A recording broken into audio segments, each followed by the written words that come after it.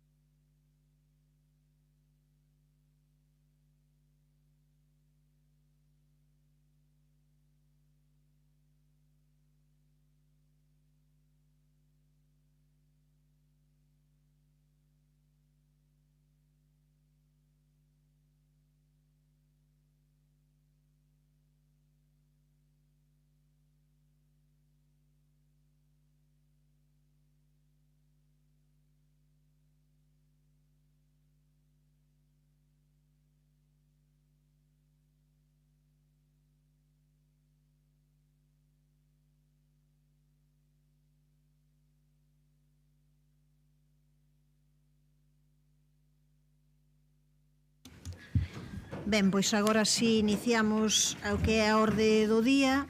O primeiro punto é a aprobación das actas das sesións anteriores. Se non hai ningunha cuestión que comentar, dámolas por aprobadas e pasaríamos ao segundo punto, que é a declaración institucional do Concello de Santiago polo Día das Letras Galegas 2026, asinada xa por todas as persoas que conforman a corporación. E pasaríamos ao punto número 3, que é a aprobación de expediente de recoñecemento extrajudicial de créditos por importe de 122.560 euros con 0,5 céntimos en conceptos de indemnización sustitutiva polas prestacións da xestión da rede de centros socioculturais realizadas nos meses de novembro e decembro de 2025 pola empresa Serviplus Total SLU. Ten a palabra o señor Duro cando queira. Grazas, alcaldesa. Bo día a todos e a todas. Estas facturas responden a servizos de xestión de certos centros socioculturais prestados durante o mes de novembro e decembro de 2025 en execución das ordes de continuidade dos contratos lote 1 Animación Sociocultural e lote 4 Novas Tecnoloxías que foron adxudicados á empresa Serviplus. Esta orden de continuidade emitiuse ao estar en procedimento de licitación un novo contrato que actualmente, como ben saben, xa está adxudicado, asinado e en execución. Eses servizos foron efectivamente realizados, tal como acreditan as correspondentes actas de conformidade suscritas polos responsables técnicos do contrato e existe saldo orzamentario suficiente para o seu abono. E a súa aprobación, que é o importante, permitirá-nos seguir avanzando no proceso de resolución dunha problemática certamente complexa. E quero aproveitar aquí a miña intervención para reiterarlle o meu agradecemento ás traballadoras da empresa encargada da xestión de rede de centros socioculturais subrogadas da anterior adxudicataria. Todos sabemos que viviron uns meses especialmente difíciles pola situación económica da empresa. Comprendo perfectamente para a súa preocupación e vontade deste goberno, como xa temos explicado en distintos medios, abonarlle os salarios o antes posible. Por iso se retiveron as facturas de Serviplus e por iso se tramitou unha cesión de dereito de pago coas traballadoras nun procedimento que recoñezo que é certamente complexo para unha administración local. Seguimos traballando desde os distintos departamentos implicados para que este procedimento poida pecharse pronto e que a situación das traballadoras se normalice por fin. É un procedimento, como saben, chamémoslle novidoso e técnicamente queremos avanzar coas máximas garantías. Moitas grazas.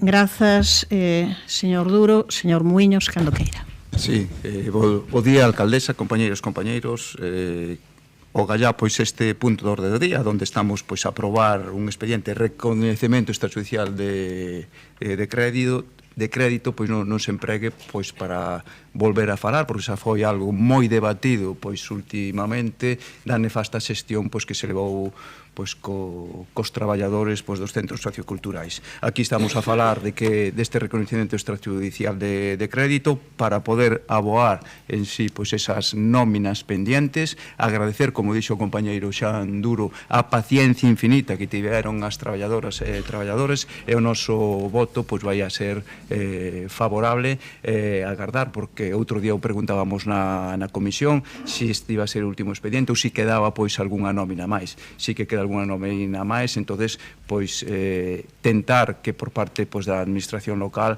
se aceleren o maior a maior celeridade pois os distintos trámites para que realmente quede xa pechado pois este expediente, esta nefasta xestión que se tivo tamén por parte de Serviplus. Gracias.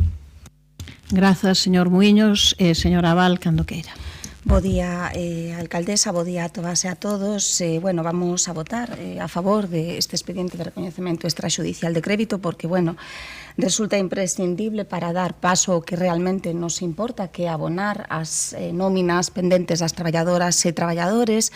Xa lle dixemos, xa lle trasladamos o concelleiro responsable, Xanduro, que votábamos unha referencia, votábamos en falta unha referencia no expediente a ese trámite de compensación que sabemos que non é de competencia plenaria, sino que é competencia do concelleiro delegado de Facenda, pero sí que votábamos en falta a unha referencia de cando se produciría esa compensación na práctica, porque é a que vai a permitir que as traballadoras e traballadores pois cobren o seu salario, porque insistimos, non é que leven sen cobrar desde o mes de novembro, senón que a día de hoxe tampouco cobraron a nómina de outubro, pese que a factura afectada pois non está suxeita a recoñecemento extrajudicial, sino a convalidación da Xunta de Goberno local, co cual pois realmente nos preocupa. Vamos a votar a favor, como dixemos, deste expediente, pero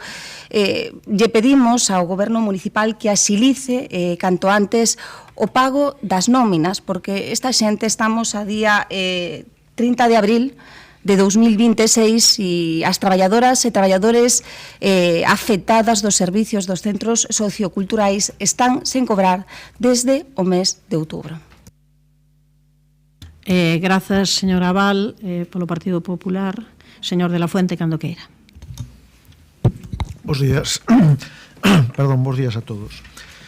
Agora mesmo a dúbida que temos é se este punto da orde do día vai a ser o epílogo da máis lamentable etapa vivida polos centros socioculturais de Santiago ou é un capítulo máis da incapaz, indolente, ineficiente, inoperativa e insolvente xestión que o goberno da señora San Martín e o seu equipo estivo ofrecendo á cidade durante 2 anos e medio. Xustamente desde que son evidentes, públicos e coñecidos os problemas que a rede de centros socioculturais e os seus traballadores estiveron padecendo. 2 anos e medio cunha progresiva, evidente e veremos si definitiva perda de calidade no servicio. 2 anos e medio ca programación de centros socioculturais, de actividades para maiores, nenos e mozas reducida, moitas veces suspendida, e que incluso que acabou cos centros socioculturais pechados no que a actividade dependente do Concello atinxe, porque afortunadamente os centros tamén son espacios de actividade para as asociacións e colectivos veciñais que puderon manter, a pesar da súa escaseza de medios, as actividades que eles programan. 2 anos e medio comprobando como os traballadores vían seriamente comprometidos os seus dereitos laborais e retrasos continuos das nóminas, o sabemos perfectamente, e quero aproveitar para sumarme tamén a ese agradecemento que creo que é xusto facer aos traballadores dos centros socioculturais polo seu compromiso e polo seu traballo, que foron moitos, incluso a traballar cando se lles debían varios meses de nóminas, e tamén aos traballadores municipais, porque eles tamén sufriron e creo que siguen sufrindo a situación xerada por esta lamentable xestión. O que nos preocupa agora mismo é cando esos traballadores e traballadoras van por fin a poder cobrar as retribucións que lles deben, porque non somos quen de conseguir que o goberno poña plazos firmes ou máis ou menos acaídos ou aproximados de cando teñen previsto facer isto. Traballadores e traballadoras que estuveron meses sin a traballar aínda que se lles debía salarios, como comentaba, ante a aparente indiferencia do goberno local que tardou meses en atopar unha solución e activar un procedimento que ata entón non quixo buscar ou non foi capaz, non foi quen de atopar. Desde hai 2 anos e medio arrastran os traballadores problemas laborais e demoras no cobro dos seus salarios. Desde novembro pasado podía o Concello activar ou explorar este procedimento, pero ata ben entrado xaneiro non tuvo a ben activalo. Non pareceu ter presa o goberno local porque estos traballadores cobraran, cousa que por outra parte tampouco é nova, porque mesmo os traballadores municipais, como todos sabemos, sufriron retrasos no pagamento das súas nóminas. Hai retrasos evidentes, cuantiosos en cuanto a tempo de liquidación e pagamento de dietas, e todos sabemos que temos a peor ratio de pago a medio de proveedores de toda Galicia. Por lo tanto, a indiferencia ou desinterese que a xente cobre parece que é unha constante deste goberno. E todo isto presumindo de ter os orzamentos máis altos da historia, incluso sobrándolle cartos. Tuvo a oportunidade incluso de poñelos a rentuar. 2 anos e medio, como decían, ganando aos traballadores, a usuarios e tamén aos cidadáns, tentando tapar unha incompetencia, por outro lado, imposible de ocultar. Aquí non houbo problemas administrativos, aquí houbo decisións políticas equivocadas e omisións flagrantes por parte do concelleiro e da señora alcaldesa, que causaron daños directos a persoas específicas con nomes e apelidos, aos máis de 60 traballadores dos centros socioculturais, que veron comprometido incluso o seu futuro laboral, e os milleiros de usuarios dos centros que usan os centros socioculturais. Insisto en que desexamos que este sea o epílogo deste nefasto proceso, desta nefasta etapa, e esperamos que axilicen a medida do posible que os traballadores e as traballadoras poidan cobrar o que se lles deba. Grazas, señor de la Fuente. Señor Duro, non sei se quere engadir algo. Nada, alcaldesa. Señor Muiños, señor Aval. Sí, que, bueno, un pouco reiterar que é necesario que se concreten as datas na que as traballadoras e traballadores van a cobrar, porque esta situación pois é realmente insostible. Grazas, señor Aval. Señor de la Fuente. No. Pasamos á votación, señor secretario. Aprobación de expediente de recoñecemento extraxudicial de créditos por importe de 122.560 euros e 5 céntimos en concepto de indemnización substitutiva pola prestación de xestión da rede de centros socioculturais realizadas nos meses de novembro e decembro de 2025 pola empresa Serviplus Total SLU. Votos a favor. Grupos municipais, BNG, Compostela Aberta, Socialista e Concelleiras e Concelleiro non adscrito. Votos en contra. Non hai abstencións. Grupo Municipal do Partido Popular, apróbase a proposta. Pasamos á seguinte proposición presentada polo concelleiro non adscrito Gonzalo Muiños Sánchez relativa á execución dos proxectos de ampliación da DP 7804 e a senda peonil de Figueiras. Cando queira. Sí, bo día de novo. Tamén vou ser moi breve, non? Porque como eu teño que empezar a creer en casualidades, por lo menos parece ser que unha parte desta proposición pois xa vai estar resolta. Daí, pois, darlle os parabéns, sobre todo ás veciñas e veciños de Figueiras, que parece ser que van a ver pois esa luz ou esa salida do túnel, porque así o anunciou a Deputación que parece ser que para a vindeira semana se van a retomar os traballos para, por fin, poñer fin a esos traballos pois que se iniciaron xa fai moito tempo, non? Peor suerte, pois, por lo que tamén se comentou nesas noticias, van a ter pois os veciños da Peregrina, non? Estamos a falar de dúas actuacións importantes, dúas actuacións das que estamos case a falar de 2 millóns de euros que realmente levamos moito tempo mal rematadas.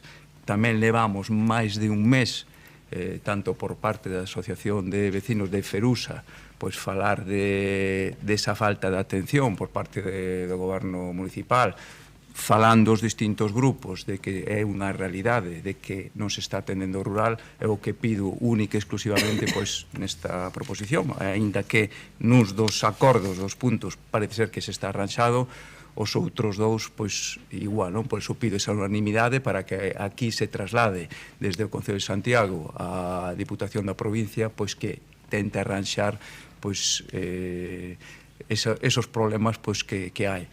A día de hoxe, pois, na carretera que va pois, a Trazo, hai pequenas cousas que son fáciles de arranxar, como é o problema da auga no lugar de Bargo. Si se observa a ir pola carretera, xa empeza a ver distintos problemas nun dos taludes, sobre todo no núcleo de Miramontes, onde hai xa desprendementos de terra. Se falaba aí de 1 millón de euros que son necesarios para poder rematar eso, estamos a falar de moitos cartos, entonces realmente coidamos que é necesario pois que tanto de aquí haxa ese impulso para que se poda rematar. Con respecto a Figueiras, pois, por fin, non?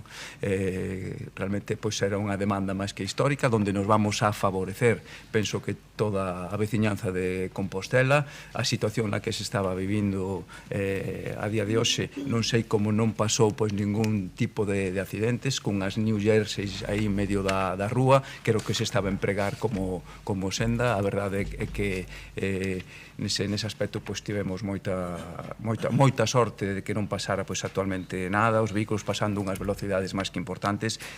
Coido pois que a ver se é verdade, aínda que a experiencia que tivemos sendo goberno municipal na etapa anterior, a pesar de que éramos dos mismos cores, pois non foi realmente pois de cumprimento de palabra. O exemplo pois o temos en Rúa de Naval, en Villestro. Está a acontecer agora mesmo tanto en Figueiras como na Peregrina o mesmo que aconteceu en Villestro. Un inicio de obras e despois unha paralización, excursións realizadas tanto por presidente da Diputación, deputados responsables de obras, dando promesas, pero realmente foi pasando o tempo e non se arranxou. Coidamos eso. Eu volvo a pedir, pois ese, xa que tanto falamos desas distintas demandas de que temos o rural abandonado, pois que realmente aquí estamos a falar de dous núcleos importantes do rural, de dous investimentos que, volvo a dicir, chegamos a esos preto de 2 millóns de euros, de aí que busco pois a unanimidade para que realmente pois poda sair adiante. E logo tamén no acordo, como vedes, aí hai un semáforo tamén colocado, que era unha demanda que me imagino que costou moito traballo, porque en sí os técnicos da Diputación non son moi amigos de poñer en estradas provinciales uns semáforos, unha vez pois, que está, a ver se realmente eso xa compete pois ao Concello de Santiago, a ver se se pode poñer en funcionamento, que era un pouco pois a demanda veciñal que había. Nada máis. Grazas, señor Muiños. Non sei se a señora Aval, sí.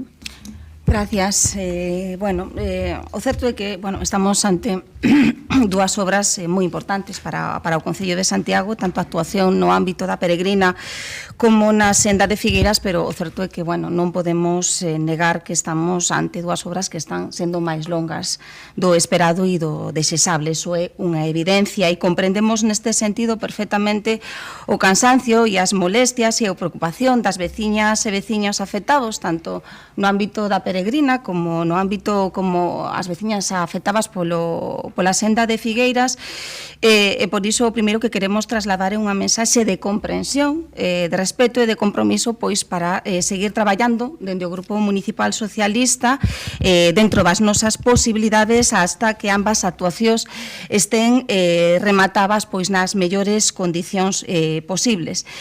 En relación coa obra do vial da Deputación da zona da Peregrina, pois, falamos dunha obra moi importante, con afección sobre accesos, vivendas, servicios e terreos, e cunha complexidade que o certo é que se foi poñendo de manifesto durante a súa execución. Estamos a falar dunha obra que foi formalizada, e isto é un dato real, foi formalizada en febreiro do ano 2022 con un importe final tralo modificado de máis de 1 millón de euros. O certo é que desde o Grupo Municipal Socialista, sendo conscientes das dificultades que atravesaba esta obra, pois viñemos facendo un seguimento mensual do estado da súa execución, pois preocupados precisamente polos distintos incidentes que se viñan producindo. Mantivemos reunións coa asociación veciñal e coa veciñanza afectada en diferentes momentos do ano, especialmente nos meses de xullo, agosto e outubro. En concreto, o 28 de outubro, pois nos acercamos a visitar a obra e puidemos constatar problemas que evidentemente se estaban producindo no curso da obra. Algúnas incidencias foron resoltas. Foi resolto o problema que se producía no acceso ao río Gatofero. Tamén foi resolto o problema que se producía en diferentes vivendas na que había entradas de augas a consecuencia do desnivel no que quedou a carretera. De feito, instaláronse resillas para evitar que esa entrada de auga se producira. Tamén foi resolto o problema que se producía en relación cunha marquesiña de transporte escolar en Obargo. E, en canto ás deficiencias do firme, pois estas mesmas semana pois foronse repoñendo baches e defectos no vial, especialmente pois na zona de Miramontes. Aínda quedan cuestións pendentes, e somos conscientes de que quedan cuestións pendentes. E por iso estamos encima desta obra para que culmine como ten que culminar. Por un lado, sabemos que todavía queda pendente solucionar o tema do acceso a unha vivenda na zona da Peregrina, que o que nos trasladan é que se está a estudar unha solución para esa situación. En relación co pintado da estrada, o pintado definitivo pois executarase o que nos trasladan coa obra de aglomerado asfáltico, pero, bueno, mentres tanto estase a valorar unha solución provisional de pintar as liñas de bordo e, no seu caso, tamén unha liña central pois para garantizar a seguridade vial mentras non está feita o aglomerado de asfáltico definitivo. E tamén, bueno, se está a buscar unha solución ca nova incidencia que xurdiu no paso, en relación co paso de auga en Obargo. Bueno, en relación ca nova actuación da obra de aglomerado de asfáltico,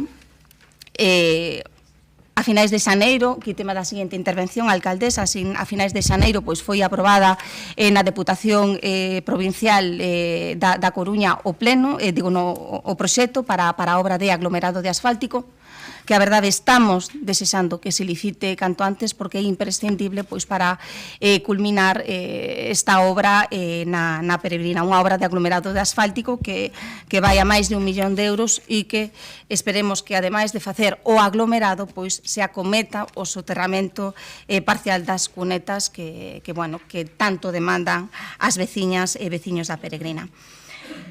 En relación coa senda de Figueiras, pois, bueno, sí, tamén é evidente que acumulou retrasos desde a súa formalización, retrasos derivados sobre todo da problemática dos postes de Telefónica e de Fenosa, eso é o que nos trasladan.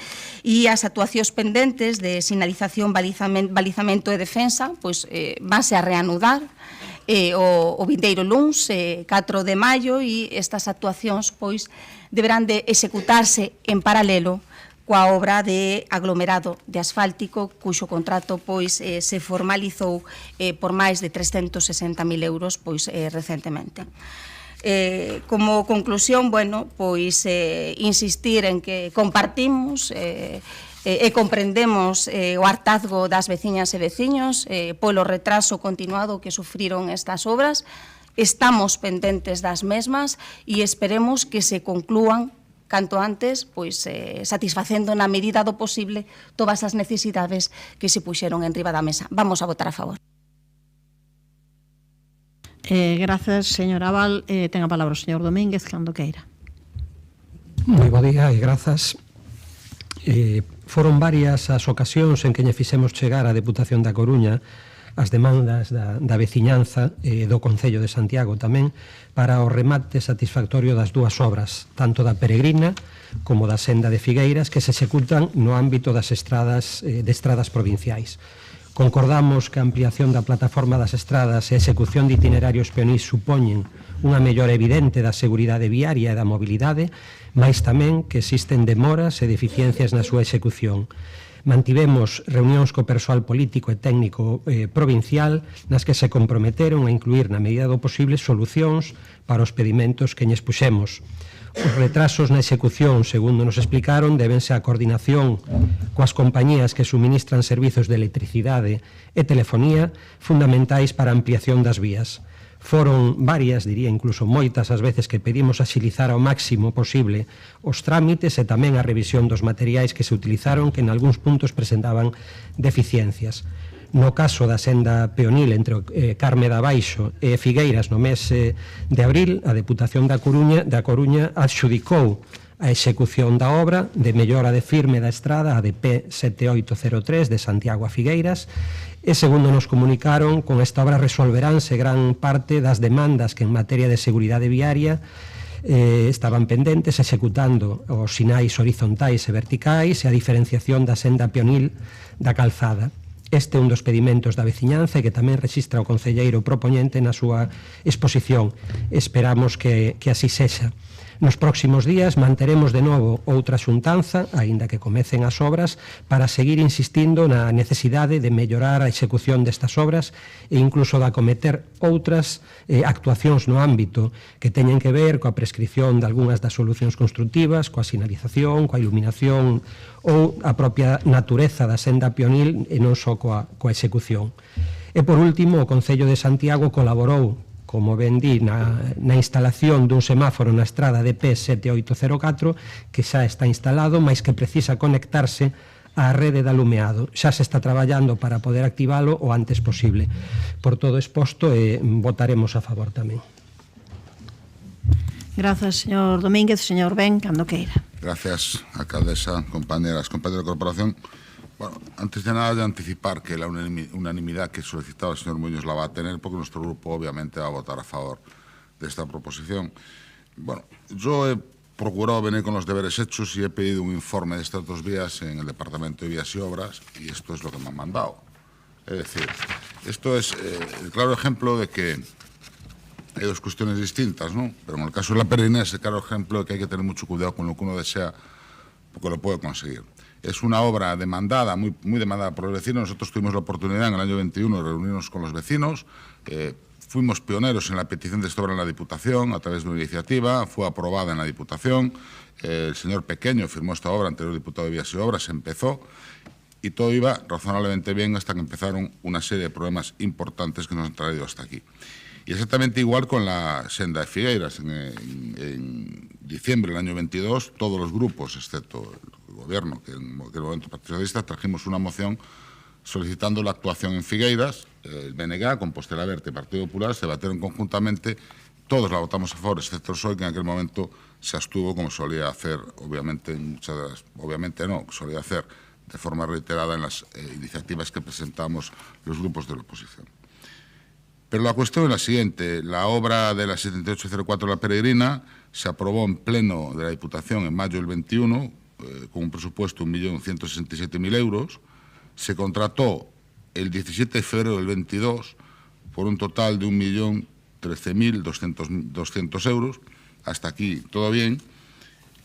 Los primeros problemas se surgieron con los postes de Unión Fenosa y Telefónica que hubo que retranquear, y a posteriori vino unos modificados más, y aquí es donde yo quiero andar. El Ayuntamiento de Santiago, cuando hay un proyecto de la Diputación, del plan de vías, nadie del Departamento de Obras, en aquel momento Partido Socialista, o en este momento Bloque Nacionalista Gallego, repasa, mira, observa, comprueba los proyectos que se hacen en la Diputación que afectan a nuestras vías y afectan a nuestros vecinos. La pregunta es si se hace o no. Yo tengo conocimiento que gran parte de los alcaldes del Partido Popular de muchos ayuntamientos van a la Diputación con sus técnicos, repasan los proyectos y miran una serie de cuestiones que son de importancia, porque claro, el retraso en la Peregrina voy a leer textualmente lo que es el segundo modificado, el segundo, la prórroga y modificado que tuvo que hacer es: a necesidade do proxecto reformado veu motivada por: unha vez iniciados los trabajos de movimiento de tierras en la traza de la zona, se comprueba que existen servicios municipales de abastecimiento y saneamiento que impiden la correcta ejecución de las obras de drenaje proyectadas. Además, en alguna zona las acometidas de estos servicios se quedan descolgadas por la ejecución de movimiento de tierras y es preciso reponerlas. También se precisa la inclusión en el proyecto del acondicionamiento de accesos no solo a propiedades particulares, sino también a caminos municipales y tramos de senda. A mayores de esto se había encontrado una línea de tensión media en esta carretera. Nadie vigila desde aquí lo que van a hacer los de... Es que no es una cuestión de competencia. La competencia obviamente es de la Diputación Provincial, pero hay una incumbencia directa de este ayuntamiento. Hay unos vecinos que el plazo de ejecución de 12 meses del año 2022 tienen sin acabar esta obra. Son los perjudicados. ¿Quién vigila de aquí? ¿Quién está al tanto de las cosas? ¿Quién está preocupándose por los vecinos? Esa es la pregunta, señores concejales del gobierno actual y del anterior gobierno. Esa es la cuestión. ¿O qué pasa cuando se aprobó el proyecto de Figueiras? No había postes que tenían que ser retranqueados. Nadie vigiló esto. ¿Qué pretendían? ¿Hacer lo mismo que se hizo en la senda que va al polígono del Tambre desde Mesonfrío, que los postes quedan a la mitad de la senda, que no se puede pasar con una silla de ruedas? ¿Pero qué es esto? ¿Quién está al tanto de lo que nos afecta a los vecinos de Santiago de Compostela? Claro, ahora nos enteramos y nos alegramos y nos congratulamos de que las obras pendientes de Figueira se van a hacer. Quedan pendientes excavación y rechos puntual en ubicación dos postes, extendido a mezcla asfáltica en Quente, pequeno muro de escollera, tramos de beiravías de formigón, pluviais e barandas, sinalización, balizamento, defensas. Isto vai se facer, nos alegramos todos que se faga. E tamén se vai complementar a obra da Peregrina, cun asfaltado en Quente, con 1 millón de euros, e o pintado da mesma. Pero cantos anos van alá? A cuestión é, non é unha cuestión de cartos. Se decía que el anuncio dos neumáticos, das rodas, la potencia sin control no sirve de nada. No es una cuestión de dinero, es una cuestión de ejecución, de atención y de preocupación. Y aquí ha habido falta de atención, de preocupación y de previsión. Yo le pido, señor Domínguez, ya que en el pasado no lo hicieron, que supervise aquellos proyectos que en el plan de sendas o plan de vías vaya a hacer la Diputación Provincial en Santiago, porque eso redundará en una mejor satisfacción de todos nosotros, que al final es lo que todos pretendemos. Nada más y muchas gracias. Grazas, señor Ben. Señor Muiños, se quere intervir cando queira. Sí, moi breve, agradecer a todos os grupos. Vexo que hai, ademais, ahora moitos representantes aquí da Diputación pois neste pleno, entonces pois que sí que me gusta pois agradecer que realmente isto saia con unanimidade e que realmente pois poida sair as distintas obras pois canto antes, que estamos a falar de máis de 4 anos algunha delas, non? Igual que antes agradecíamos ás traballadoras dos centros socioculturais pola súa paciencia, agora temos que tamén congratularse e darlle as gracias ás veciñas e veciños do rural destes dous núcleos pola súa paciencia que están a ter.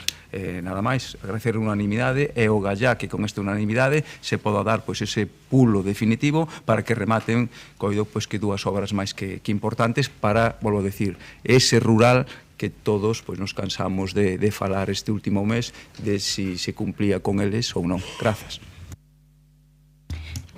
Grazas. Ten 2 minutos 10 segundos, señora Abal. Gracias, alcaldesa. Desexando que acaben e que culminen estas obras e que estas situacións pois non se volvan a repetir. Eso é verdade, non podemos estar tanto tempo executando unhas obras que deberían de concluirse canto antes. As actuacións que dependen da Diputación Provincial vanse a facer, xa están en riba da mesa, xa están axudicadas. A obra de aglomerado asfáltico en Quente queda pendente esperemos que a liciten canto antes na Peregrina, porque urxe que a liciten canto antes para que se executen no verán, pero hai outras cuestións que dependen do Concello.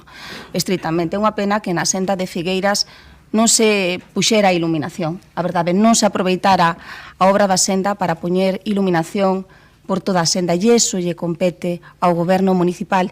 E en relación coa obra da Peregrina, pois tamén trasladamos e reiteramos unha preocupación que existe nas veciñas e veciños sobre a seguridade viaria, e de feito nos consta que o Concelleiro de Mobilidade é consciente da necesidade de que se faga un estudo sobre solucións de calmado do tráfico nesta zona, polo que, bueno, solicitamos que se faga ese estudo porque realmente pois é moi necesario.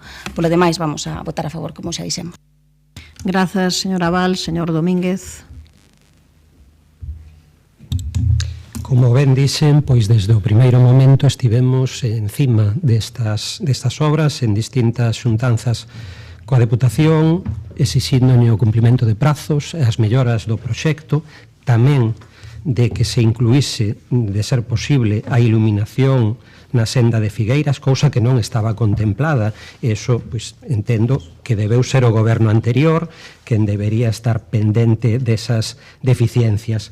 Pregúntolle, señor Ben, que fai vostede tantos anos na Diputación se non se preocupou por estes proxectos? Porque eu, evidentemente, no ano 21 non estaba de concelleiro, pero vostede si na Diputación. Nada máis. Señor Domínguez. Señor Ben, cando queira.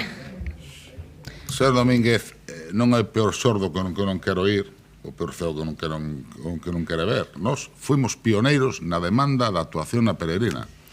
E preguntamos non unha, nin dúas, nin tres veces, reiteradamente polo problema dos veciños da Peregrina. Sí, señor Domínguez, pregúntolle usted aos compañeros da Diputación e ellos poderán constatar que é así. É así. Nós tivemos encima desta cuestión moito tempo.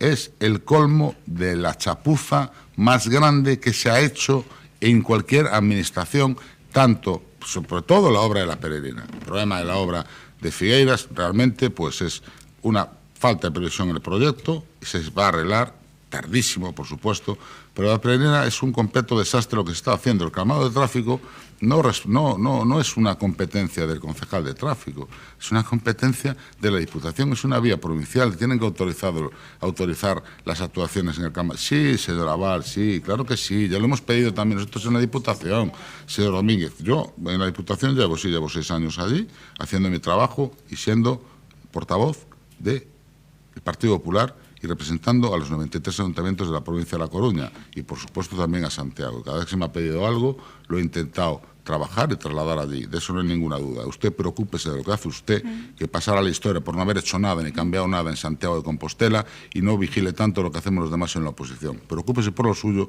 que bastante tiene, señor Domínguez, tal y cual tiene esta ciudad, auténticamente en un estado desastroso y absolutamente paralizado, tanto usted como su gobierno. Nada más y muchas gracias. Grazas, señor Ben. Pasamos á votación, señor secretario, cando queira.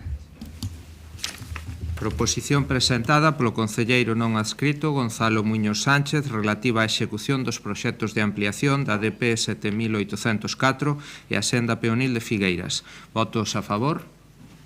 Apróbase por unanimidade.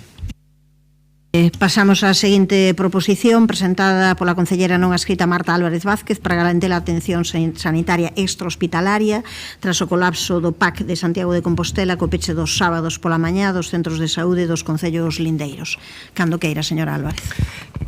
Muchas gracias, alcaldesa, y buenos días a todos. Bueno, pues esta proposición viene motivada por la reciente reorganización que estamos a ver en la atención primaria en el área sanitaria de Santiago de Compostela, que comenzó a implantarse el primer sábado de abril de este año y que supone pues el cierre de los centros de salud en horario de sábados de mañana, centros de salud de la cercanía del área de Santiago, y que se concentra esta atención en el PAC, en el punto de atención continuada de Santiago.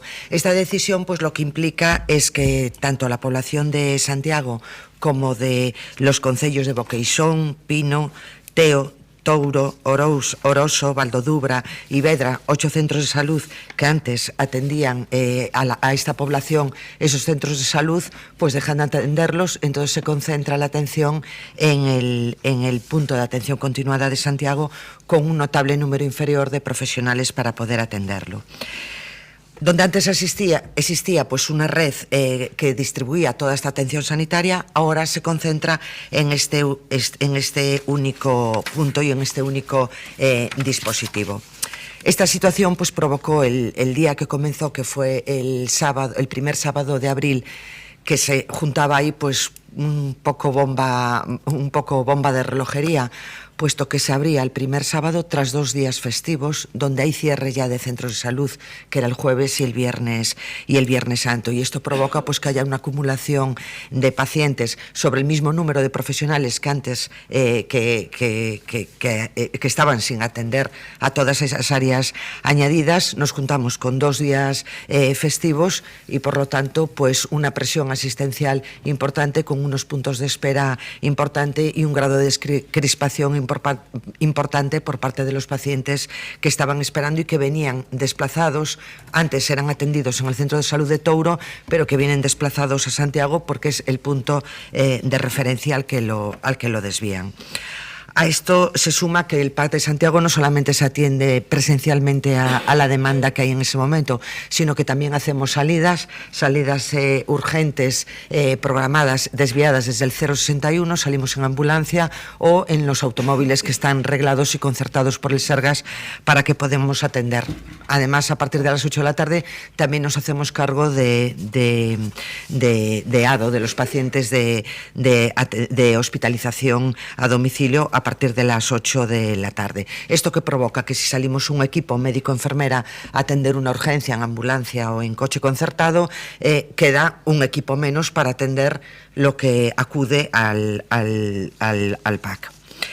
Por otro lado, pues también nos gustaría reflejar pues lo que es el compromiso por parte de la Consellería que ya hubo en el 22 y más recientemente en marzo del 26, de alcanzar un grado de cumplimiento en hacer equipos completos, médicos, enfermera, equipos 1 en todos los PACs de Galicia, y que Santiago, escuchando ya ese primer compromiso del año 22, Santiago sigue sin cumplirse.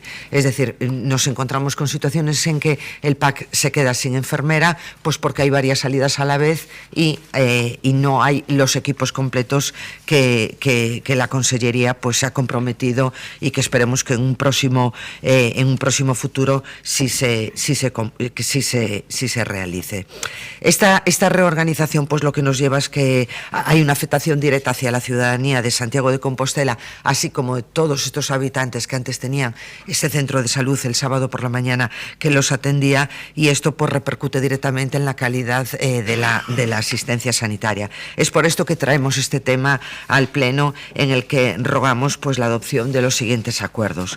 Por un lado, pues instar al Sergas a dotar el PAC de Santiago de Compostela con los recursos humanos suficientes para atender adecuadamente tanto a la población de Santiago como a toda esta población de municipios afectados que ahora se derivan aquí, evitando que sea atendido por un número significativamente inferior tras el cierre de estos centros el sábado por la mañana. Exigir además la conformación de estos equipos completos de personal médico y de enfermería, garantizando esta ratio adecuada de 1:1. Reclamar además que la planificación sea la adecuada, y que sea de manera transparente, el abrir de manera y de sopetón ese primer sábado por la mañana, tras 2 días, descuénteme del siguiente tiempo, tras 2 días de cierre por festivo, y sin haber podido adecuar de recursos materiales, porque al atender una mayor población también los recursos materiales se ven aminorados. Pues es algo que ha ayudado a este colapso que se vivió ese primer sábado. Y también dar traslado de este presente acuerdo pues a la Consellería de Sanidad, al Sergas y a la Dirección de Asistencia Sanitaria de Santiago y Barbanza. Muchas gracias. Grazas, señor Guinarte, cando queira. Bos días, alcaldesa, bos días, compañeiros e compañeiras. Dentro do Grupo Municipal Socialista imos votar a favor desta proposición. Compartimos plenamente o que nos acaba de expoñer a compañeira Marta Álvarez. Eu incluso diría máis, eu diría que a proposición é unha proposición con exixencias de mínimos, porque, acepta, enténdese na lógica de que isto se presenta no Pleno Municipal de Santiago, acepta esta reorganización levada a cabo pola Xunta de Galicia para a atención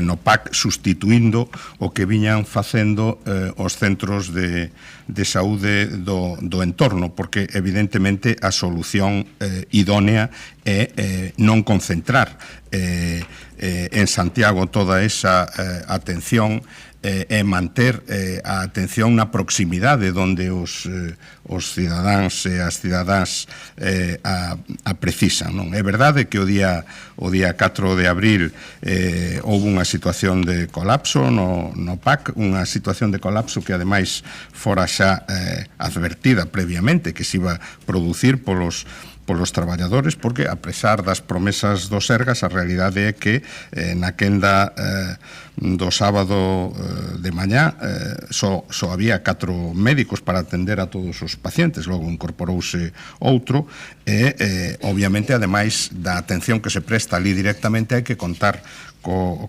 desplazamento aos domicilios, non? Bueno, esta reorganización evidentemente causa prexuizos os sanitarios, o persoal sanitario e os usuarios, obriga os cidadáns a desplazamentos que antes non tiñan que facer, desplazamentos que en algúns casos pois estarán por riba dos 30 minutos, en moitos casos estarán por riba dos 30 minutos, de persoas en moitos casos de avanzada idade que non ten capacidade por si mesmas para desplazarse, supón máis carga asistencial para os traballadores que xa teñen unha elevada carga. No fondo responde a unha falta de planificación e concreción nas medidas. Os traballadores reclaman unha contratación suficiente que non os obrigue a incrementar as súas horas de garda impedindo a conciliación, aumentando o cansanzo e, consecuentemente, o empeoramento da atención aos pacientes. É verdade que agora as quendas estánse cubrindo de xeito voluntario, pero non está claro o que vai acontecer despois do 1 de xuño. Esta reorganización, ademais, coincide cun informe que coñecemos do Consello de Contas de Galicia, referido ao Sistema Universitario de Galicia no ano 24, non moi atrás, moi próximo a nós, que nos revela que Galicia adica o 12% do gasto sanitario á atención primaria, menos da metade do que aconsella a Organización Mundial da Saúde, que aconsella adicar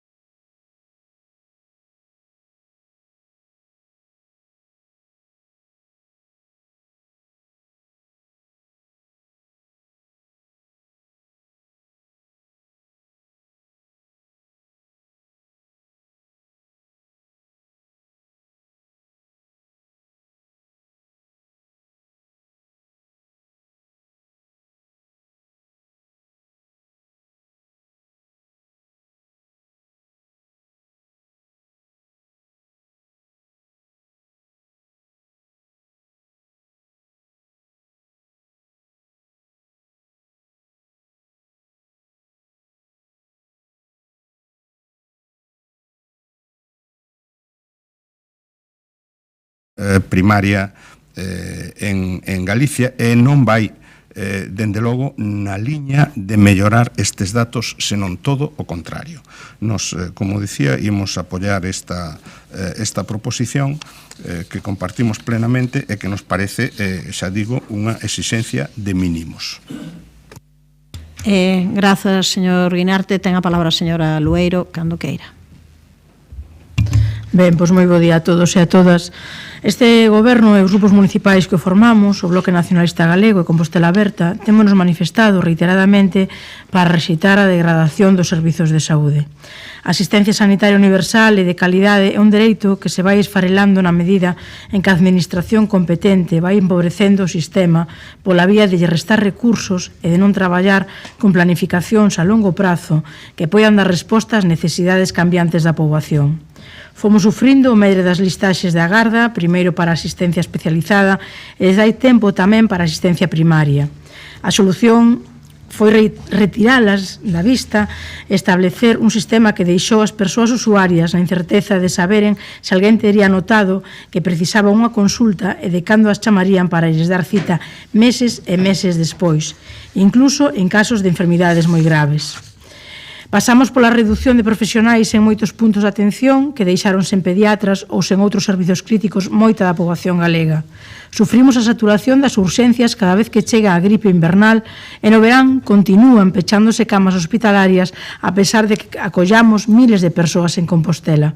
Fomos avanzando nas restriccións e nos incumprimentos das promesas, mentres víamos como as medidas adoptadas non se dirixían tanto a resolver os problemas como a retiralos da vista. Entre tanto, os concertos coa privada e a desviación de pacientes fora da sanidade pública é tamén unha realidade que coñecemos e que sabemos moi ben a que criterios obedece. E non son precisamente o da mellora da atención, senón a de garantir ingresos á rede clientelar. Agora vemos como outra desas medidas que só serve para reducir a calidade do servizo que obriga a moitas persoas a se desplazaren a un PAC que atoparán saturado e carente de persoal para recibir unha peor atención. A poboación galega, a nosa veciñanza, saiu á rúa moitas veces para protestar por esta deriva, que non ten desculpa de ningunha. A saúde é a primeira prioridade e é competencia exclusiva da Xunta de Galiza. Este é o primeiro servizo ao que hai que dedicarlle recursos antes que a ningún outro. A propaganda xa non tapa a desfeita, por moito que o diñeiro que había de mellorar os servizos sanitarios se dedique a facernos chegar mensaxes por terra, mar e aire, de que todo vai ben nos gobernos do PP e mal onde o PP non goberna. Non hai quen lle lo crea. O problema que sinala a proposición da compañera Marta Álvarez é un máis do que a cidadanía está sufrindo, dos que sinalan as plataformas e asociacións, como a Sanidade Pública dende hai tempo e dos que se teñen traído este pleno en momentos diferentes. En xaneiro deste mesmo ano aprobamos unha moción neste pleno na que sinalábamos na área sanitaria de Santiago as demoras para unha consulta en atención primaria sitúanse con frecuencia entre 1 e 2 semanas, chegando en algúns centros a prazos de ata 14 días. Estas demoras non só dificultan a detención e o tratamento precoz de patoloxías e procesos infecciosos. Tamén empurran a moitas persoas a acudir ás urxencias por problemas que deberían poder resolverse no seu centro de saúde, xerando unha sobrecarga evitable e contribuindo á saturación hospitalaria, cando a atención primaria non pode absorber a demanda asistencial cotiá en tempo axeitado. As urxencias acaban actuando como porta de entrada sustitutiva coa consecuente perda de eficiencia e de calidade na atención. Ao mesmo tempo, no ano 25, produciuse un incremento de 4,6% no gasto destinado a desviacións a servizos sanitarios privados a nivel galego. Este dato non pode desvincularse do anterior. Apunta a unha estrategia de fondo consistente en deteriorar a capacidade resolutiva do sistema público para justificar a súa fragmentación e a crecente dependencia do sector concertado, mentre se consolidan beneficios privados a costa do orzamento público. Unha vez máis, ante un problema concreto que se suma aos que xa padecemos, non cabe outra posición que a de apoiar a proposta. Votaremos a favor. Grazas polo Partido Popular, señora Baleato, cando queira. Bo día a todas e todos os presentes e bo día tamén a aquelas persoas que están a escoitarnos a través do streaming. Con respecto a esta proposición, gustaríame realizar unha serie de aclaracións. Por suposto, estamos de acordo con vostedes en varios dos seus razonamentos, non podería ser de outro xeito. Unha reorganización non pode prexudicar directamente a cidadanía, ata aí todos de acordo, nin empeorar a accesibilidade, tamén de acordo, nin aumentar os tempos de espera, tamén de acordo, nin poñer en risco a seguridade dos pacientes. Como digo, ata aí todos de acordo. Pero que ademais nos queremos o mellor para a veciñanza do noso concello, e imagino que vostedes tamén o queren, polo que todos deberíamos estar novamente de acordo. Pero esta moción parte dun diagnóstico exagerado e non axustado á realidade. Falan dun colapso estructural do punto de atención continuada de Santiago, cando o que houbo o día 4 de abril foi unha circunstancia excepcional, derivada da ausencia imprevista e puntual dun facultativo nun sábado de Semana Santa en un contexto coñecido de falta de médicos. A espera media foi de 55 minutos e non de máis de 3 horas, como se afirma. O PAC de Santiago conta os sábados pola mañá con 5 médicos, un médico máis de reforzo e 5 enfermeiras, unha dotación que permite manter unha atención axeitada. Polo tanto, non se pode converter unha incidencia, insisto, puntual nun relato de colapso permanente, nin utilizar a sanidade pública para xerar alarma. De feito, tan pronto se tivo coñecemento deste feito puntual, a Xerencia da Área Sanitaria de Santiago activou un reforzo para axilizar a atención que quedara ralentizada por mor de contar cun efectivo menos. Compre indicar que ese sábado, o 4 de abril, pola mañá acudiu un menor número de doentes que a media registrada no ano 2025, polo que nin de lonxe se pode falar de colapso. Os datos desmontan o reiterado discurso apocalíptico dos que teiman en facer política partidista coa sanidade pública. Desde o punto de vista organizativo, a medida adoptada polos Sergas de implantar a concentración da demanda extrahospitalaria urxente nos sábados pola mañá, que se canalizaba no Centro de Saúde Concepción Arenal de Santiago e nos centros de saúde dos concellos limítrofes Boqueixón, O Pino, Teo, Touro, Oroso, Valdodubra e Vedra, o punto de atención continuada de Santiago, permite mellorar a eficiencia do sistema sanitario e a calidade asistencial. Insisto, o que está a facer a Xunta de Galicia é precisamente ordenar e reforzar a atención continuada, sabendo que a asistencia que se presta os sábados pola mañá viña sendo xa de facto continuada. Este mesmo luns saiu publicado no Diario Oficial de Galicia o Decreto 31/2026 que modifica o Decreto do ano 85 polo que se aproba o Plan de Urxencias Extrahospitalarias da Comunidade Autónoma de Galicia, no que se estendeu o horario dos PACs ás mañás dos sábados. E por que é oportuno estender a mañá do sábado o horario de funcionamento dos PACs? Pois isto deriva da reducción xeral e progresiva da xornada ordinaria adoptada mediante o acordo do Consello da Xunta, polo que se aproba melloras retributivas e de traballo do persoal das institucións sanitarias do Servizo Galego de Saúde, con base no acordo da Mesa Sectorial do 20 de abril do 23. E aplicável principalmente nos sábados pola mañá o colectivo de persoal cunha quenda fixa de mañá ou tarde ou asimilable, como é o caso do persoal sanitario das unidades e servizos de atención primaria. Con esta reforma, outórgase na normativa vixente a consideración de continuada a unha atención sanitaria dos sábados pola mañá que na práctica e con carácter xeral xa tiña esa natureza e resulta singular respecto á actividade realizada ordinariamente nos centros de saúde. Desde o punto de vista do persoal, esta medida irá acompañada de 211 novas prazas ata o ano 2028, 100 de persoal médico, 80 de enfermaría e 31 de persoal de xestión e servizos, e dun investimento de 10,3 millóns de euros. Compre lembrar tamén que esta reorganización prodúcese nun contexto de mellora das condicións laborais do persoal dos Sergas, coa reducción da xornada ordinaria a 35 horas semanais e con medidas retributivas pactadas na mesa sectorial para facer máis atractiva a cobertura dos PACs.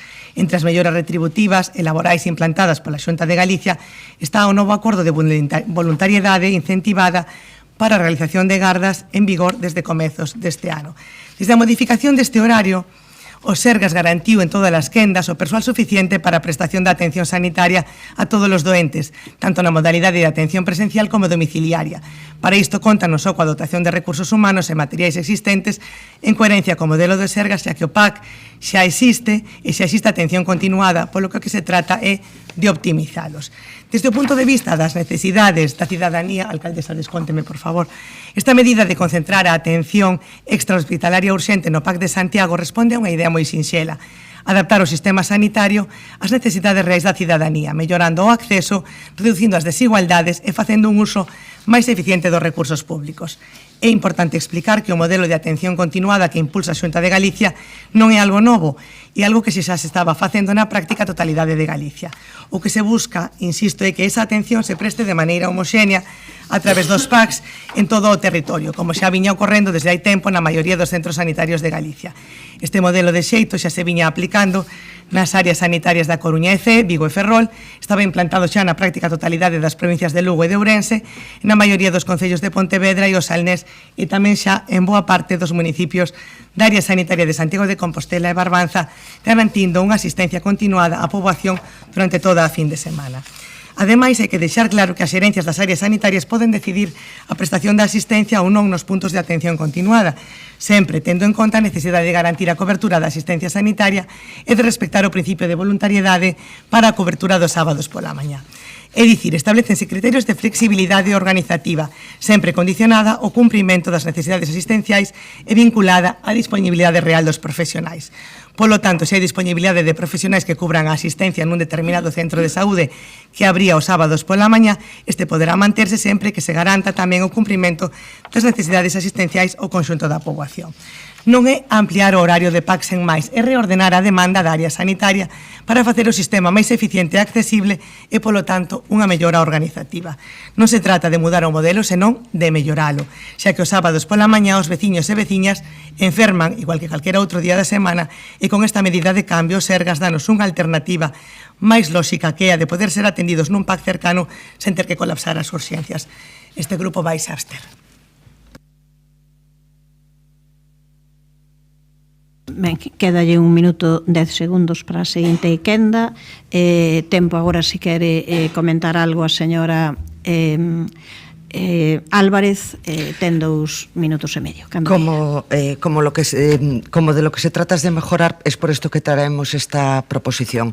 ¿Cuántos pacientes hubo realmente y cómo contabilizamos los pacientes que hubo realmente esa mañana que no fue bien organizada?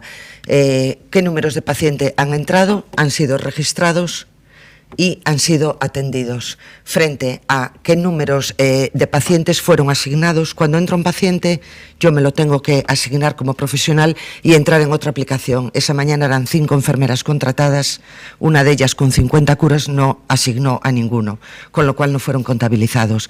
Eso es un ejemplo. El refuerzo vino por la tarde de médico y enfermera. Para eso están los supervisores de guardias, para comunicarles la situación, y efectivamente la situación no era la normal, porque sí fue reforzado el servicio, con las prisas, sin ninguna mala intención por parte de la gerencia, cuidado, pero con las prisas hace pues que una persona de refuerzo no venga ni tan siquiera acreditada para cubrir ese día, con lo cual tampoco puede asignar pacientes que no son contabilizados. Sí se registra en historia clínica electrónica lo que se le hace, pero no son contabilizados. Es fruto pues de no haberlo organizado. Tan difícil es entender, o sé que no es difícil entenderlo, es decir, tenemos una realidad, es que los sábados por la mañana se empiezan a abrir los PACs. Bien, son horas que se suman a un personal ya tensionado, vale, pero es que no solo el sábado por la mañana, es que eso se convierte en 24 horas, porque ese turno que ahora se está cubriendo de manera voluntaria se va a meter en turno en junio, con lo cual vamos a pasar a tener un exceso de horas, teniendo también los sábados 24 horas, aparte de domingos y de festivos. Esto quiero que se entienda, porque para solucionarlo tenemos que entenderlo todos.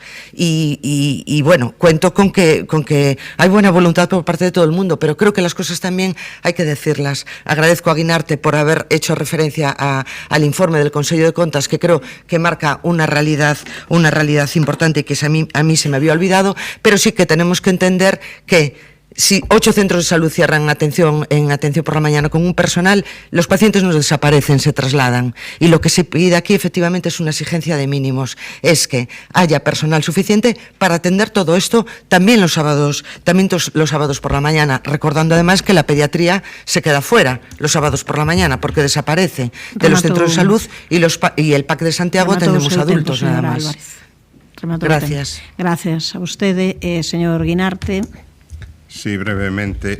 Decía a señora Baleato que obviamente non se poden incrementar os tempos de espera, non se poden incrementar os tempos de desplazamento, non se pode, pero a realidade é que se van a incrementar os tempos de espera, se van a incrementar, sen dúbida, os tempos e os gastos de desplazamento. Por tanto, evidentemente, se pode falar de eficiencia. Se pode falar de eficiencia nun sentido puramente economicista, ou seja, conseguir o mesmo resultado ou un resultado con moito menos esforzo, con moitos menos recursos. Eso é evidente, pero ese tipo de eficiencia ten que ser a que guíe as decisións estructurais no sistema sanitario de Galicia.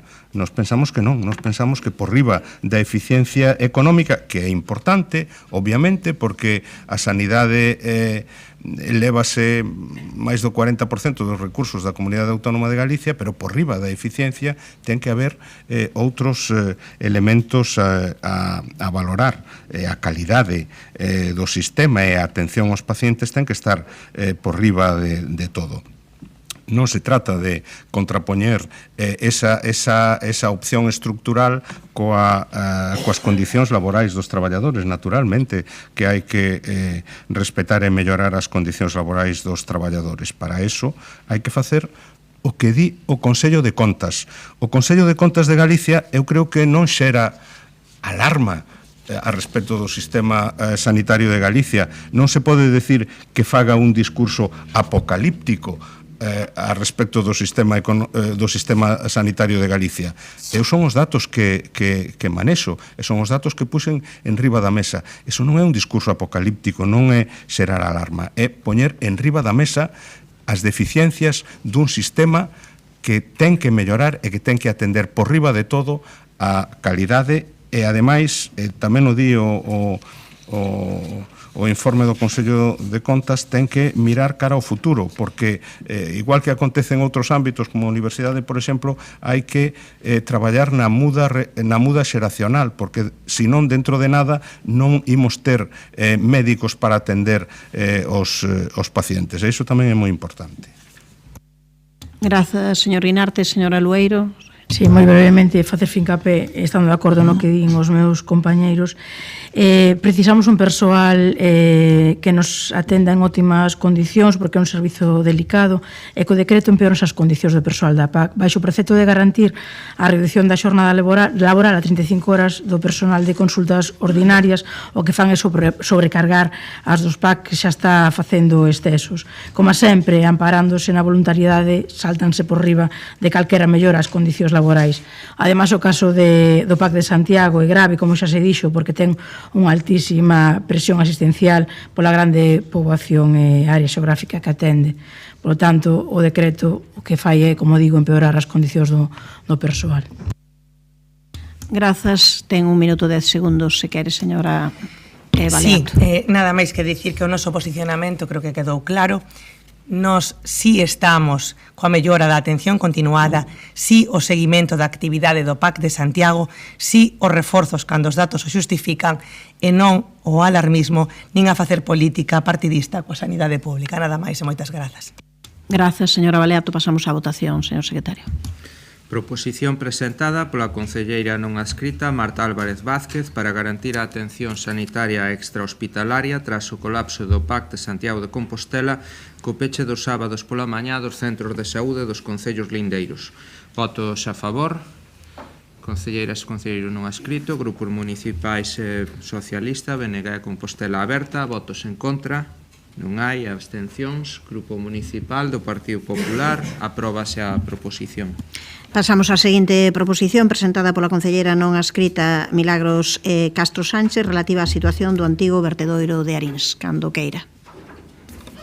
Grazas, señora alcaldesa, e bo día, concelleiras e concelleiros.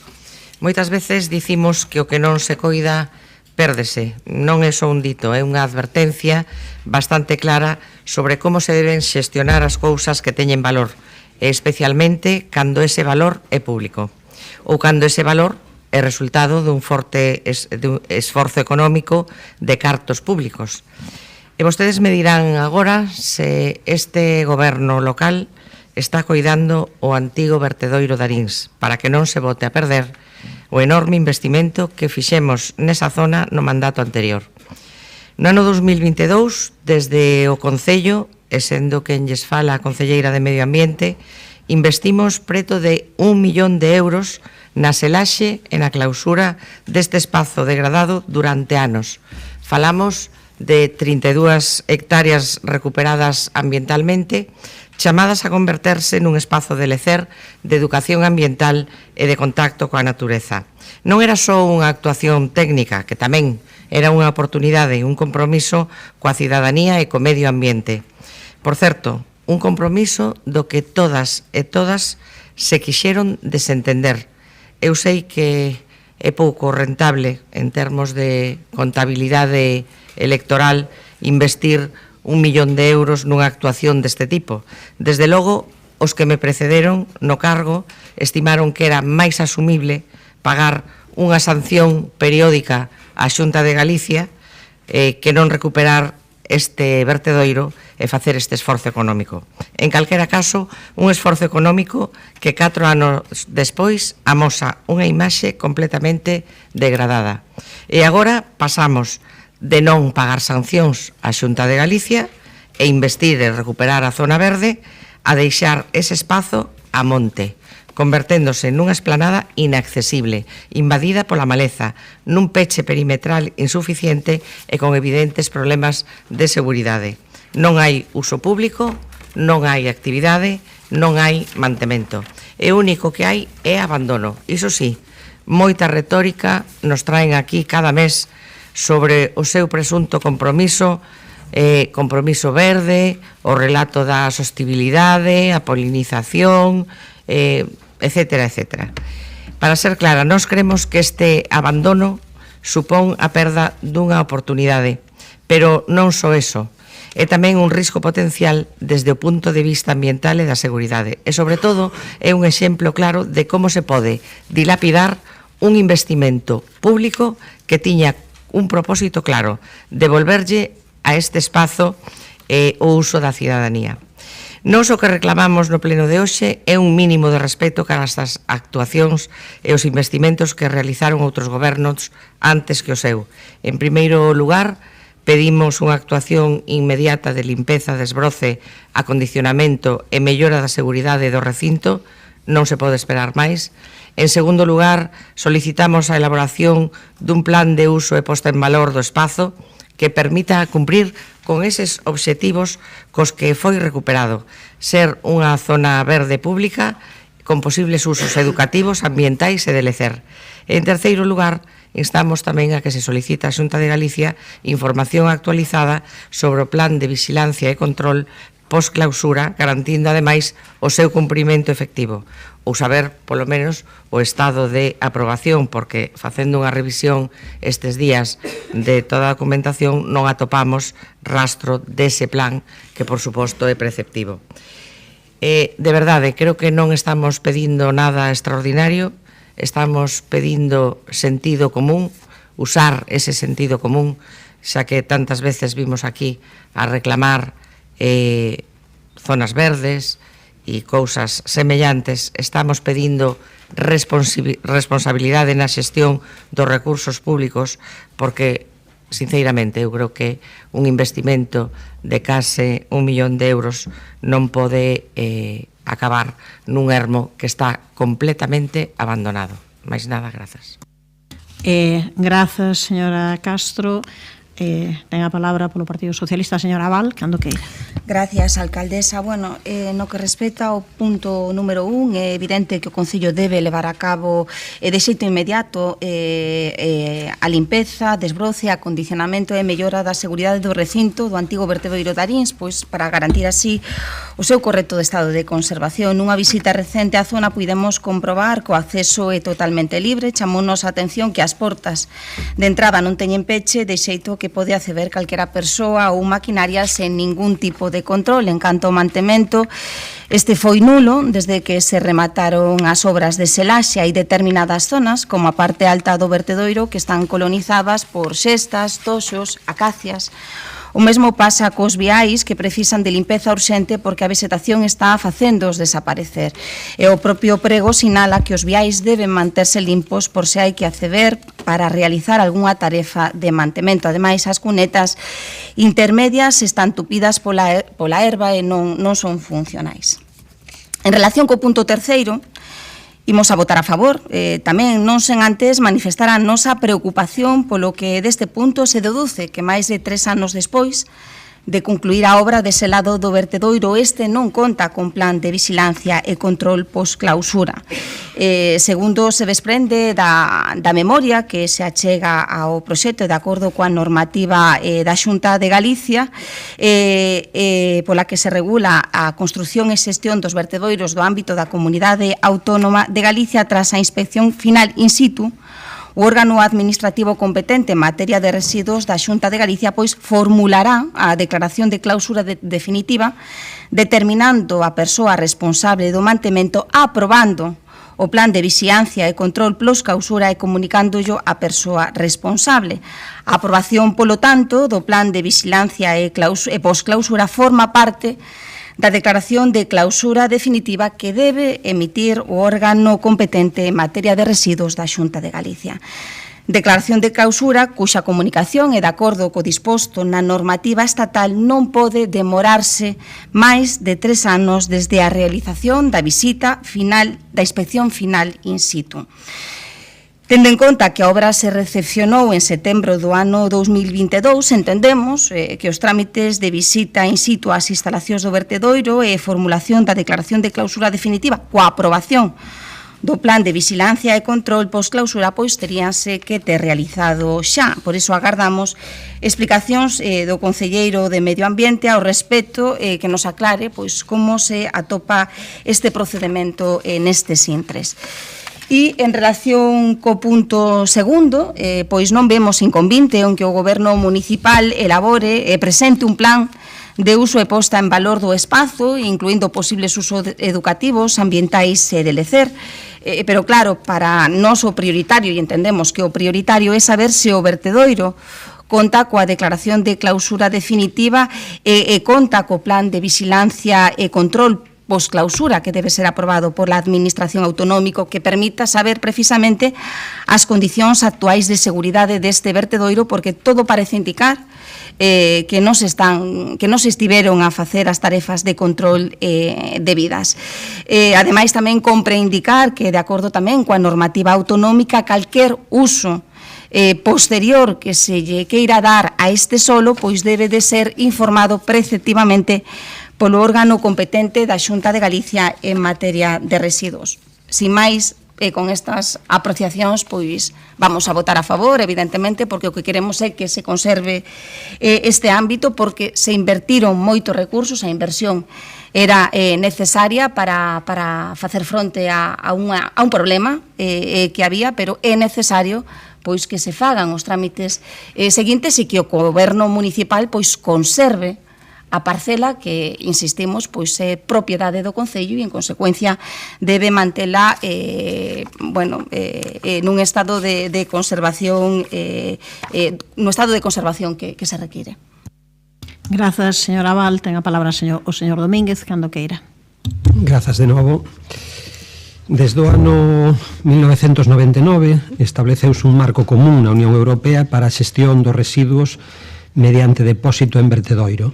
Ese marco foi evolucionando ao longo dos anos e foron moitos os vertedoiros incontrolados que se foron selando para minimizar o risco ambiental que representaban. Celebramos que tamén se fixese en Compostela, no caso do vertedoiro de Arins, instalado sobre unha antiga mina de cobre explotada por Río Tinto. Esa actuación consistiu no illamento e selado das capas de residuos, o control das augas superficiais para minimizar a escorrentía da auga, a mellora dos accesos para o mantemento e vixiancia e tamén a eliminación do impacto paisaxístico do vertedoiro. En total, actuouse en máis de 3 das 30 hectáreas de superficie. Unha vez rematadas as obras de selado, elaboráronse todos os informes técnicos necesarios de fin de obra e formalizouse a acta de recepción dos traballos. Toda esta documentación foi remitida á Dirección Xeral de Calidade Ambiental da Xunta de Galicia en setembro do ano 22, cando a concelleira Mila Castro estaba no cargo, non? E volveuse a enviar en xullo do 2024 xa con este concelleiro ao frente da concellalía. Segundo o persoal técnico municipal, para considerar definitivamente clausurado o vertedoiro, compre que a administración competente, en este caso a Xunta de Galicia, avalíe a documentación presentada, realice as inspeccións oportunas e comunique a aprobación expresa da clausura, esa declaración de clausura. A normativa tamén establece que esta comunicación non poderá demorarse, como ben decía, máis de 3 anos desde a inspección final. En consecuencia, mentres non se produza esta aprobación formal, a situación administrativa deste proceso e tamén a definición do destino desta superficie continúa pendente da resolución por parte da Xunta de Galicia. En coherencia co exposto, non se desenvolveu un plan de uso e posta en valor do espazo ata que contemos coa confirmación de que o selado cumpriu cos seus obxectivos ambientais e que, por tanto, é seguro para as persoas e para o medio. A definición de usos futuros está necesariamente vinculada ás condicións que estableza a autoridade competente, polo que calquera proposta deberá adaptarse ás limitacións técnicas e ambientais derivadas de todo o proceso. En todo caso, pois seguiremos facendo o mantemento do espazo, avanzaremos o posible na definición dos usos que poidan desenvolverse nese ámbito, concordamos coa necesidade de instar a Xunta de Galicia a avanzar co procedemento e, por todo elo, pois solicitamos a votación por puntos desta proposición. Grazas. Grazas polo Partido Popular e señora Barcia, cando queira. Bo día a todos e a todas. En relación a esta proposición, vai por diante que o Partido Popular vai a votar a favor da mesma. Non obstante, consideramos oportuno realizar algunhas consideracións sobre a situación actual deste ámbito e sobre o marco de responsabilidade aplicable. Na actualidade, está en tramitación por parte da Xunta de Galicia a declaración formal de clausura definitiva deste vertedoiro. Porén, este feito non exime o Concello de Santiago da súa responsabilidade sobre a execución do selado nin das obrigas posteriores de mantemento e conservación. O estado actual do vertedoiro e a súa xestión corresponde ao Concello como titular da instalación. A situación descrita nesta proposición, falta de mantemento, ausencia de control de accesos e deficiencias na conservación do espazo, debe analizarse, polo tanto, á luz destas obrigas municipais. A recuperación ambiental dun vertedoiro non remata coa execución das obras de selado, senón que require unha xestión continuada no tempo, con labores de conservación, control e seguimento ambiental. Sen ese mantemento, existe o risco real de perda progresiva do valor ambiental e social do investimento realizado, que tiña como finalidade a recuperación efectiva do espazo para o uso público e o beneficio da cidadanía. Nada máis. Gracias, señora Barcia. Tempo para a réplica, se quere, señora Castro. Grazas, señora alcaldesa. Bueno, é moi optimista o señor Domínguez cando di seguiremos facendo mantemento. Que mantemento? É que non hai mantemento. E claro, decir que en xullo de 2024 xa el facéndose cargo do tema xa falou ca Xunta, bueno, estamos en xullo de 2026, van 2 anos, haberá que volver a preguntar. Tampouco entendo que pida a votación por puntos, porque calquera das 3 cousas, se está de acordo que hai que facer o mantemento, se está de acordo que hai que decirlle a Xunta, e despois de decirlle a Xunta de ter todo pechado, que se pode, pues facer o que así se estableza, non entendo. Por suposto, non vamos a aceptar a votación por puntos. E, por último, quixera facer unha reflexión. De verdade que non ten ningunha utilidade práctica cando neste pleno o enchemos de discursos de medio ambiente, insisto, de sostibilidade ou de recuperación de espacios que están degradados. Porque cando hai que manter, cando temos unha cousa que manter, cando temos unha cousa que coidar, cando hai que facer un seguimento, non se fai nada. Bueno, entón todo queda en palabrería. A palabrería estaba ben cando estaban na oposición, pero o certo é que a conta atrás deste mandato xa está en marcha e vemos que moitas desas palabras se las lleva el viento. Miren, no último pleno falamos aquí da canteira de Miramontes. Falábamos do seu futuro, da resolución do proceso xudicial que achega cada vez máis a unha intervención semellante a que se fixo a Arins. Pois reclamamos para Miramontes actuacións ambiciosas de recuperación, o mínimo que se pode exixir é que cando estas actuacións se levan a cabo se lles dea unha continuidade. Porque, insisto, no caso de Arins, a intervención se fixo.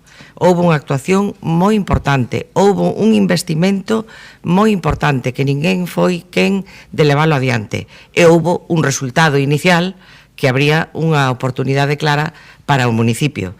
Se queremos falar en serio, de verdade, de política ambiental, porque se nos enche a boca moitísimas veces falando de política ambiental, hai que ir máis alá dos titulares que damos e das fotos que facemos. Hai que garantir que as actuacións que facemos teñan continuidade, que teñan un mantemento e logo que haxa un uso real desa zona. Mais nada, moitas grazas. Grazas, señora Castro. Señora Val. Sí, simplemente decir que con independencia do plan, da aprobación do plan que nos acaba de informar máis ou menos o seu estado a señora Barcia, no estado no que se atopa o certo é que sí que coincidimos que a parcela é de titularidade municipal e en consecuencia pois hai que facer unhas actuacións mínimas de limpeza, desbroce, acondicionamento, bueno, como se dice no punto 1 desta proposición, porque senón o que nos atoparemos é que os recursos que invertimos durante a legislatura pasada pois serán recursos tirados, porque se non se fai este mantemento, pois probablemente o que foi a obra ou as actuacións que se fixeron na obra pois se verán resentidas. Entonces, bueno, despois, en lugar de manter, teremos que facer igual algún investimento máis importante, polo cual pois solicitamos que o Goberno municipal non siga facendo mantemento, senón que o faga, porque hasta o de agora é evidente que non fixo ningún tipo de mantemento nesta parcela. Grazas, señora Val. Señor Domínguez. Grazas de novo. Non se cuestiona o investimento nin o traballo dese lado na recuperación do vertedoiro, ben feito está. O que dixemos é que a definición deses usos futuros está vinculado pois á declaración definitiva da clausura, a esa aprobación expresa da clausura que está pendente. Entonces, calqueira actuación que se poida facer aí debe pasar preceptivamente por esa declaración. En canto á actuación nesas 3 hectáreas das 30, donde se plantaron herbáceas, o que hai é unha evolución edafolóxica natural, donde salen xestas e toxos que ademais están facendo unha función medioambiental importante, que é a fixación de nitróxeno sobre esa capa de terra vegetal para mellorar precisamente o traballo feito, o traballo desa intervención sobre o vertedoiro.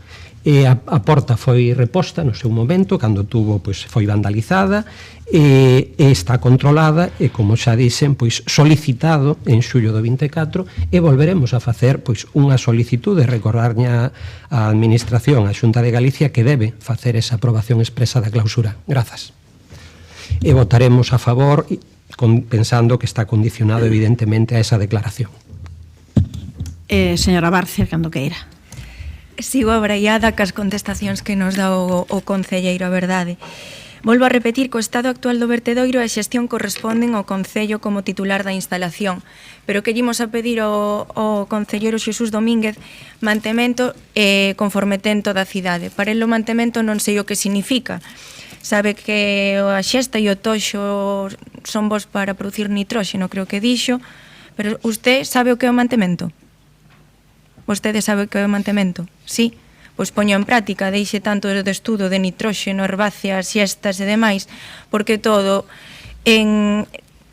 como dixo, é favorable, pero sempre cando se teña en mantemento e non como vostede di, en demasiado. Así que deixe de estudios de nitróxeno, herbáceos, estude, busque no dicionario o que é o mantemento, porque a necesidade precisa mantemento, e céntrese no que ten que facer. O cargo quedalle demasiado grande. Pasamos á votación, señor secretario, cando queira. Proposición presentada pola concelleira non adscrita Milagros Castro Sánchez relativa á situación do antigo vertedoiro de Arins. Votos a favor. Apróbase por unanimidade. A seguinte proposición é presentada pola concelleira non adscrita Mercedes Rosón Ferreiro relativa á situación do ámbito da Praza de Ultraía, cando queira. Bueno, moi bo día a todas e a todos, tamén as persoas que nos siguen por streaming. Creo que todos coñecemos o ámbito da Praza de Ultrella e as rúas do seu contorno. Pois todos coñecemos que leva pois acumulando problemas moi evidentes que requiren actuacións decididas por parte do Concello. Falamos dun espazo moi próximo á cidade histórica, pero cunha falta de accesibilidade clara, con moitas escaleiras, fortes desniveis e dificultades reais para a mobilidade diaria, especialmente pois para as persoas maiores. Desde o ano 2023, creo que se publicou a aprobación definitiva o 17 de abril do ano 23, contamos cun estudo de detalle impulsado no anterior mandato, no mandato de Compostela Aberta, que nos dá pois a ferramenta urbanística necesaria para poder actuar. Ese documento permite, por exemplo, pois avanzar na instalación de elevadores e na mellora das condicións de accesibilidade nas vivendas, mantendo ao mesmo tempo pois ese carácter de conxunto que ten este ámbito. Polo tanto, o que falta agora é vontade política para desenvolver ese instrumento e seguir transformando o barrio. Ademais, todas somos conscientes que no ano 25, no acordo de orzamentos, pois iba incorporado a urbanización do mesmo. Pero, ademais, hai cuestións moi urxentes. Unha delas é a rede de abastecemento de auga, que está claramente obsoleta. Nos últimos veráns producíronse avarías reiteradas que deixaron as veciñas e veciños sen suministro durante horas, e é evidente que se non se actúa, pois esta situación vai volver repetirse.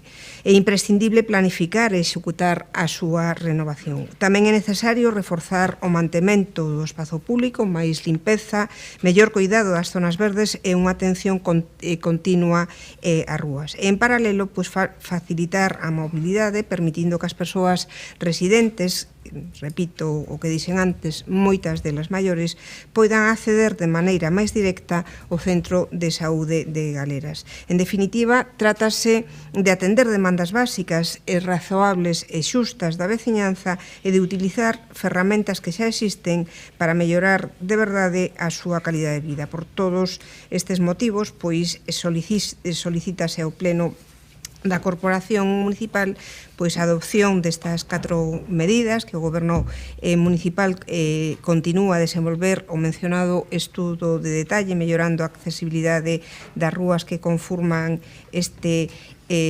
ámbito, que o Goberno Municipal estuda a elaboración dun proxecto de renovación da rede de auga das rúas de Pastoriza, Espírito Santo, Xoán 23 e Praza Ultrella, que as concelleiras de servizos, que as concellerías de servizos básicos comunitarios e parques e xardíns realicen as tarefas de mantemento que tanto reclaman as veciñas e veciños de Ultrella, e que a Concellería de Mobilidade e Convivencia pois valore entregar a tarxeta de residentes a aquelas persoas que vivan neste ámbito para poder circular pola rúa de Xoán 23 e San Francisco cando se trasladen ao Centro de Saúde de Galeras. Gracias. Grazas, señora Rosón. Polo Partido Socialista, señora Val, cando queira.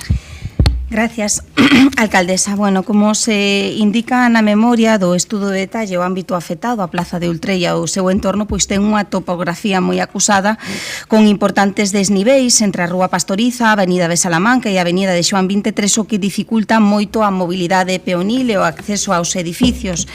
A diagnose senala 3 problemas principais: a falta de accesibilidade universal aos portais, a ausencia de ascensores ou solucións accesibles no interior da maioría dos edificios e un espazo público moi condicionado pola presenza do vehículo con perdas de zonas de estancia en relación veciñal.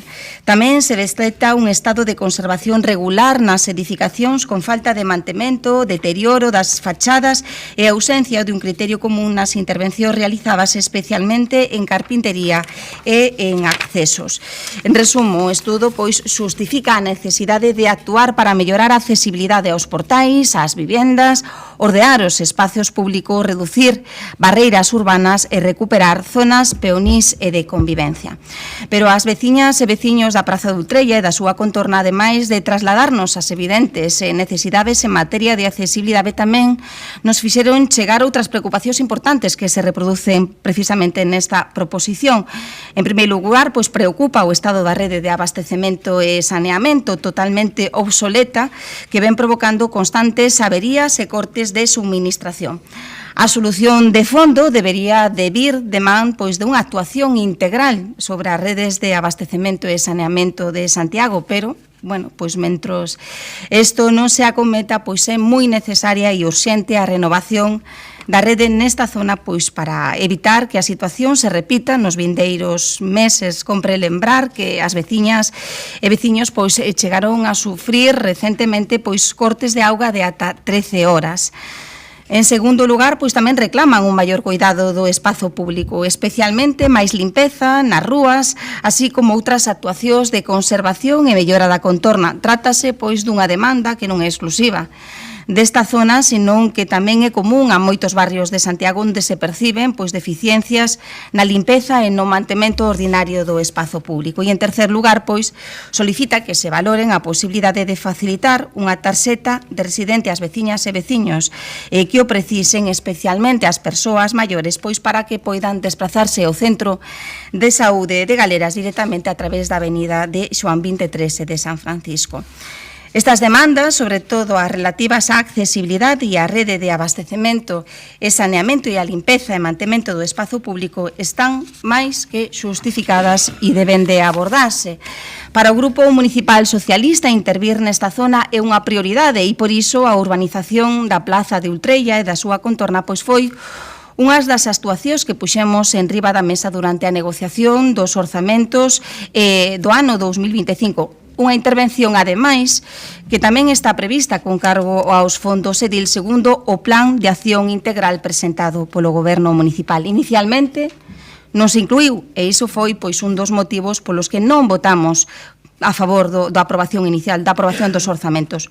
Con todo, o Goberno Municipal aínda está a tempo, cofinanciando precisamente a achega municipal do 40% con cargo aos ingresos procedentes da venda de parcelas municipais, porque a urbanización da Plaza de Ultrella e da súa contorna pois debe de acometerse no curto prazo. Estamos ante un ámbito construído fundamentalmente nos anos 70 que leva décadas precisando dunha intervención profunda e integral con importantes problemas de accesibilidade, conservación e calidade do espazo público aos que se suman as deficiencias derivadas do estado das redes de abastecemento e saneamento. Sin máis, pois vamos a votar a favor.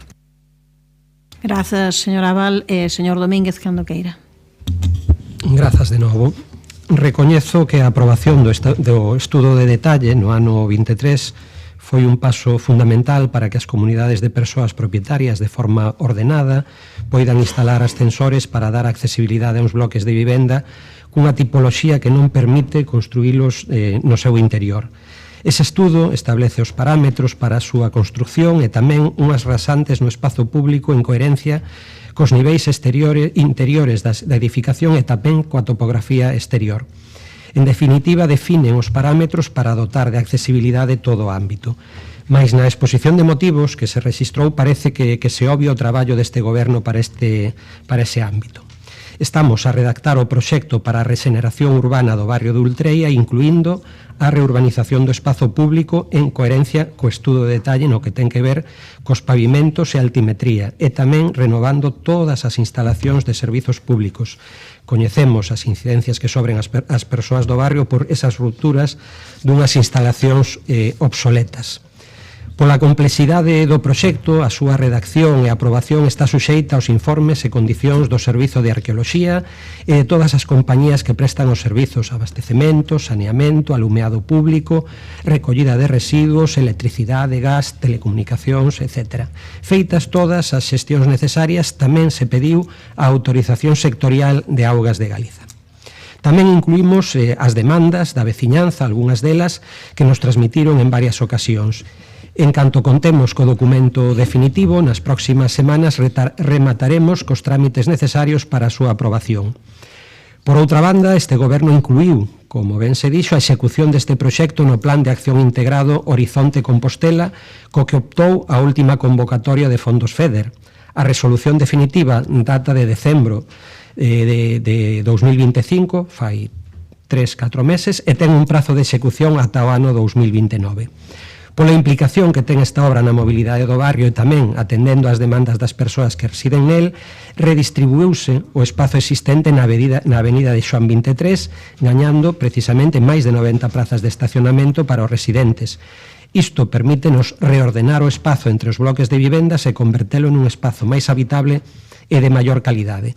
Por suposto, continuaremos mantendo o espazo público e o verde urbano do barrio mentras non se executa a obra e confésoñes que nos gustaría que os prazos fosen máis curtos, mas traballamos nunha solución integral que transforme realmente a totalidade do barrio. Grazas. Grazas, señor Domínguez, polo Partido Popular. Señor de la Fuente, cando queira. Pois, efectivamente, podendo ter avanzado de modo significativo desde abril de 2023, pouco consta que se teña feito respecto do desenvolvemento e execución da mellora da accesibilidade dos inmóveis de vivenda colectiva na contorna da que estamos falando, Plaza de Ultrella, Ruas Pastorizas, Espírito Santo, Xoán 23, etc.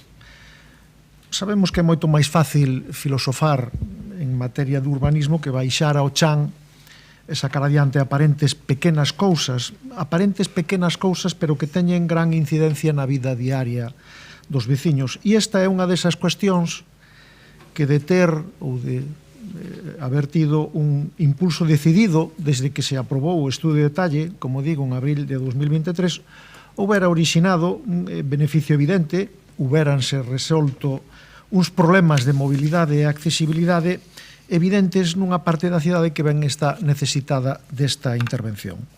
É certo que estas pequenas, grandes cousas non xeran un debate en revistas especializadas ou en tertulias de expertos, pero resolven ou axudan a resolver pequenos, grandes problemas que os ciudadanos agradecen e que teñen dereito a ver atendidos. É preciso humanizar esa zona, creo que todos estamos de acordo, ademais no que poucas intervencións de calado se teñen feito. E é necesario buscar solucións adecuadas á necesaria conexión ou integración desa contorna, Praza de Ultrella, Avenida de Salamanca, Espírito Santo, co próximo anexo ou cercano barrio de Vite. As dificultades son evidentes, non vamos a negalo, pero os cidadáns non nos queren aquí para que lles demos clases teóricas de nada, de urbanismo, de obras ou de ervas, tampouco. Queren solución aos problemas do día a día, queren solución aos problemas de mobilidade e accesibilidade que sufren a diario. 3 anos, por tanto, sen avanzar no desenvolvemento dese espacio, 3 anos dando excusas aos veciños e 3 anos sin ter un diálogo fructífero ca veciñanza. Mais alá da intervención feita en Xoán 23, e desde o punto de vista dos veciños, a opinión que comparto ben cutre, cun carril bici, por exemplo, que califican hasta como perigoso, a pesar de usalo con certa frecuencia, estou seguro que vostedes tamén transitan por esa avenida con frecuencia, aínda non vin ni unha sola vez a un ciclista usando ese carril, pois máis alá desa pequena e cutre intervención, nada teñen feito.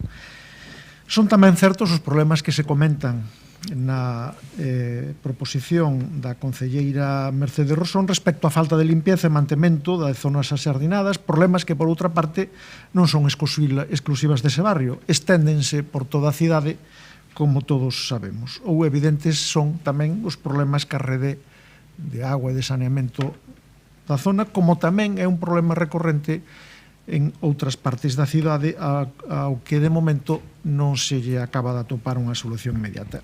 E igualmente reais son os problemas de mobilidade que comentan os veciños, a nós tamén nos comentaron, para poder moverse desde o seu domicilio ao centro de saúde de Galeras, que parece un tránsito que pode facilmente ser solventado cunha pequena intervención ou unha fácil decisión. Insistimos na necesidade de manter un diálogo e comunicación cos veciños, creemos que é imprescindible telos en conta porque coñecen eles mellor que nadie cales son os problemas que que padecen.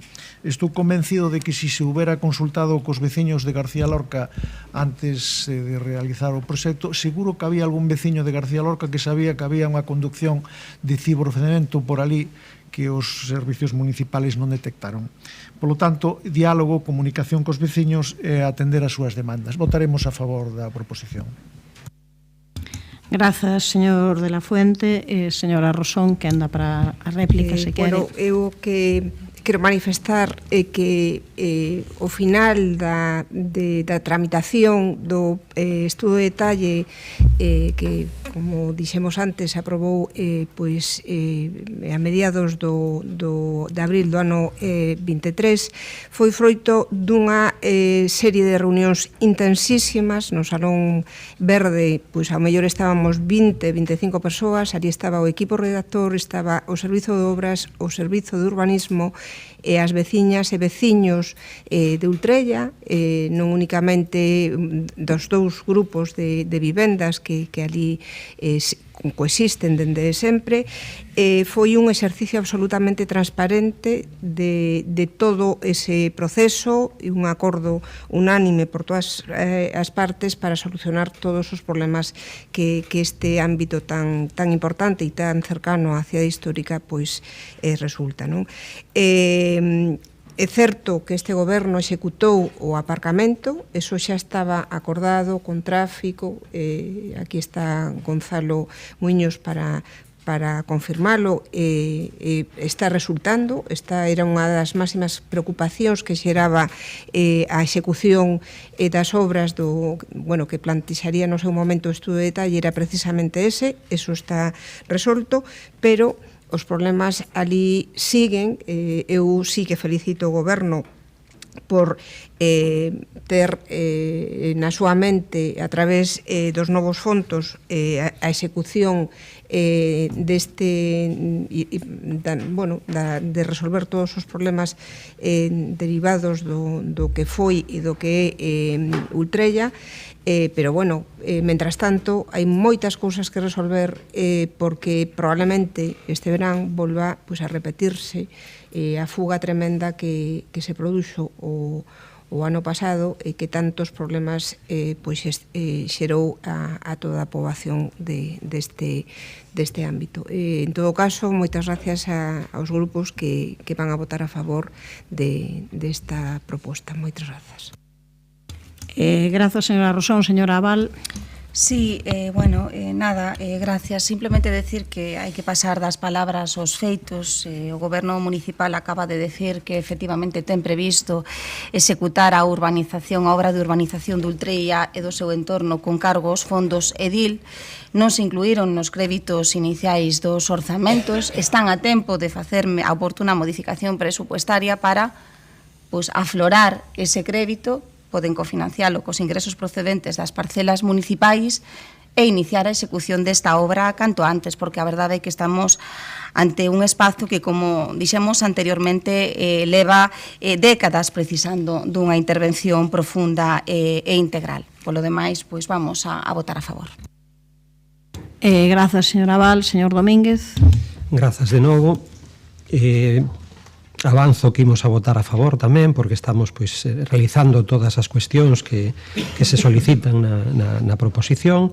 Sabemos que temos que conxugar as respostas a curto prazo con unha solución integral que modifique de verdade o barrio, que está moi próximo ao centro neurálxico de Compostela, mas que ten deficiencias estructurais que son moi complexas. E fíxose este traballo tamén presentando á veciñanza o borrador co que estamos traballando, con ese documento xa de proxecto, con un diálogo coa veciñanza para que teñan coñecemento e recoller precisamente as suxestións e as necesidades do barrio. Precisamente tendo en conta esas actuacións integrais de renovación de todas e cada unha das redes que precisa o barrio. Máis nada. Grazas. Señor de la Fuente. Sí, simplemente para insistir na necesidade do diálogo e na comunicación cos veciños e ca veciñanza. Xa sei que comentou o concelleiro que ese diálogo existe e xa sei que outro concelleiro ou outra concelleiro ten comentado en algunha ocasión que manteñen diálogo efectivo con sectores, con colectivos sociais ou de calquera tipo. Sin embargo, o que nos transmiten a nos é que ese diálogo ou non se produce ou non é fructífero ou é dunha sol era unidireccional, non? Entonces creo que o goberno en xeral debería de mellorar esa actitude, ese comportamento, ese diálogo ca veciñanza, porque eles non ven ese diálogo tan fructífero como vostedes o ven. Grazas. Pasamos á votación, señor secretario. Proposición presentada pola concelleira non adscrita Mercedes Rosón Ferreiro relativa á situación do ámbito da Praza de Ultreia. Votos a favor. Apróbase por unanimidade. A seguinte proposición é presentada polo PSDG-PSOE para avanzar no novo modelo de xestión dos aparcadoiros municipais da Praza de Galicia e Praza de Vigo. Señor Guinarte, cando queira.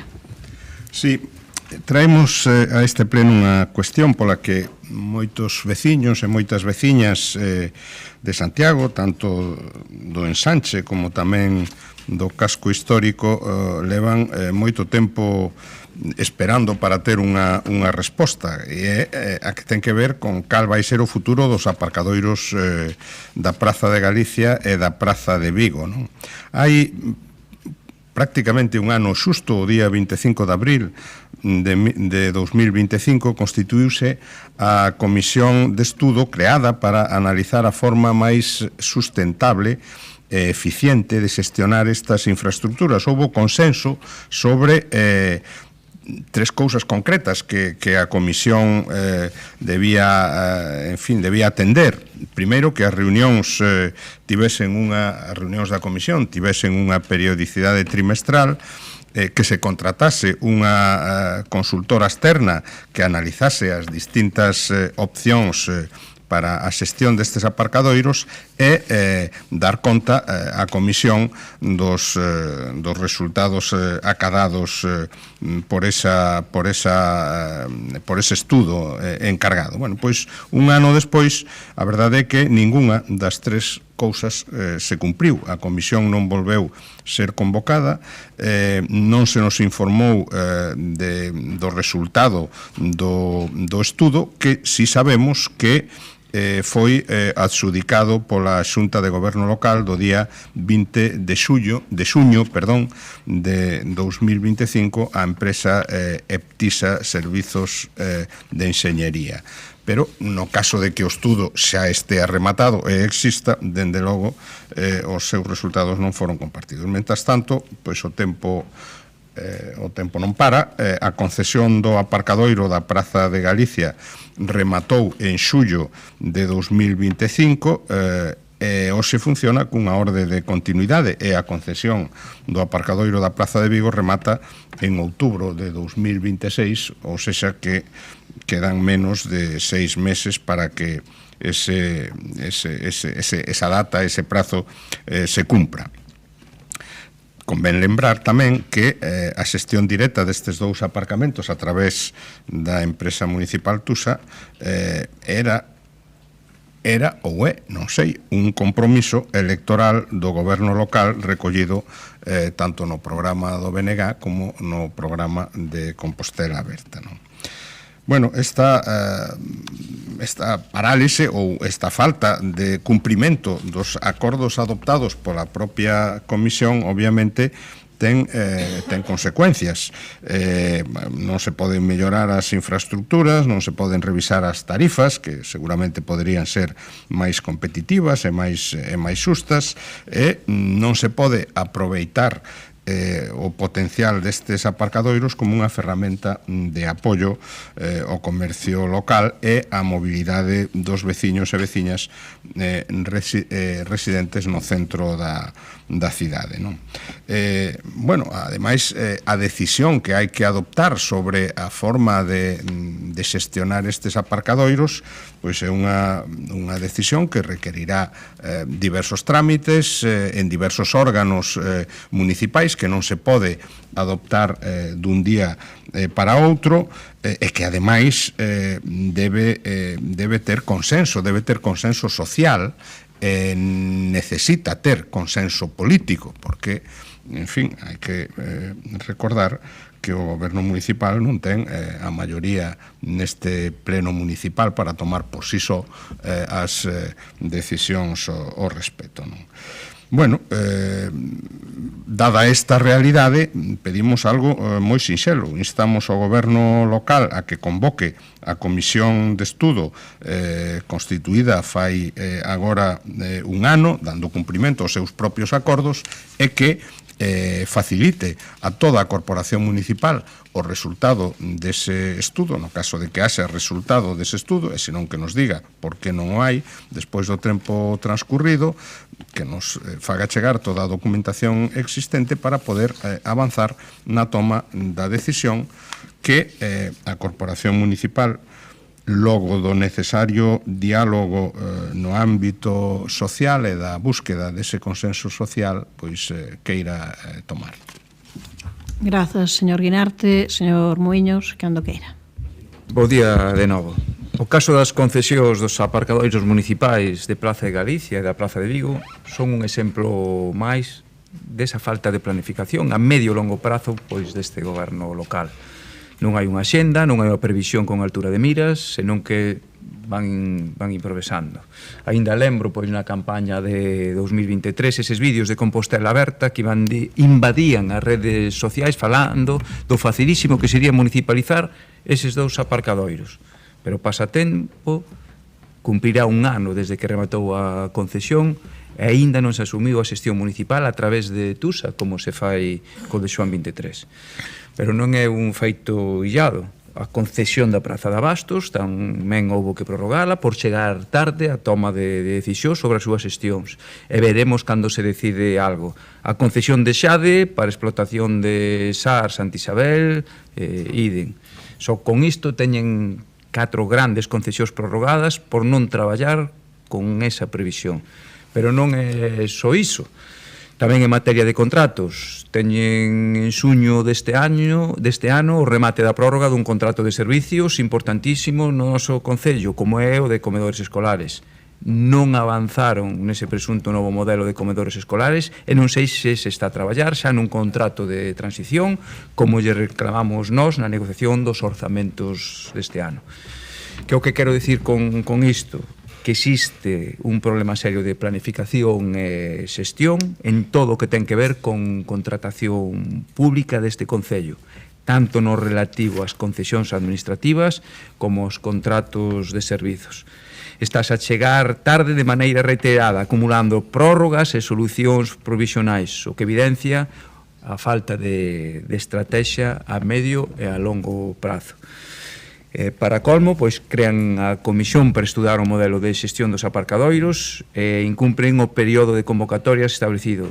Evidentemente, imos apoiar esta proposición porque xa o solicitáramos con anterioridade. Grazas. Grazas, señor Muiños. Ten a palabra o señor Duro, cando queira. Grazas, alcaldesa. Pois igual que en moitas das miñas intervencións do pleno discuto moitas as proposicións que veñen aquí, porque discrepo con elas. Aquí teño que recoñecer e asumir que non fomos todos os áxiles que deberíamos por distintas circunstancias, debates xurídicos e unha que non é menor que a carga de traballo do Departamento de Tráfico e Mobilidade, que, como saben, as persoas que pasaron por esa responsabilidade é moi alta. E o que sí que podo dicirlles que traballados os distintos borradores que a empresa Eptisa confirmounos esta semana que o luns entregará o borrador definitivo o informe definitivo, dese estudio que se encargou, e entón a vindeira semana pois faremos a convocatoria da comisión co tempo suficiente, evidentemente, para que poidan estudiar con calma o informe. E remato xa son un pequeno apunte, aínda que unha das posibilidades que a xestión municipal do parking ou a través de empresa propia e o apoio ao comercio local, ese apoio estáse dando agora. Hai unha serie de convenios con asociacións de comerciantes cas que se financia o aparcadoiro a cambio das compras. Co cal, creo que esa parte témola cuberta, aínda que pode mellorar, sen dúbida. Grazas. Grazas, señor Duro, polo Partido Popular. Señor Villa, cando queira. Que tal? Moi bo día. Bueno, o señor concelleiro responsable case hoxe nos costaba escoitarlle falar. Perfil baixiño, non me extraña. Que, bueno, eu entendo que ten un departamento complicado, señor Duro, pero que ter todas as áreas como as ten, pois, en fin, eu entendo que está facendo vostede un papelón, porque, mire, modelo de xestión da Praza de Abastos de Santiago, transporte, ocupación da vía pública para concesión de licencias que está todo o mundo esperando, eso tamén é seu. Seguridade, taxis, centros socioculturais, aparcamentos, que é o que nos trae hoxe. Polo tanto, entendo o perfil baixiño e casi eu nin interviría, se me apura. Miren, nos este tema xa o trouxemos ao pleno, xa tivemos unha rolda de prensa no seu momento, e xa foi o Partido Popular no quen solicitou en xaneiro do ano 2020, xaneiro, neste salón de plenos, que se comenzasen os estudos e se encargase todo o preciso para asumir o parking de Praza de Galicia e Praza de Vigo que caducaba no ano 2025. 2020, repito, xa fixemos a solicitude, que encargaran os estudos. 1, 2, 3, 4, 5, Partido Socialista, xa estaban ali, non fixeron nada, quedou no caixón, chegamos agora, Bloque Nacionalista Galego, volvemos a deixar o temiña no caixón. E o único que fixeron pois foi esa sesión constitutiva da Comisión de Estudo, da que formo parte, o 25 de abril do 2025. E nunca nada máis soubemos, nunca nada máis. Ahora ven vostede aquí casualidades da vida, falándonos de que prácticamente xa vamos a ter unha reunión e que xa está todo resolto.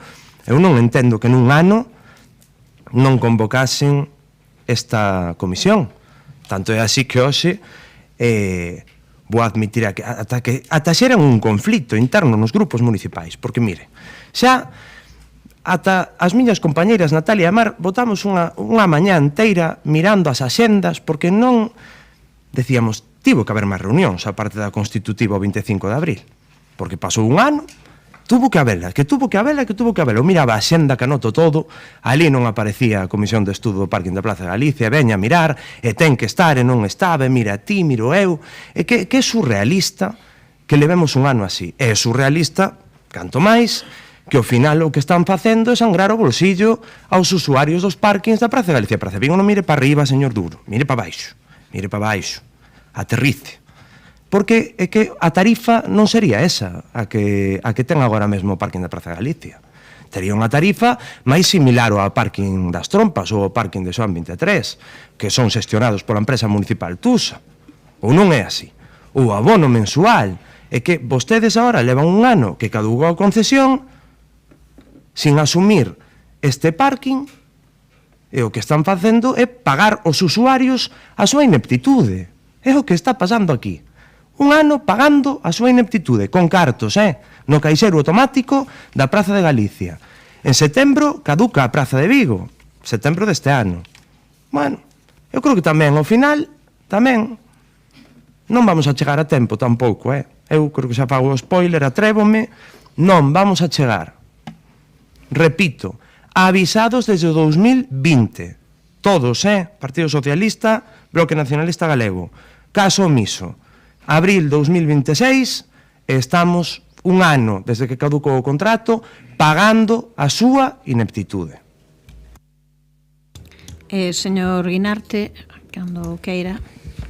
Bueno, eu alégrome de que o concelleiro de Mobilidade nos anuncie que por fin vai ter ese informe e que por fin tamén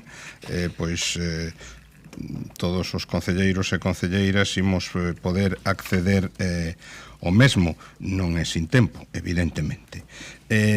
Pero tamén quero deixar claro que ese non é nin moito menos o final do camiño. Eso é o principio do camiño, un principio que tiña que haberse producido hai xa bastante tempo, non se produceu, pero a partir de aí queda moito traballo por facer, queda moito traballo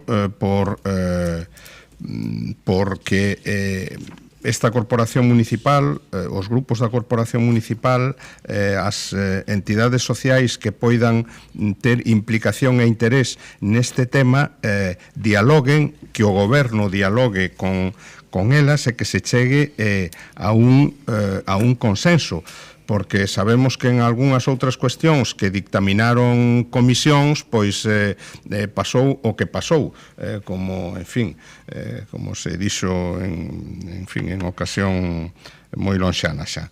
Por tanto, a partir da semana que ven, se temos o informe, diálogo e diálogo. E xa digo tamén, coidado coas municipalizacións feitas así a presa e sen tino e sen xeito, porque temos exemplos de municipalizacións que non foron precisamente bons exemplos. Como temos ese exemplo pasado, pois non caíamos nos mesmos erros e fagamos unha boa municipalización neste caso, porque nos creemos que si é o que hai que facelo, pero fagámolo con consenso social, con consenso político e con responsabilidade. Grazas, señor Guinarte. Señor Muiños, non sei se quere intervir. Sí, eu quero lle facer unha consulta ao señor secretario. Non sei se nós poderemos formar parte desa comisión, xa que realmente no seu día sí que formábamos parte, nós queremos seguir formando parte desa comisión, sobre todo porque como ahora estamos nunha posición de non adscritos, non sei se realmente poderemos formar parte desa comisión para ter toda a información. Entonces xa lle solicito pois que estudie, a mí me gusta facer estudiar pois o secretario, pois que estudie realmente se podemos formar parte. E logo outra cousa máis, que realmente vamos demasiado tarde, entonces estamos como que en día un ano dunhas eleccións municipais, e tristemente por experiencia neste concello, sempre que se toman decisións deste calado, empezan a verse os distintos intereses partidistas. Isto sempre foi así, e lamentablemente pois será, e non quero poñer distintos exemplos, porque realmente houve moitos, Peleteiro, Auga, etcétera, etcétera, que cando chega o momento pois de verdad, cada un pois está mirando pois o seu e non o beneficio da veciñanza. Ese coido que vai ser o problema que vai a ter realmente con distinta diferencia os resultados que podan ter pois eses estudios que está a facer pois a empresa. Grazas. Grazas, señor Duro. Sí, señor Villa, falar, creo que con educación e sin aspavientos ou ocurrencias nun pleno que creo que merece esa seriedade e ese respeto, non é manter un perfil baixo, é expresarse con corrección. Mestura, como é habitual en calquera das súas intervencións, dá igual cando diga isto e dá igual sobre que tema digo, cousas que están encaminhadas, cousas que están solucionadas, cousas que están en licitación como saben que están e cousas que están en preparación. Bueno, eu non lle vou a entrar nese xogo porque xa a veces resulta ata cansino. Señor Guinarte, queda traballo, sin dúbida, non o discuto. Diálogo saben que conmigo sempre o teñen. Creo que son unha persoa perfectamente accesible nese sentido. E tamén agardo que este tema teña o consenso que se manifestou reiteradamente neste pleno polos distintos partidos políticos. Discrepo xa para rematar un pouco da súa valoración das municipalizacións feitas, pero de calqueira maneira creo que temos certa seguridade neste proceso, se chegamos ao fin que debíamos ter, porque xa temos unha empresa que está xestionando parkings desde hai moitos anos. Entón, ese aspecto preocúpame relativamente. Grazas. Grazas, señor Duro. Señor Villa. Non, claro que non pode entrar aos xogos, señor Duro. Eso xa sabemos os 24 concelleiros restantes desta corporación, porque non pode entrar absolutamente en nada. As probas están aí, riba da mesa. A sabeacidade tamén, cando cheguen as eleccións. Pois xa se verán os resultados e xa se poñerá a nota a cada un.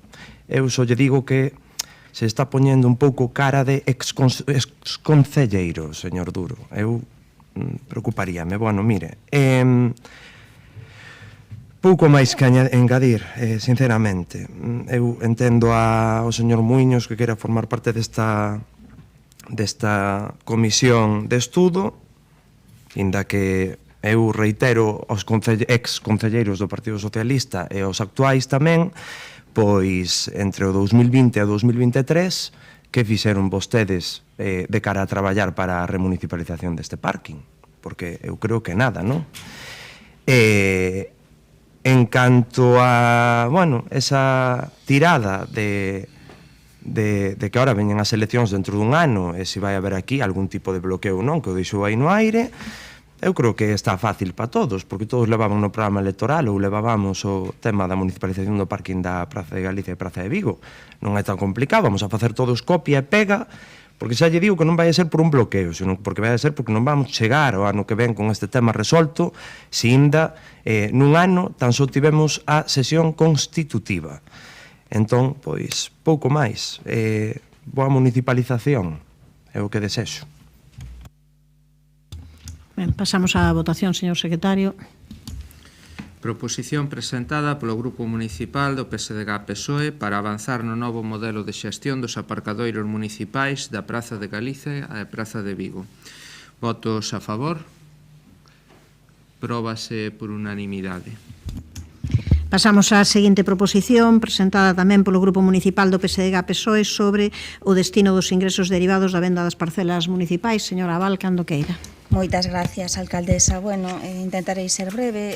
Traemos esta proposición porque, bueno, falamos de importantes ingresos municipais derivados da venda de parcelas. Como sabemos, o 22 de decembro do ano pasado, pois acordouse a venda de dúas parcelas municipais do SUM 14, un por importe de máis de 760.000 euros e un por importe e outra por importe de máis de 1,4 millóns de euros e recentemente, pois o 1 de abril, pois acordouse a venda directa da parcela do sub-15 por importe de case 3 millóns de euros, ou máis de 5,1 millóns de euros de recursos públicos que non poden, o certo é que quedar parados no banco engordando as contas municipais. Son recursos que se poden dispoñer de xeito inmediato, ademais, e non poden quedar parados nas contas dos bancos, pois mentres temos necesidades urxentes nos barrios, nas rúas, no urbano, no rural, que deben de ser abordadas. O que propoñemos pois é algo bastante claro, como se pon de manifesto na proposición,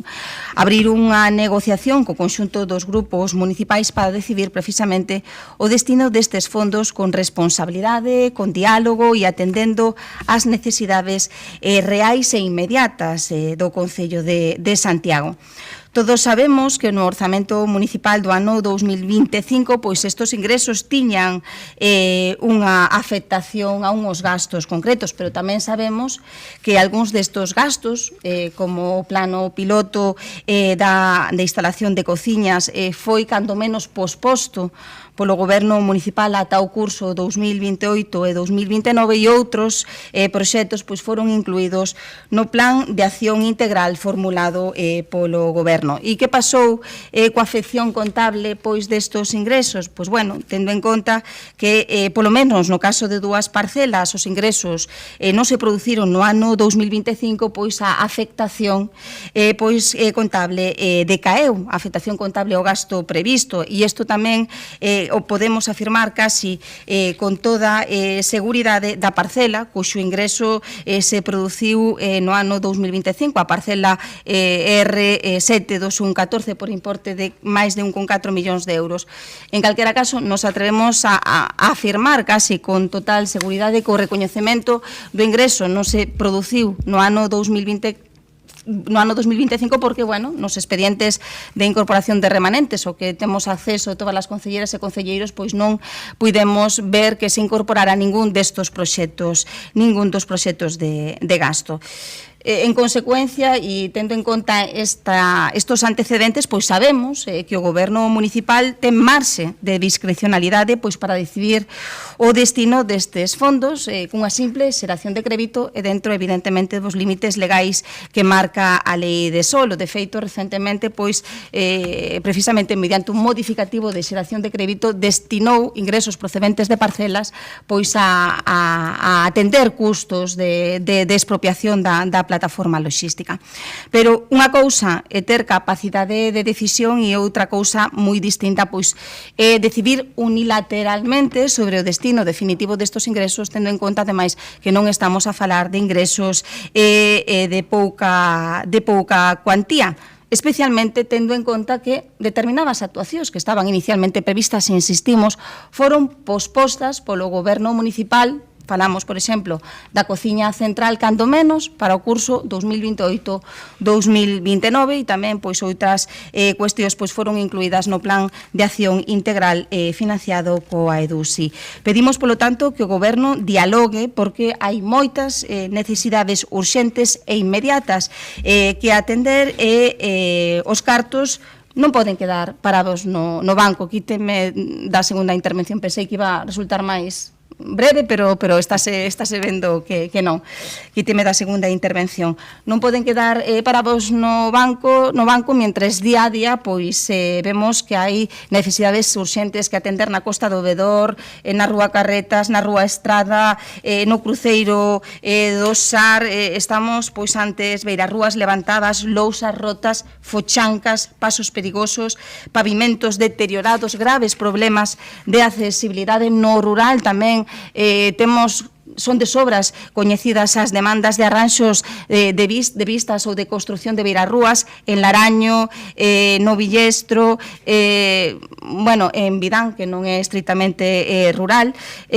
Estes fondos deben de servir para actuar. Son fondos que xa están disponibles, non deben de estar parados no banco e que o que propoñemos pois é algo pois moi sinxelo, que o Goberno municipal pois inicie un proceso de negociación cos conxunto dos grupos políticos pendentes da corporación pois para decidir o destino definitivo destos ingresos, tendo en conta ademais que algunhas das actuacións inicialmente previstas pois foron pospostas notoriamente por parte do Goberno municipal, como a construción dunha cociña central.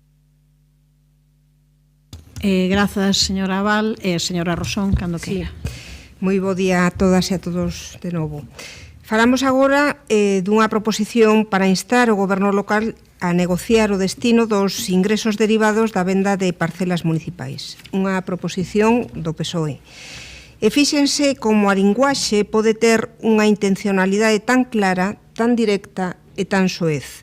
Creo que o adxetivo máis adecuado é ese. No texto da proposición que nos traen hoxe aquí as dúas concelleiras do PSOE, dúas de 25, pero con grupo, di o seguinte: compre ter en conta que se trata de cantidades de elevada contía e que o destino inicialmente previsto para estes ingresos formou parte do acordo político que fixo posible a aprobación do orzamento municipal de 2025 tras a correspondente negociación entre os distintos integrantes da corporación.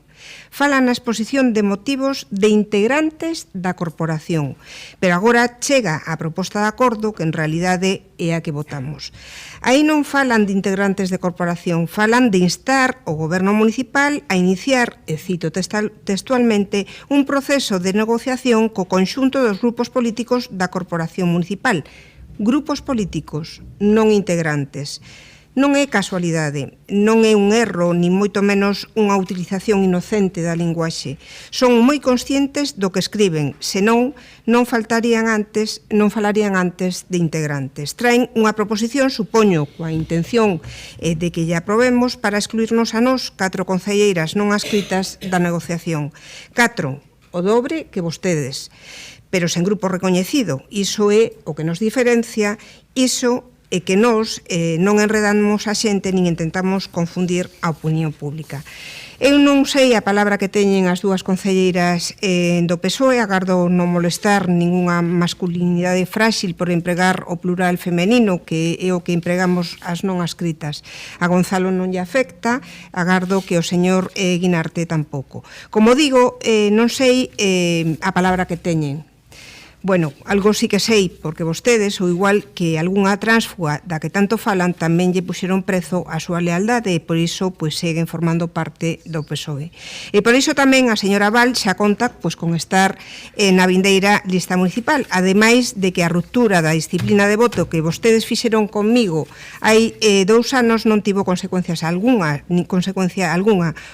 Os seus expedientes disciplinarios andarán extraviados por Ferraz ou polo Pino.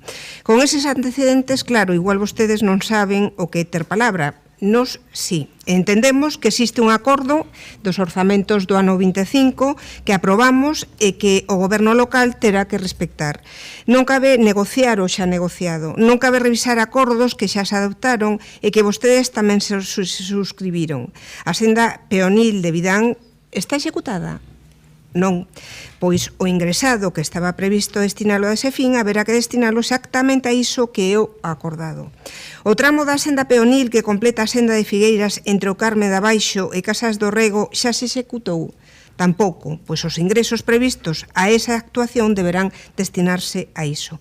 E así con todo, sinceramente, que queren facer con eses fondos no último ano de mandato? Que proxecto novo queren incluir? Aquí, neste pleno, levamos comprometidos moitos recursos económicos para moitas iniciativas que as aprobaron ao longo deste último ano. Eu creo que xa o dixemos nos últimos plenos. Falta pouco máis dun ano para as vindeiras eleccións e o que hai que facer é executar o que xa se estudou, se proxectou e tamén o que xa se acordou.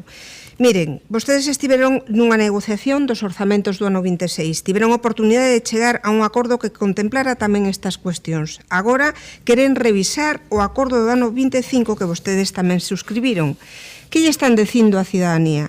Que o acordo que venderon como bo no ano 25 agora resulta que hai que revisalo, que hai que negociar o destino duns fondos que, no tempo que queda de mandato, non se van dar executado, que as prioridades que establecemos hai un ano xa non valen e hai que establecer outras, ou a cousa simplemente é de enredar e xerar titulares. Sei que ter palabra é unha rara avis en política, pero nos témola e confiamos en que os que asinan acordos con nós tamén a teñan. Igual, coitadas de nós que creemos na xente. Nós temos un acordo do ano 25 que di onde se hai que dirixir eses fondos recadados pola venda de parcelas. É certo que hai cousas que xa teñen outros recursos para poder asumilas, pero queda moita na lista dese acordo do ano 25. Pois o goberno local agardamos que cumpra con ese acordo e que destine a esas actuacións os fondos previstos, porque son as prioridades que fixamos conxuntamente nesa negociación. Polo tanto, son unhas prioridades conxuntas, de consenso e tamén de compromiso coa cidadanía.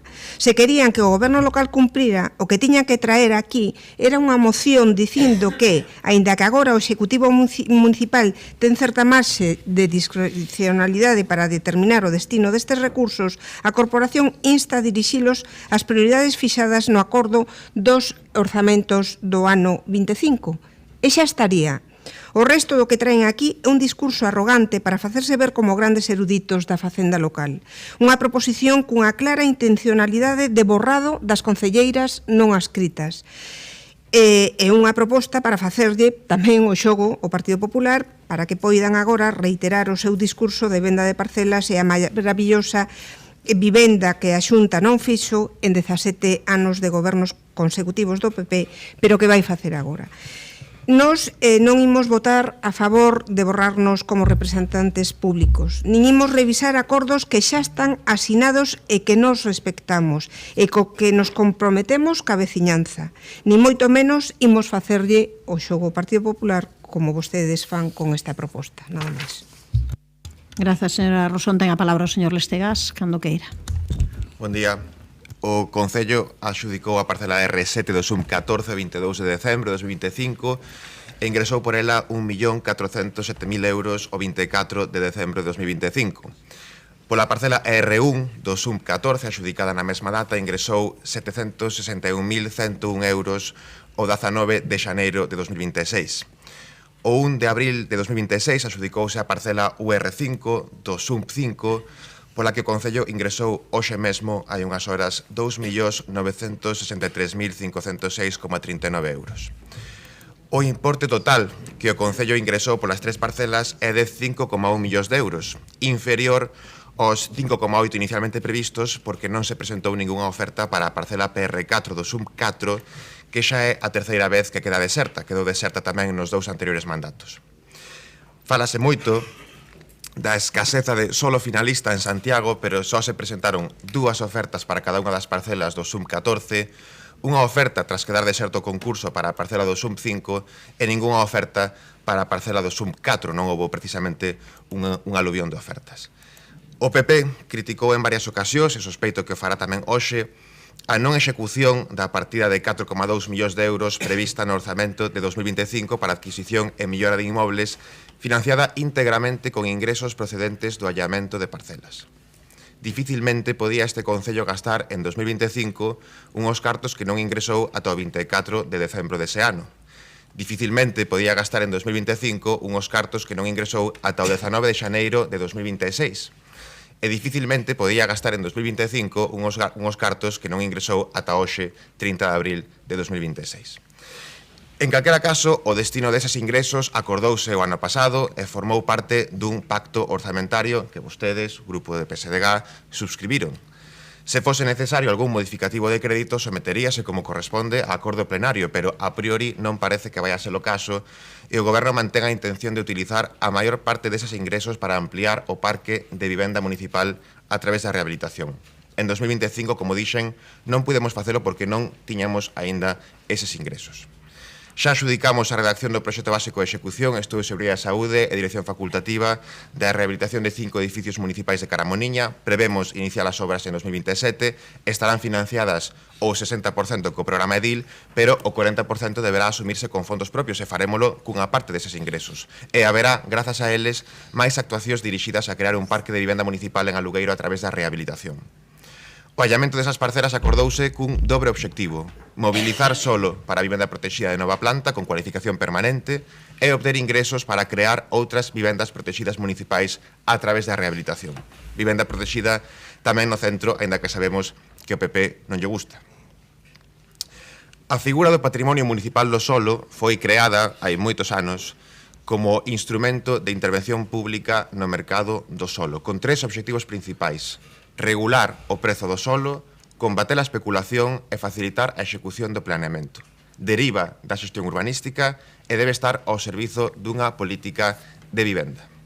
O máis coherente coa natureza do patrimonio municipal do solo é utilizar os ingresos procedentes do allamento de bens que integran o patrimonio municipal do solo para ampliar, conservar e administrar o propio patrimonio municipal, e nomeadamente para ampliar o parque de vivenda municipal, aínda que, efectivamente, a Lei do Solo de Galicia permita destinarlo tamén a outros fins.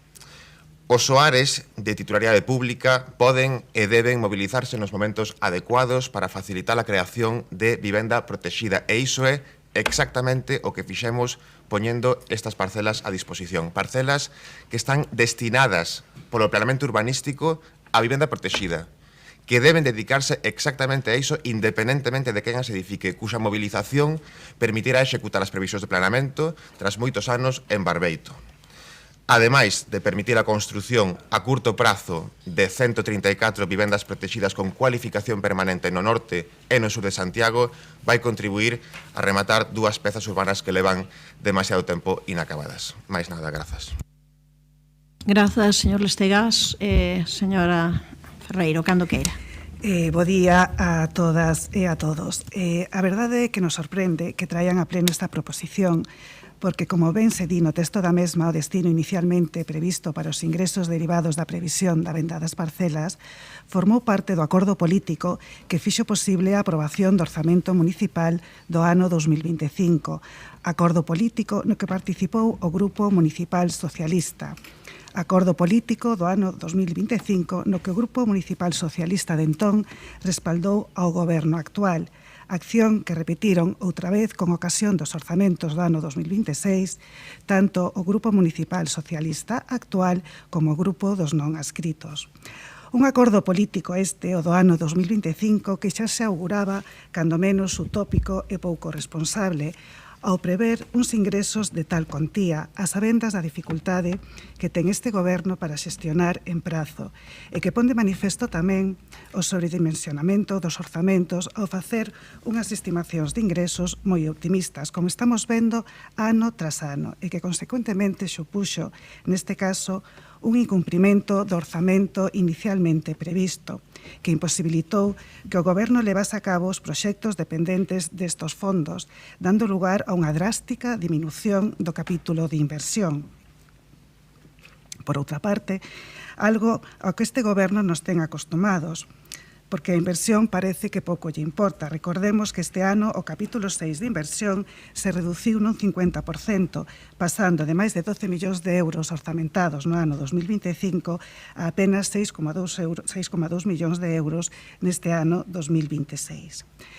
Volvendo a esta proposición, o BNG e Compostela Aberta, co apoio do entón Partido Socialista, acordaron como pacto de apoio aos orzamentos o allegamento de parcelas públicas en lugar de facer uso da cesión das mesmas á Xunta para construir vivenda pública, tendo como resultado que o Concello dispoña agora de 5 millóns de euros nas súas contas.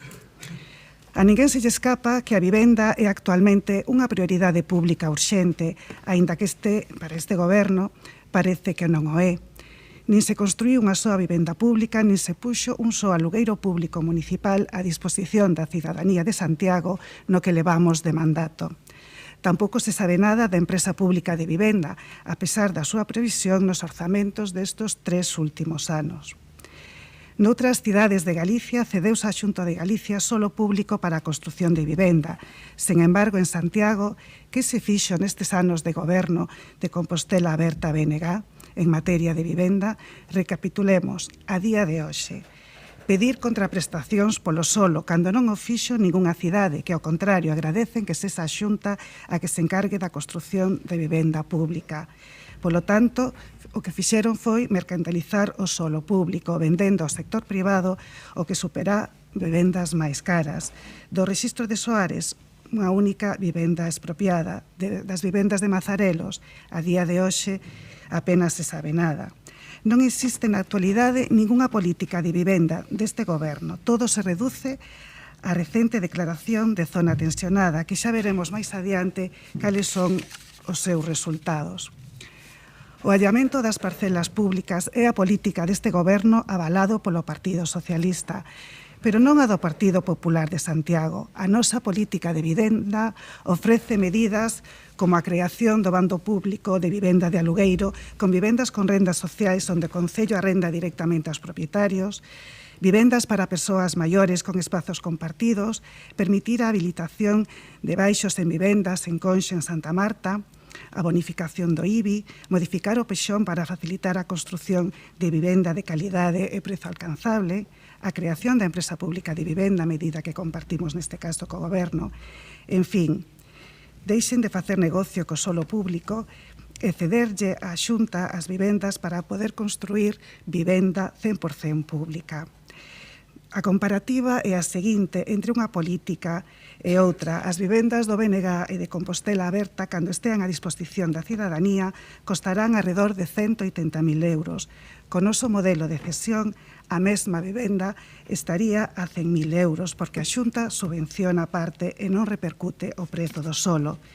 Iso si sería ter en conta aos cidadáns e a situación de urxencia da nosa cidade e non seguir cos modelos desfasados da vivenda do solo público para financiar outras necesidades do Concello.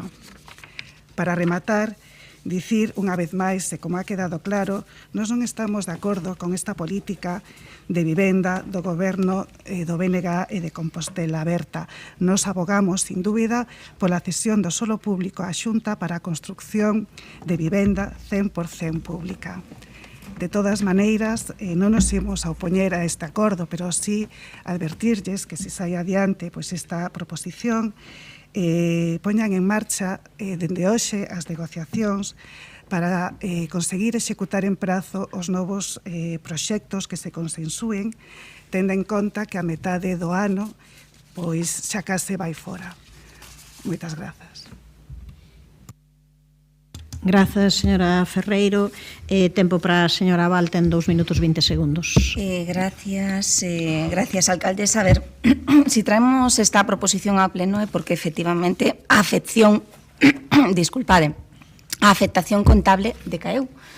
E o goberno municipal, como acaba de facer cunha xeración de crédito para financiar precisamente con ingresos procedentes da venda de parcelas, pois financiou o sobrecusto para atender unha expropiación na plataforma logística. O sea, esa é unha realidade.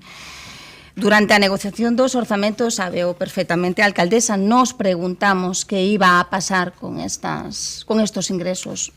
Obtivemos a calada por resposta. E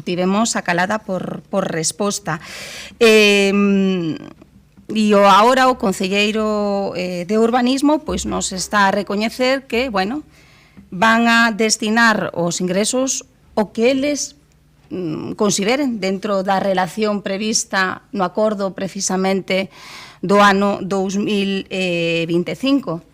E o que estamos a pedir, eu creo que é algo absolutamente responsable. É dicir, que negocien o destino de máis de 5 millóns de euros tendo en conta varias cuestións. É dicir, que hai necesidades urxentísimas que abordar, que son ingresos que están disponibles, non temos que esperar a formalización de un préstamo, temos que optimizar recursos, tendo en conta, ademais, que o propio goberno municipal pospuxo o curso 2028-2029 a construción dunha cociña para que se destinaba 1 millón de euros e tendo en conta, ademais, que algúns dos proxectos que estaban precisamente no acordo do ano 2025, entre eles a rehabilitación das vivendas de Caramoniña, pois foron incluídas no plan de acción integral da Edil. Entonces eu creo que o que estamos pedindo é responsabilidade, transparencia e que entre todos, porque non estamos a falar de 100.000 euros, estamos a falar de máis de 5 millóns de euros que cumpre mobilizar xa,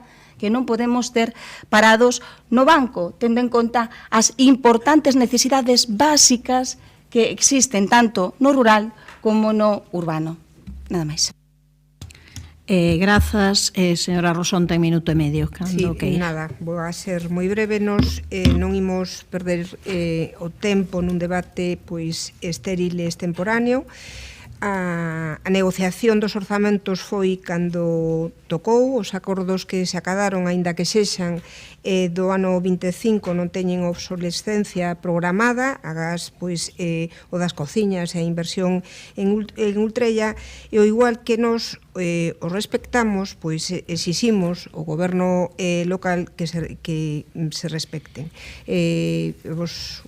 As persoas que conformamos as non adscritas, pois imos a votar en contra desta proposición. Grazas, señora Rosón. Señor Lestegas, cando queira. Eu tamén adianto que nos votaremos en contra. Marta Val mencionou agora de novo o proxecto das cociñas. Ese proxecto vai se executar, xa se está a traballar niso dende a Consellería de Educación. Non se preocupe que os cartos non van quedar parados no banco. Hai case 3 millóns que acabamos de ingresar hoxe hai unhas horas, un pouco de calma. O resto da resposta quero dedicarlle ao Partido Popular, a señora Ferreiro. Non é certo que a Xunta queira facer vivendas públicas nas parcelas do Concello. Non é certo. Quere promocionar vivendas e despois vendelas, porque non aceptou que puxésemos como condición da cesión o seu destino a vivenda pública en alugueiro. Se unha vivenda de promoción pública se vende unha vez construída, deixa de ser pública. Hai un particular que adquire a prezo regulado, pero que adquire unha propiedade. Por tanto, non é unha vivenda pública, independentemente do nome que lle poñen. En todo caso, nas dúas parcelas do SUM 22 que acordamos cederlle de balde, a Xunta poderá promover polo menos 36 vivendas protegidas, xa pedimos cita na notaría para formalizar a cesión, sumadas ás 134 que se construirán nas 3 parcelas adxudicadas, serán polo menos 170 as vivendas protegidas con carácter permanente que se van construir en terreos movilizados por este goberno, ademais das 186 vivendas protegidas para as que se concedeu licenza dende 2023 e das que se promoven noutras parcelas da cidade. Quen establece o prezo da vivenda de protección autonómica da VPA é a Xunta de Galicia. Por tanto, se o PP considera que é demasiado caro, o que ten que facer é baixar o seu prezo, non subilo, que é o que fixo cun incremento, ademais, moi significativo en xuño de 2024. A folla de servizo do PP en materia de vivenda obriganos a ser moi escépticos sobre a realidade dos seus anuncios. Oxalá señan realidade, oxalá o señan, pero obriganos a ser escépticos. O Partido Popular goberna Galicia dende 1990 de forma casi ininterrompida, só houve 4 anos polo medio que non gobernaron, e, por tanto, ten unha enorme responsabilidade na crise de vivenda que padecemos. Igual que ten unha enorme responsabilidade por votar antonte coa ultradereita española e coa dereita catalana en contra da prórroga dos alugueiros que lle faría a vida máis fácil a 3 millóns de persoas. E deixo unha pregunta que espero que me responda a señora Ferreiro. Por que o PP reclama que o Concello lle regale á Xunta todas as súas parcelas para facer vivendas de promoción pública, pero no SUD 1 de Mallou, que a propia Xunta pretende desenvolver a través dun PIA, dun proxecto de interés autonómico, só haberá un 20% de vivendas de promoción pública? Mais nada, grazas. Ten 2 minutos e 15 segundos, señora Ferreiro, cando queira. Sí, moi ben. Pois eu só vou a remarcar outra vez que nós non estamos de acordo coa política de vivenda de mercantilización do solo público. Nos abogamos, como dixen anteriormente, pola cesión do solo público á Xunta de Galicia. Eso sí, para nós sí que é importante que o orconómetro se poña en marcha, porque aínda que os cartos acaban de ingresar, a ver se son capaces de executalos en tempo e non volven a decaer. Nada máis. Moitas grazas. Grazas. Pasamos á votación, señor secretario. Proposición presentada polo Grupo Municipal do PSDG-PSOE sobre o destino dos ingresos derivados da venda de parcelas municipais. Votos a favor. Grupo Municipal Socialista. Votos en contra. Concelleiras e concelleiro non adscrito. Grupos Municipais BNG e Compostela Aberta. Abstencións. Grupo Municipal do Partido Popular. Rexéitase a proposición. Ben, facemos agora un descanso, se lles parece, e regresamos a 1:15. 1:15, 13:15.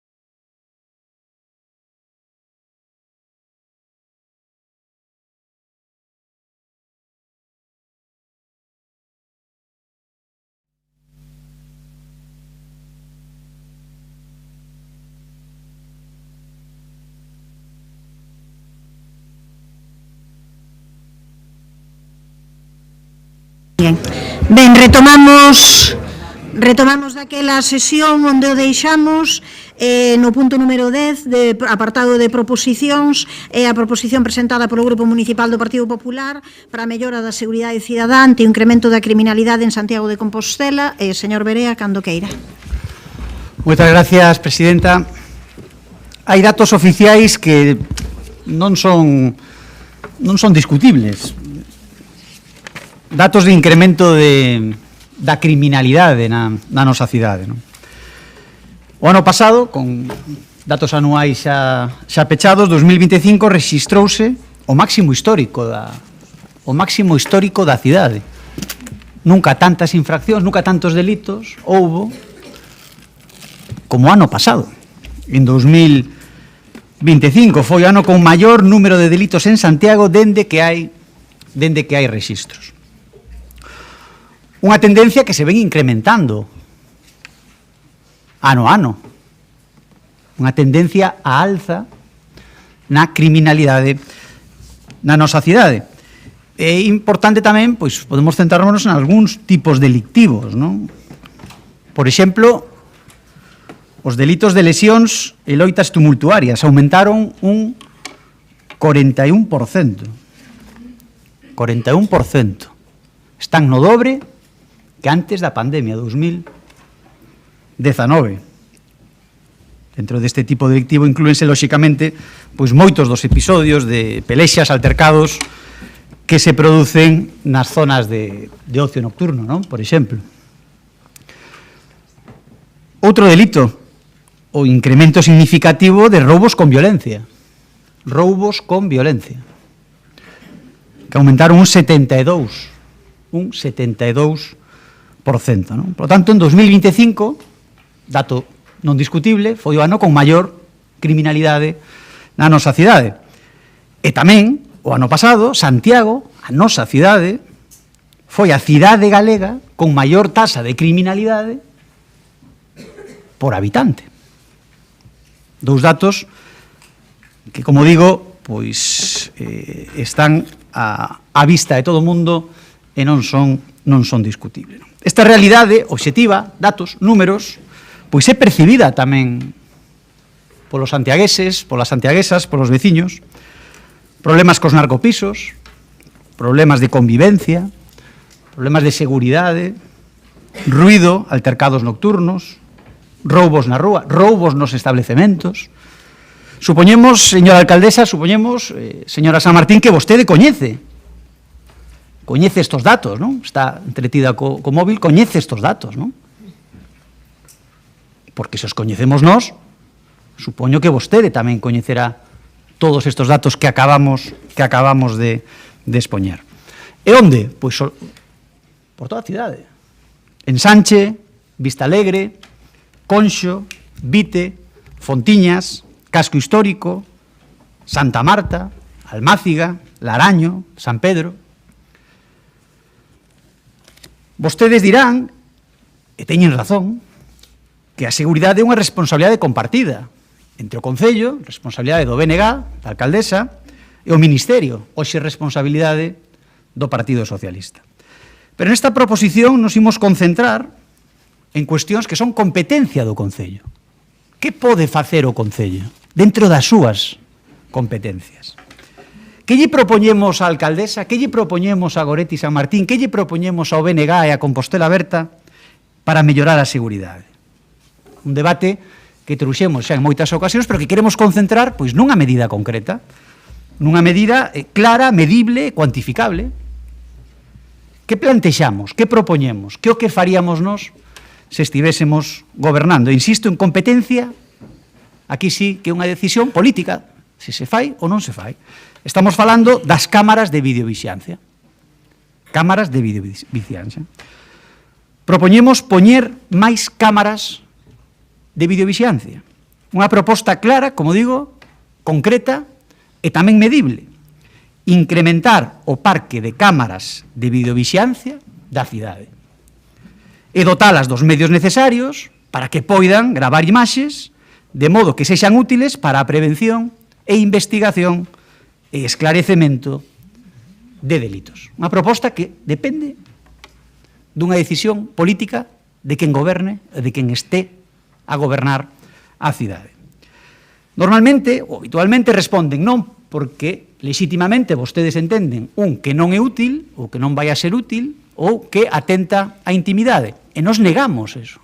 Entendemos que eso non é así, que sí son útiles e sí son necesarias. Pídolle que me permita continuar co tempo da quenda seguinte. A propia Policía Nacional, os traballadores da Policía Nacional dixeron hai uns días, hai unhas semanas, que son necesarias cámaras de videovixiancia. Os propios profesionais da Policía Nacional nesta cidade trasladaron a necesidade de ter máis cámaras e de poñelas a gravar. En moitas outras cidades estáse a demostrar que ali onde se instalan cámaras de videovixiancia, pois esas zonas quentes, zonas complicadas, pois claro que se reduce a delincuencia. Por lo tanto, unha proposta concreta e medible. Esperamos coñecer cal é o posicionamento do goberno de BNG e de Compostela Aberta. Grazas, señor Berea. Señor Muiños, cando queira. Sí. O Partido Popular trai hoxe a creación dunha mesa permanente de diálogo coa veciñanza para abordar a cuestión da seguridade en diferentes barrios de Santiago. Aí, basicamente, é a mesma proposta que nos fixemos en febreiro do 2025, hai xa máis dun ano, cando trouxemos este pleno municipal, a elaboración dun pacto local por a seguridade e a convivencia con medidas concretas para abordar o incremento da inseguridade desde un enfoque integral e coa creación dunha comisión permanente con responsables de Policía Local, Policía Nacional, Garda Civil, pero tamén coas asociacións veciñais e persoal técnico de diferentes áreas, benestar social, servicios básicos, etc. Unha comisión que, ademais de acordar medidas, serviría para tallar a alarma social cun diálogo directo e constante coas veciñas e veciños que sofren estes problemas de inseguridade, pero non quixeron facelo. E agora, en lugar de comisión, trai o Partido Popular, que daquela apoiou a nosa proposta, unha mesa permanente. O mesmo é. É certo que esta proposición non explica pormenorizadamente como se crearía esta mesa permanente, por quen estaría integrada.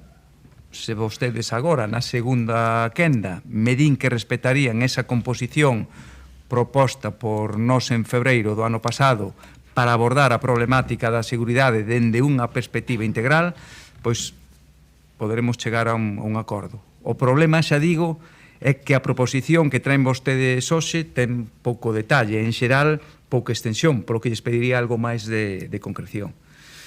É certo, e non vou evitar este asunto, que nós non comulgamos co discurso alarmista ou catastrofista. É certo que os indicadores de delincuencia xeral están a experimentar un incremento nos últimos anos, dende logo moi alonxados dos datos da ciberdelincuencia. Pero o certo é que os datos de delincuencia violenta non se incrementan. Por lo tanto, debemos tamén moderar o uso que facemos da linguaxe. Os discursos alarmistas fan moito dano á imaxe e á convivencia do noso Concello.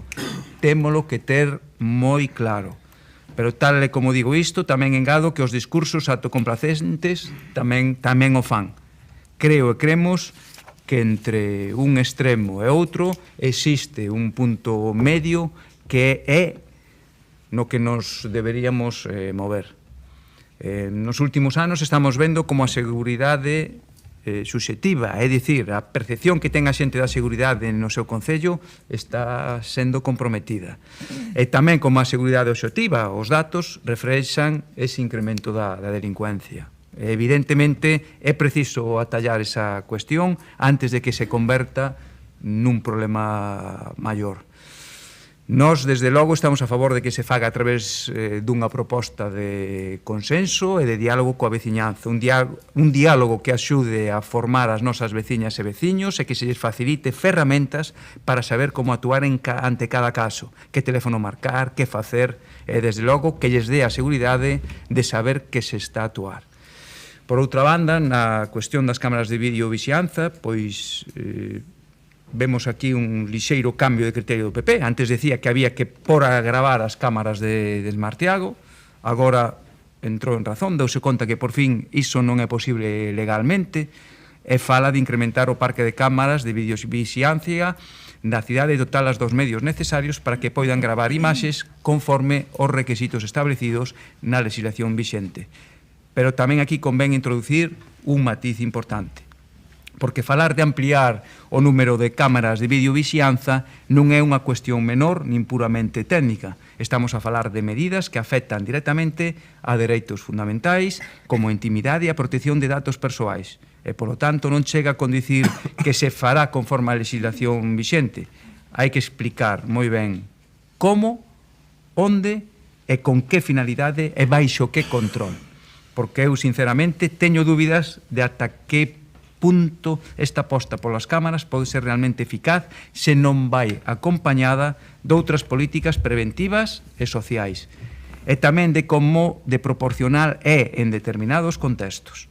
Non todo problema de convivencia se resolve con máis cámaras, nin todo espazo público require de videovixiancia permanente.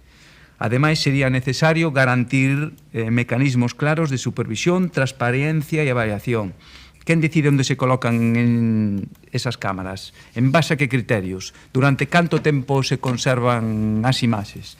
Que uso se fai delas? Porque sen esa información corremos o risco de abrir a porta a unha medida que pode xerar máis de desconfianza que seguridade. En definitiva, nós non nos opoñemos por principio ao uso de cámaras de videovixiancia porque creemos que deben ser unha ferramenta subsidiaria, justificada e moi ben regulada, dentro dun enfoque máis amplo que priorice a prevención, a cohesión social e a presencia efectiva de recursos públicos nos barrios.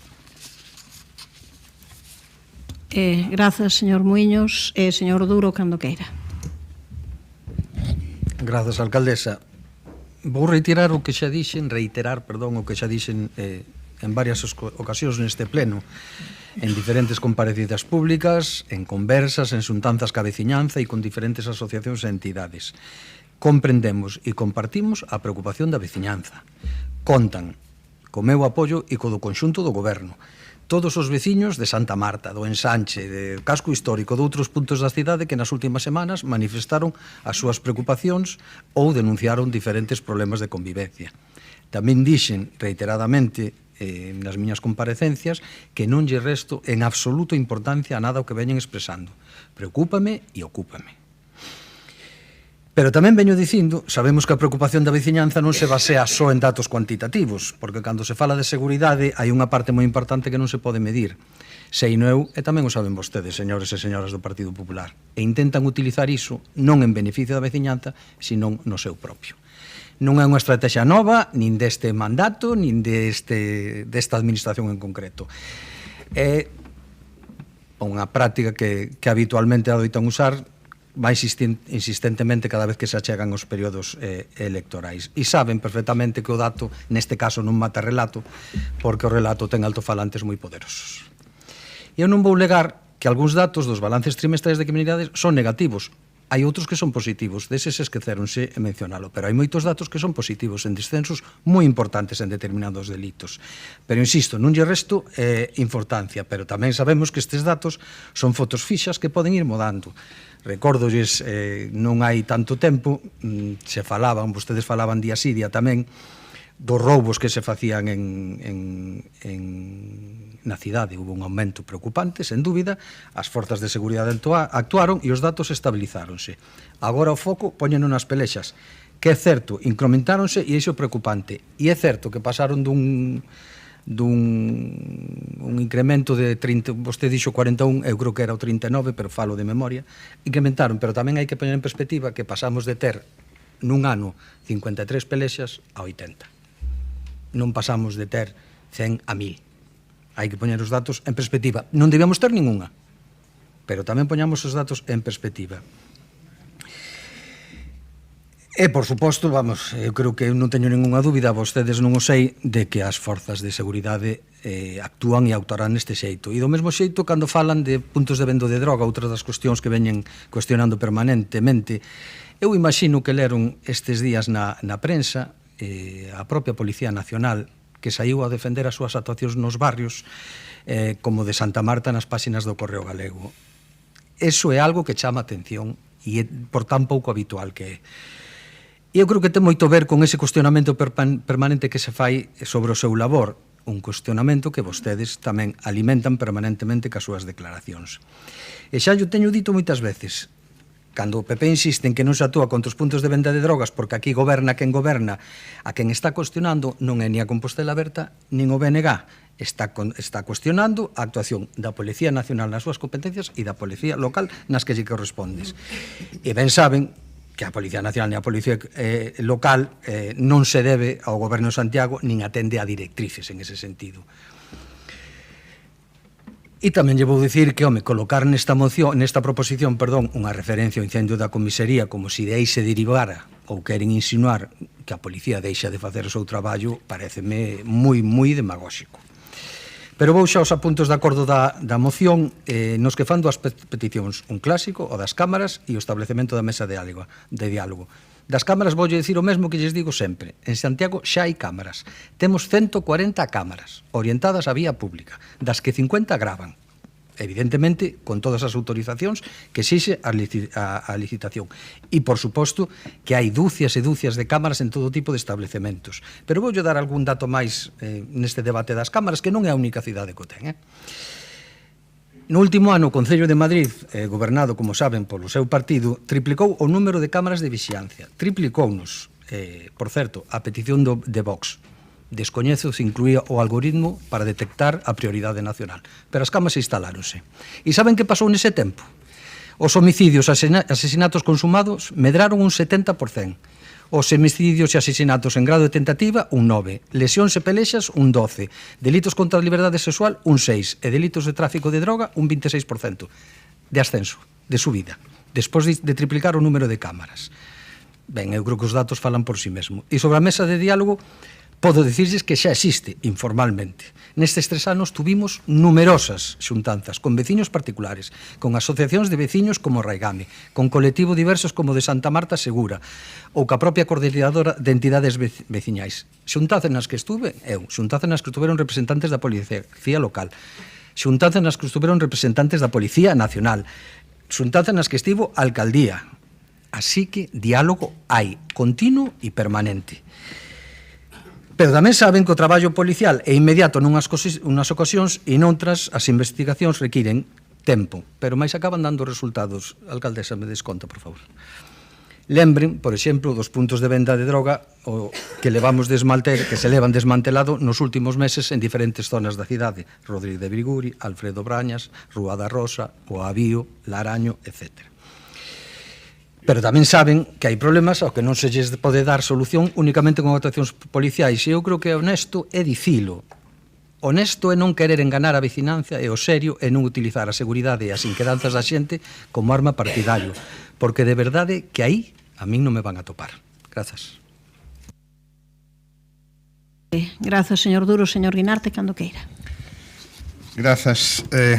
Bueno, a preocupación pola percepción de inseguridade que poden ter ou que ten os veciños e veciñas, naturalmente que debe ser algo que nos preocupe, que preocupe os responsables e os poderes públicos en xeral. É verdade que esa preocupación pois ás veces ten moito de real e de percepción directa por acontecementos que esas persoas viven na súa proximidade, e outras veces ten máis que ver con a creación dun relato de inseguridade ou dun clima social de inseguridade, en fin, que fai que as persoas, eso é así, eu creo que todos o temos claro, que non ten por que corresponderse necesariamente coa realidade. Pero é certo que últimamente os medios de comunicación así o reflicten,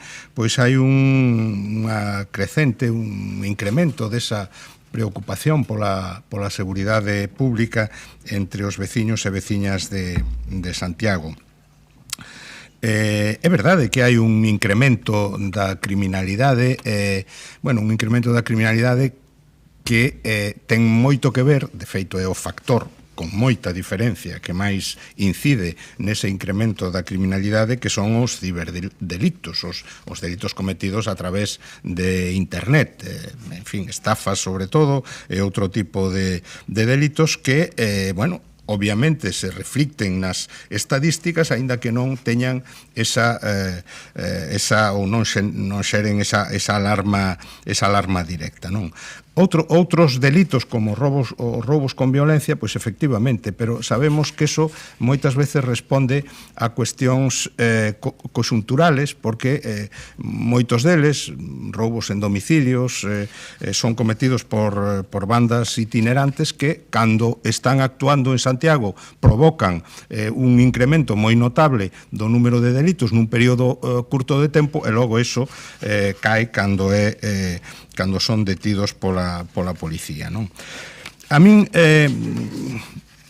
recoñézolle que agradezo o tono ponderado da súa intervención nesta moción, porque non é o que nos ten acostumado o Partido Popular neste tipo de cuestións. É verdade que o texto, dende o meu punto de vista, mistura cousas que non deben misturarse.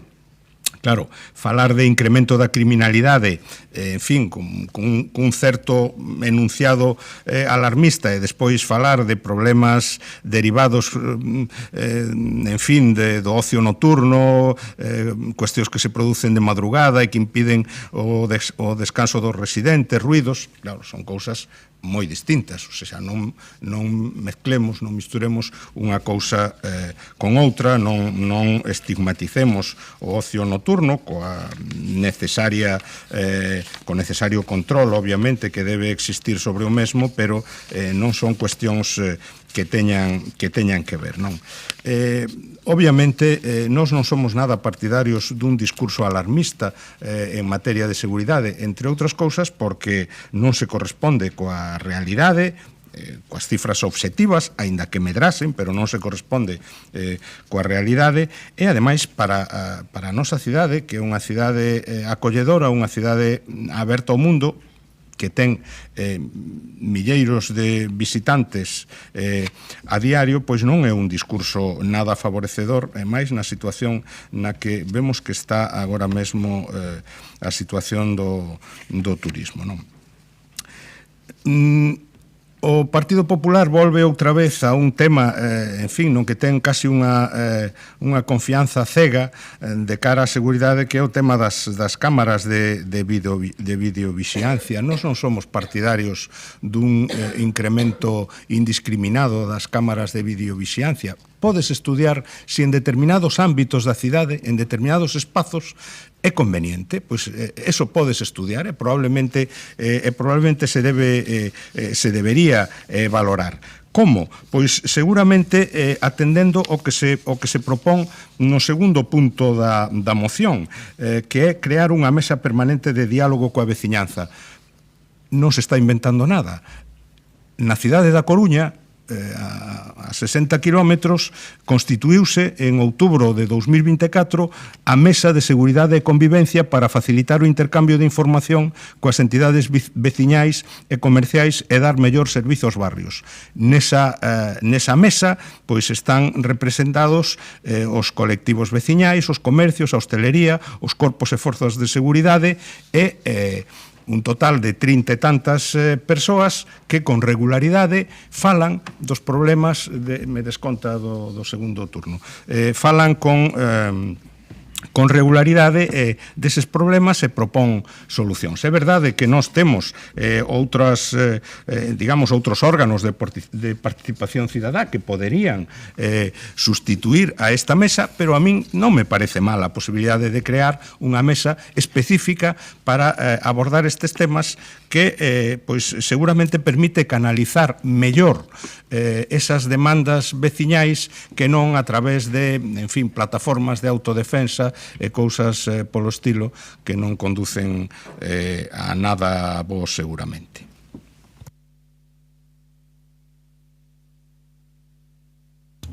Grazas, tempo para a réplica para o señor Berea, ten 2 minutos, cando queira. Grazas, presidenta. Señora San Martín, di o seu goberno que lle preocupa, que comparte a preocupación polo incremento da inseguridade, pero que a realidade di todo o contrario. Temos o mellor exemplo aquí na Praza do Obradoiro. Un campamento a intemperie con 2 furgonetas que ve todos os días, supoño que vostede todos os días entre en Raxoi e vía as 2 furgonetas coas colas dos veciños de Santiago. Sabe vostede cantos cidadáns fixeron cola aí a intemperie? Máis de 8.000. Día sí, día tamén. Con choiva e sen choiva. Fixo vostede algo? Porque claro, é que nin tan sequera recibiu os representantes dos traballadores da Policía Nacional, non o recibiu. Non é que non o recibira, é que nin lle respondeu. Solicitaronlle unha reunión que vostede os estaba vendo, entrando en Raxoi á esquerda, saindo de Raxoi á dereita, e non tivo nin a mínima educación de responderlles. Porque non recibiu vostede a uns traballadores que lle estaban pedindo amparo e que tiña vostede a poucos metros todos os días, 2 veces, cando entraba e cando saía? Por que non o recibiu? Por que non lle responde? Esa é a preocupación que teñen vostedes pola seguridade. En fin, eu agradezo o concelleiro de Compostela Aberta, Xanduro, que recoñeza que os datos non son vos e que está preocupado. Botei en falta un debate un pouco máis amplo sobre as cámaras de videovixilancia. Creo que é un debate lexítimo. Nos estamos a favor, vostedes están en contra, pero por qué? Nos entendemos que son útiles porque o están dicindo os profesionais da seguridade, que son útiles para evitar os delitos e para investigalos, e que ademais non afectan a intimidade porque esas imaxes só pode acceder con autorización xudicial. E, por tanto, gustaríanos que ese debate pudera ter sentido nesta sesión plenaria.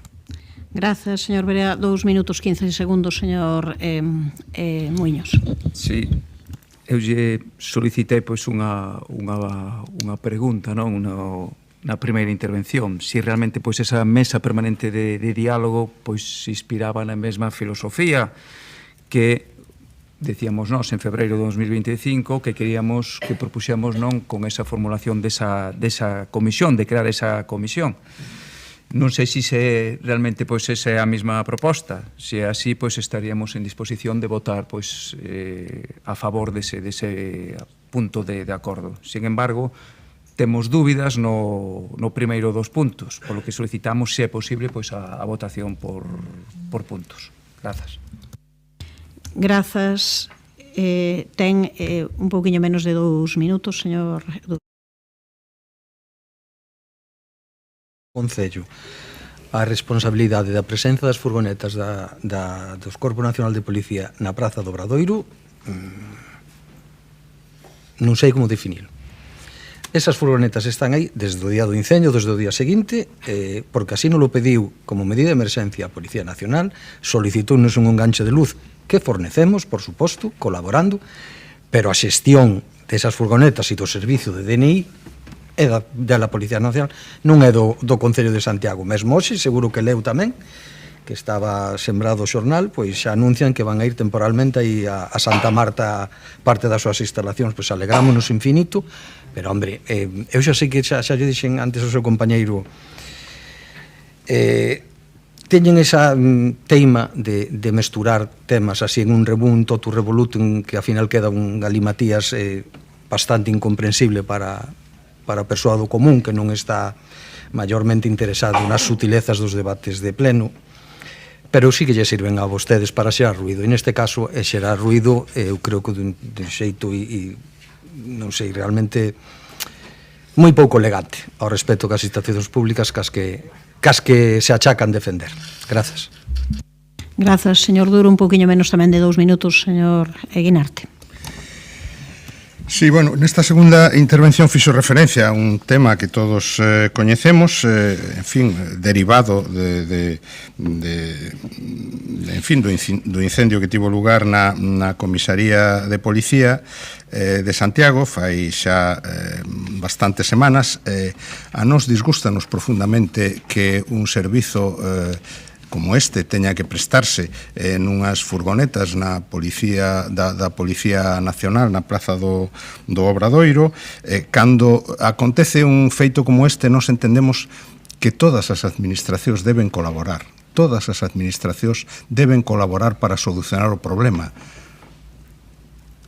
Eu pregúntolle a vostede, a Xunta de Galicia, vostede está en condicións de afirmar que a Xunta de Galicia ofreceu, facilitou o acceso a algún espazo axeitado para que a Policía Nacional poidese desenvolver o seu labor en Santiago? Porque eu teño a resposta. Non sei se vostede a ten, pero, insisto, as administracións, cando acontece un feito desta naturaleza, deben colaborar e ser xenerosas.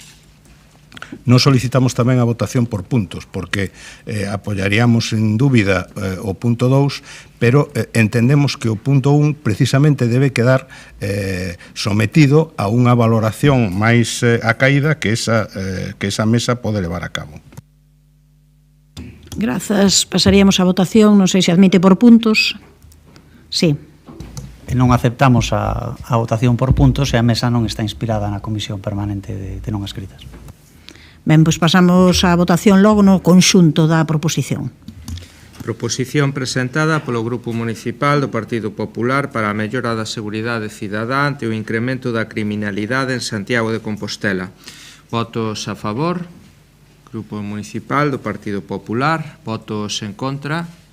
Grupos municipais, BNG, Compostela Aberta e abstencións. Grupos municipais, Socialista, concelleiras e concelleiro non adscrito.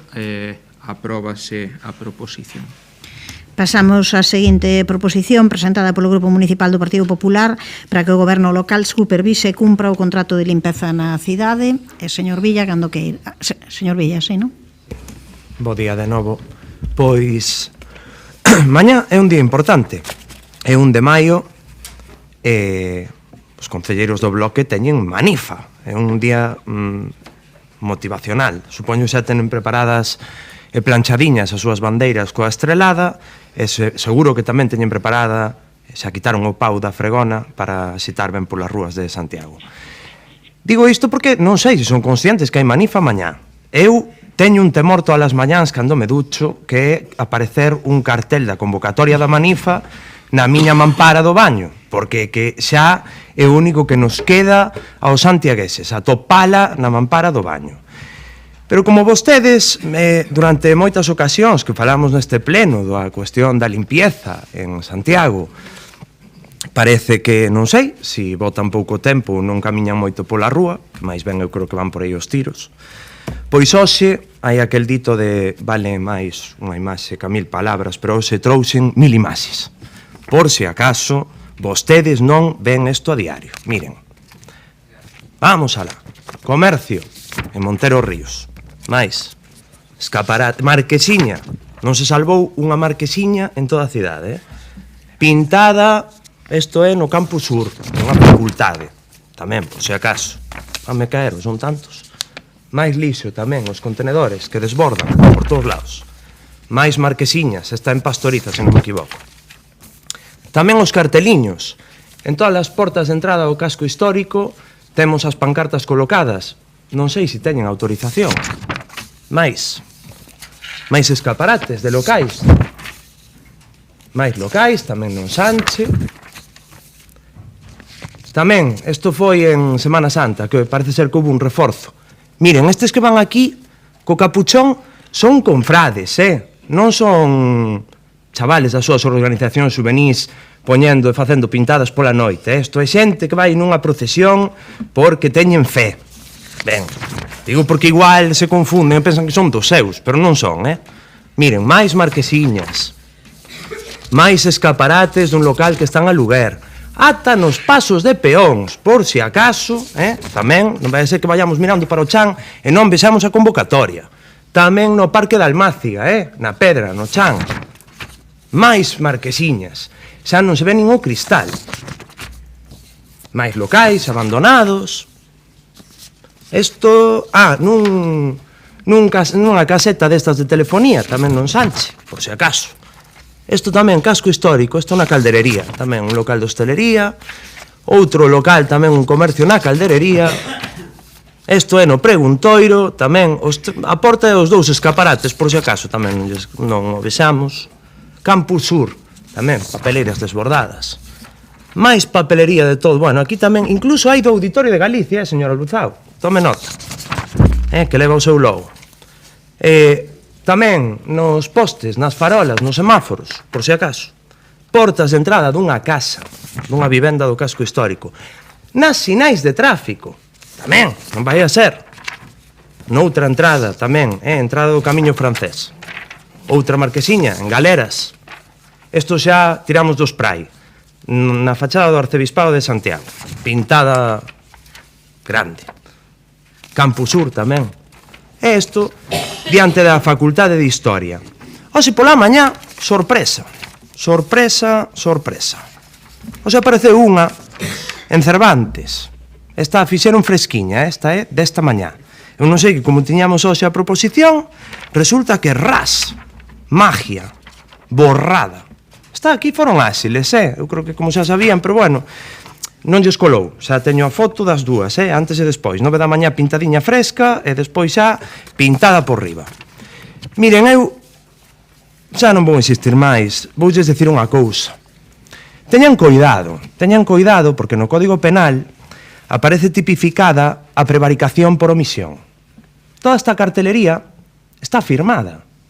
Toda esta cartelería leva logos das súas organizacións satélites, do seu parque temático. Todas levan logos, nome e apelido. Polo tanto, se hai un incumprimento da normativa municipal, das ordenanzas municipais, que o hai claramente, e está forrada toda a cidade, se vostedes non sancionan, están prevaricando por omisión. Así que anden con ollo, repito, Código Penal, prevaricación por omisión. Pasamos a continuación a señora Castro, cando queira. Gracias, señora alcaldesa. Teño un neto de 2 anos que aínda non sabe falar. Se vira todo isto, agora faría... Pero entenderíamos todos o que quere decir. E eu recoñezo que perdo a conta das veces que xa falamos neste pleno a falta de mantemento e dos problemas de limpezas que sufre o noso concello.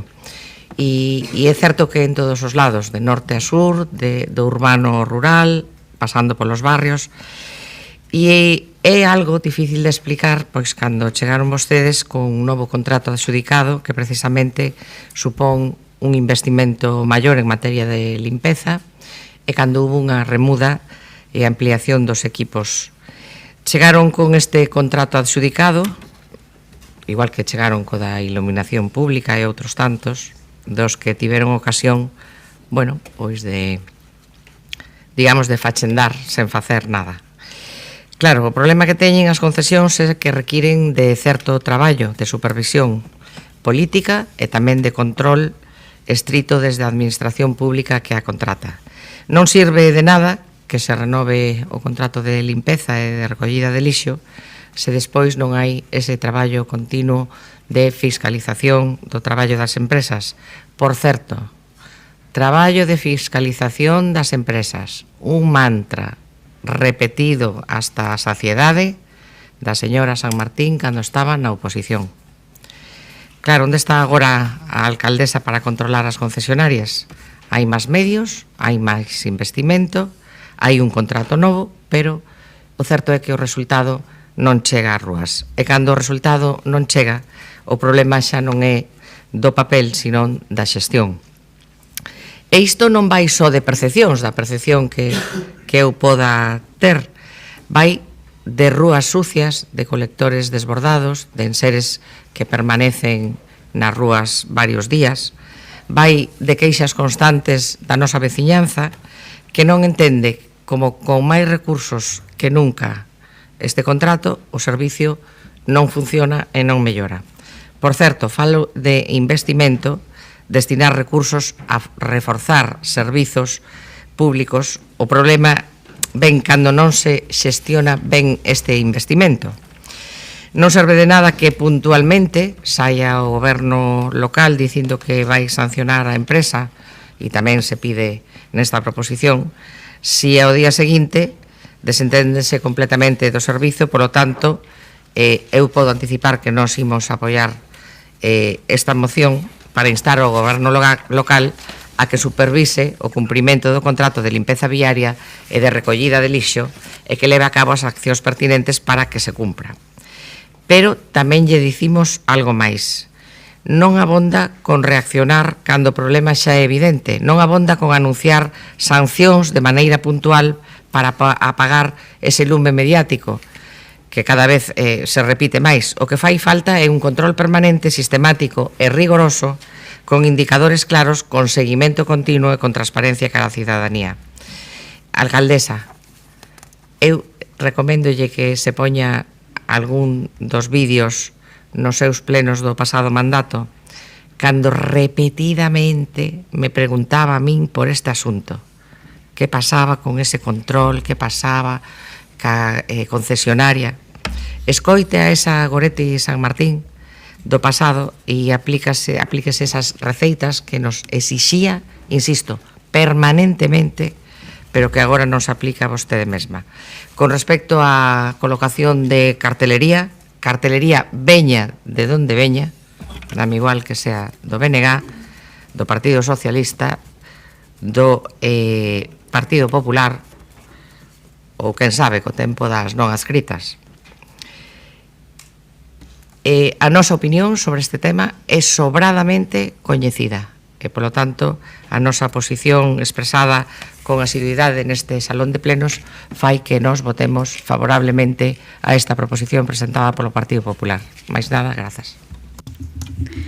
Ten a palabra polo Partido Socialista a señora Abal, cando queira.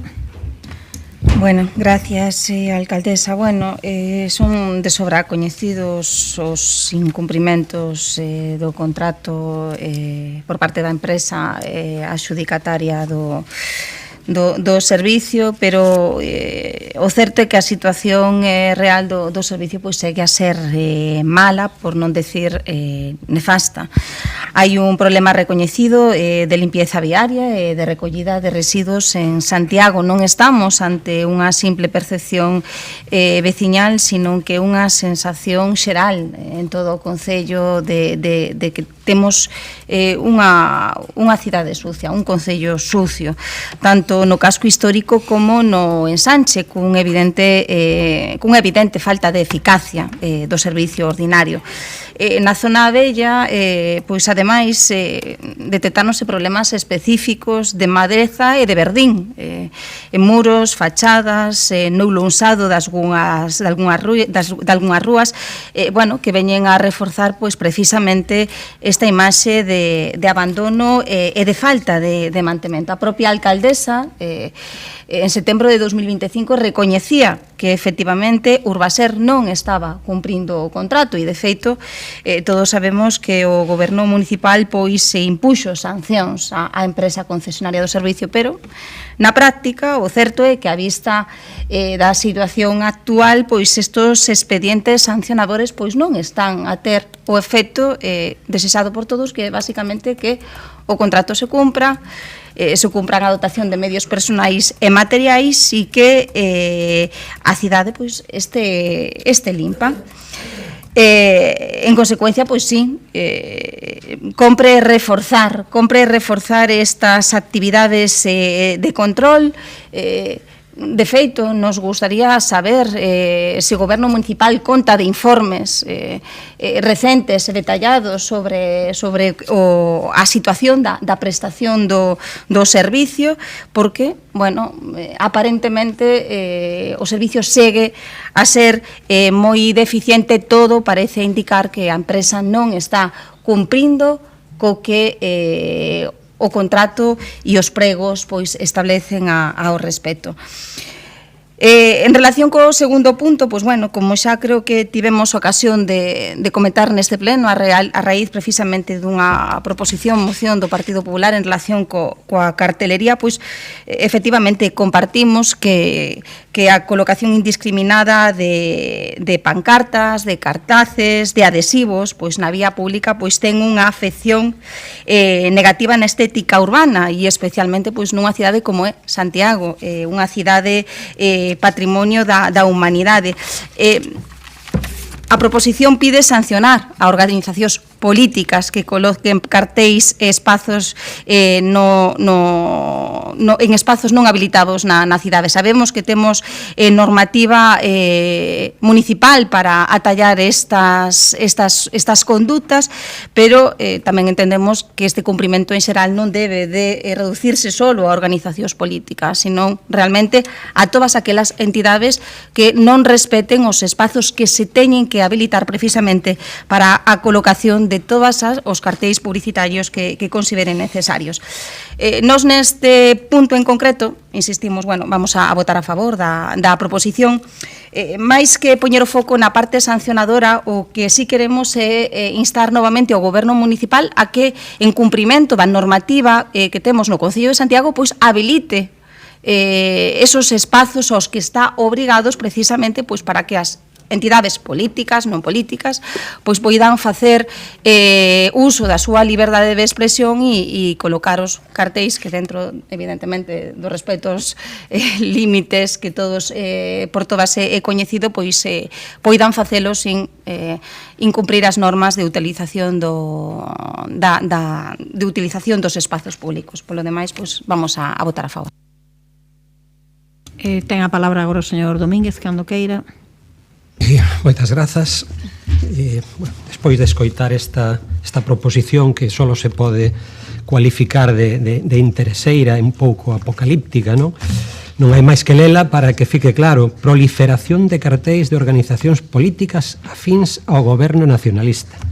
Vese ben a pretensión, o ruido político, pero non a calidade ambiental, sino traería outras fotos tamén.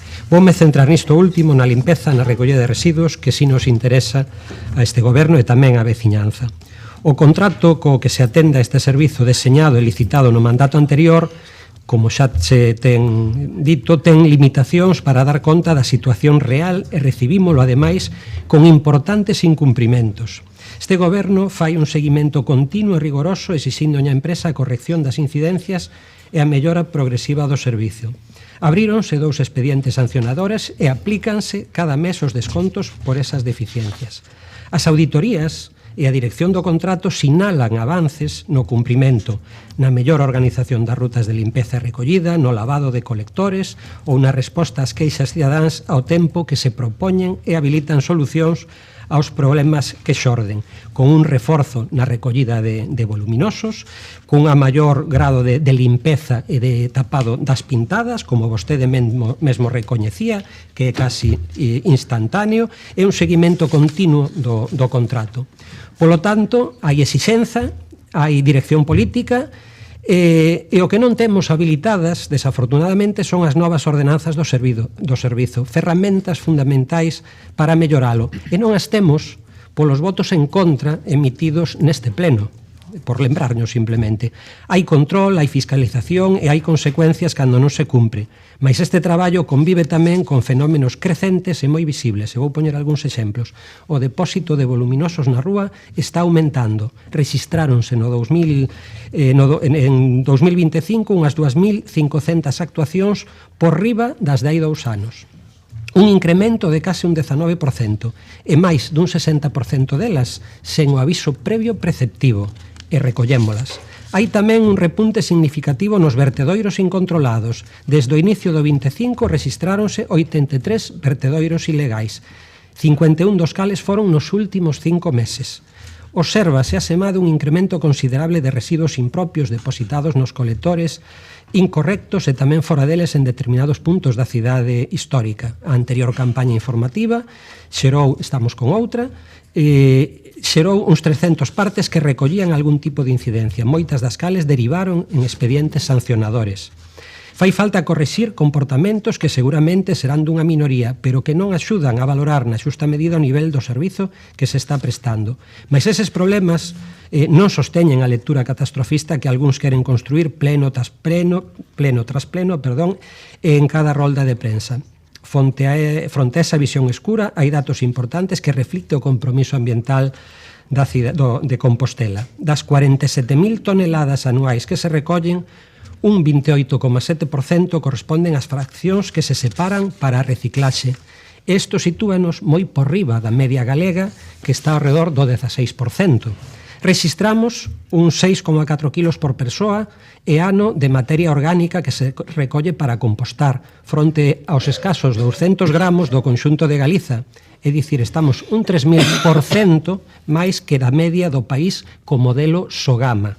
E poderíamos seguir co resto das fraccións, envases, vidro, papel, pilas, téxtil, voluminosos ou aceites. E en todas superamos de tacón os datos de Sogama. Estes son os datos obxectivos, non son opinións nin interpretacións intereseiras, son a realidade.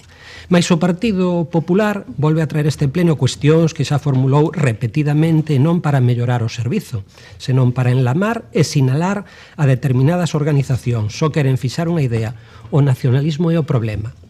Porque a realidade é evidente, existe cartelería de todo tipo, festiva, cultural, social, en distintos espacios da cidade, pero o que lles molesta non é a que exista a existencia deses cartéis. Algúns de eventos promovidos desde onde vostedes mesmos gobernan, do Xacobeo, poñoñes un exemplo, destas non traen fotos, vese aí, Xacobeo, con paredes inmensas cheas de cartéis, como poden apreciar, do por América, tamén promovidos o seu goberno. Vexan aquí o lema e o logo Xunta de Galicia, creo que son vostedes, por América ben grandiños, e así podería continuar con unha retaíla de cartéis. O que lles molesta é o contido, evidentemente. E iso xa entra nun terreo que pouco ten que ver coa limpeza e moito coa vontade de confrontación política. En calquer caso, este goberno aplica as ordenanzas municipais con independencia de quen sexa a entidade infractora. E hai unha cuestión de fondo que tampouco deberíamos perder de vista.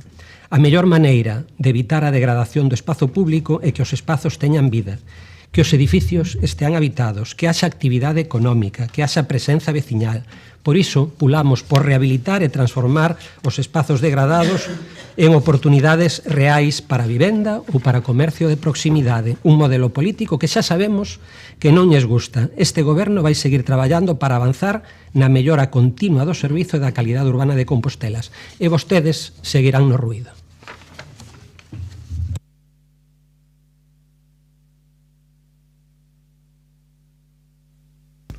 Vostede créese todo o que ten aí escrito, señor Domínguez?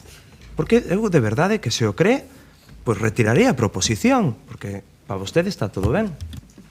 Todo ben. Entón a cidade está perfecta, a punto.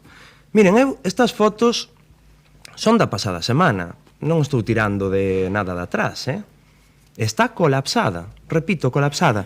Ata un punto de que non pensei que se podía chegar a unha estación tan límite como a actual que hai agora. Porque mira que trouxo en vez este tema, o admito, e o seguirei traendo, seguro, non me cabe ningunha dúbida, que non lle quepa a vostede tampouco.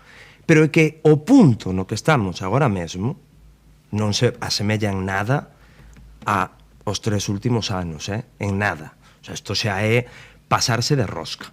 E sí, eu poño o foco nas organizacións políticas, e o digo coa boca ben grande, porque é o maior problema que hai de toda a cartelería que hai na cidade. Isto é unha realidade contrastable. A min, pois que haxa un cartel, 2 de outras empresas, institucións, é que, miren, vale, pero que estamos falando de organizacións políticas afíns a vostedes que forran literalmente escaparates enteiros, paredes enteiras, farolas, todo, está todo forrado. E son todo organizacións políticas, é a maior parte de toda esa porcallada, é a maior parte, por non decir o 90%. Por lo tanto, sí, está o problema aí, sí está aí. E vostedes son os cómplices, Porque eu repito, gustaríame saber esas sancións. Vai meter que responder por escrito, que xa metido un escrito, para que me diga cantas sancións levan postas nestes 3 últimos anos. Porque, senón, pois, son vostedes, repito, os cómplices de todo isto. De todo isto.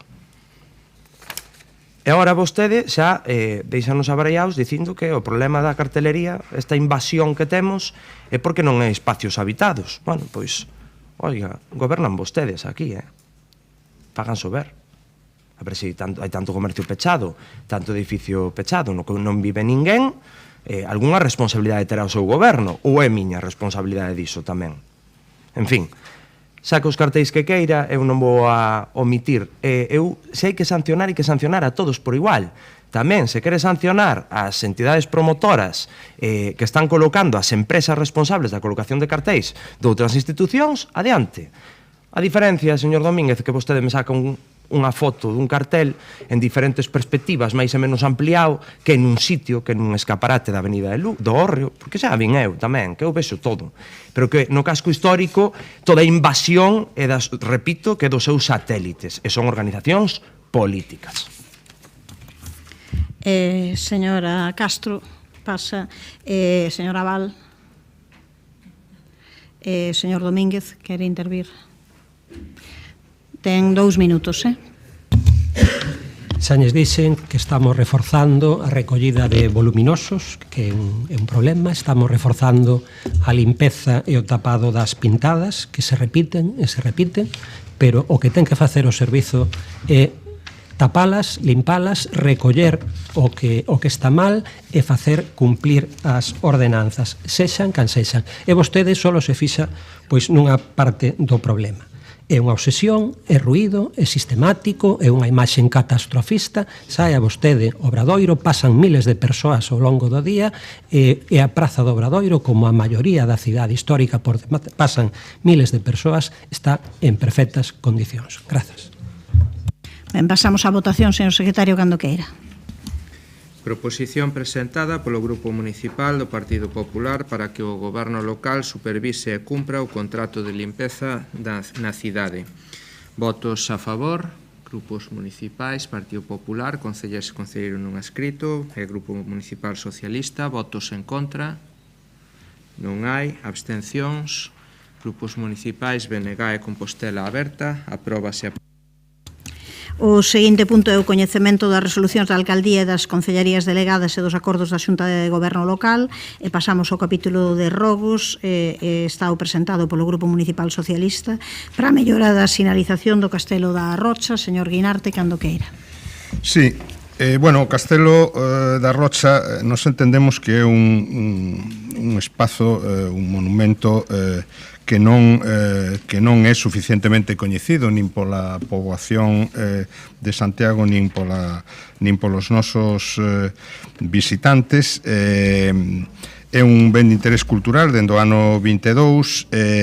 É certo que se acometeron unhas obras na contorna que quedaron sen rematar, unhas obras importantes por un importe de en torno a 300.000 euros. O contrato tivo que ser resolto, rescindido en marzo do ano 25. Creemos que é importante que esas obras se retomen para adecentar o espazo exterior dese ben de interés cultural. A carón moi próximo ao castelo pasa o camiño portugués. Ademais, no entorno da Rocha Bella se abriron incluso establecementos de restauración vinculados ao camiño portugués, e, sen embargo, non hai unha axeitada sinalización direccional que conduza hasta o castelo. Tamén é verdade que xa sabemos que o contrato de mantemento para ese espazo foi declarado recentemente deserto, un contrato menor, probablemente o goberno municipal terá que dimensionar adecuadamente o custo dese mantemento e volver a sacar ese contrato, pero en todo caso coa necesidade de mellorar ese ámbito exterior e coa necesidade obviamente de ter un axeitado mantemento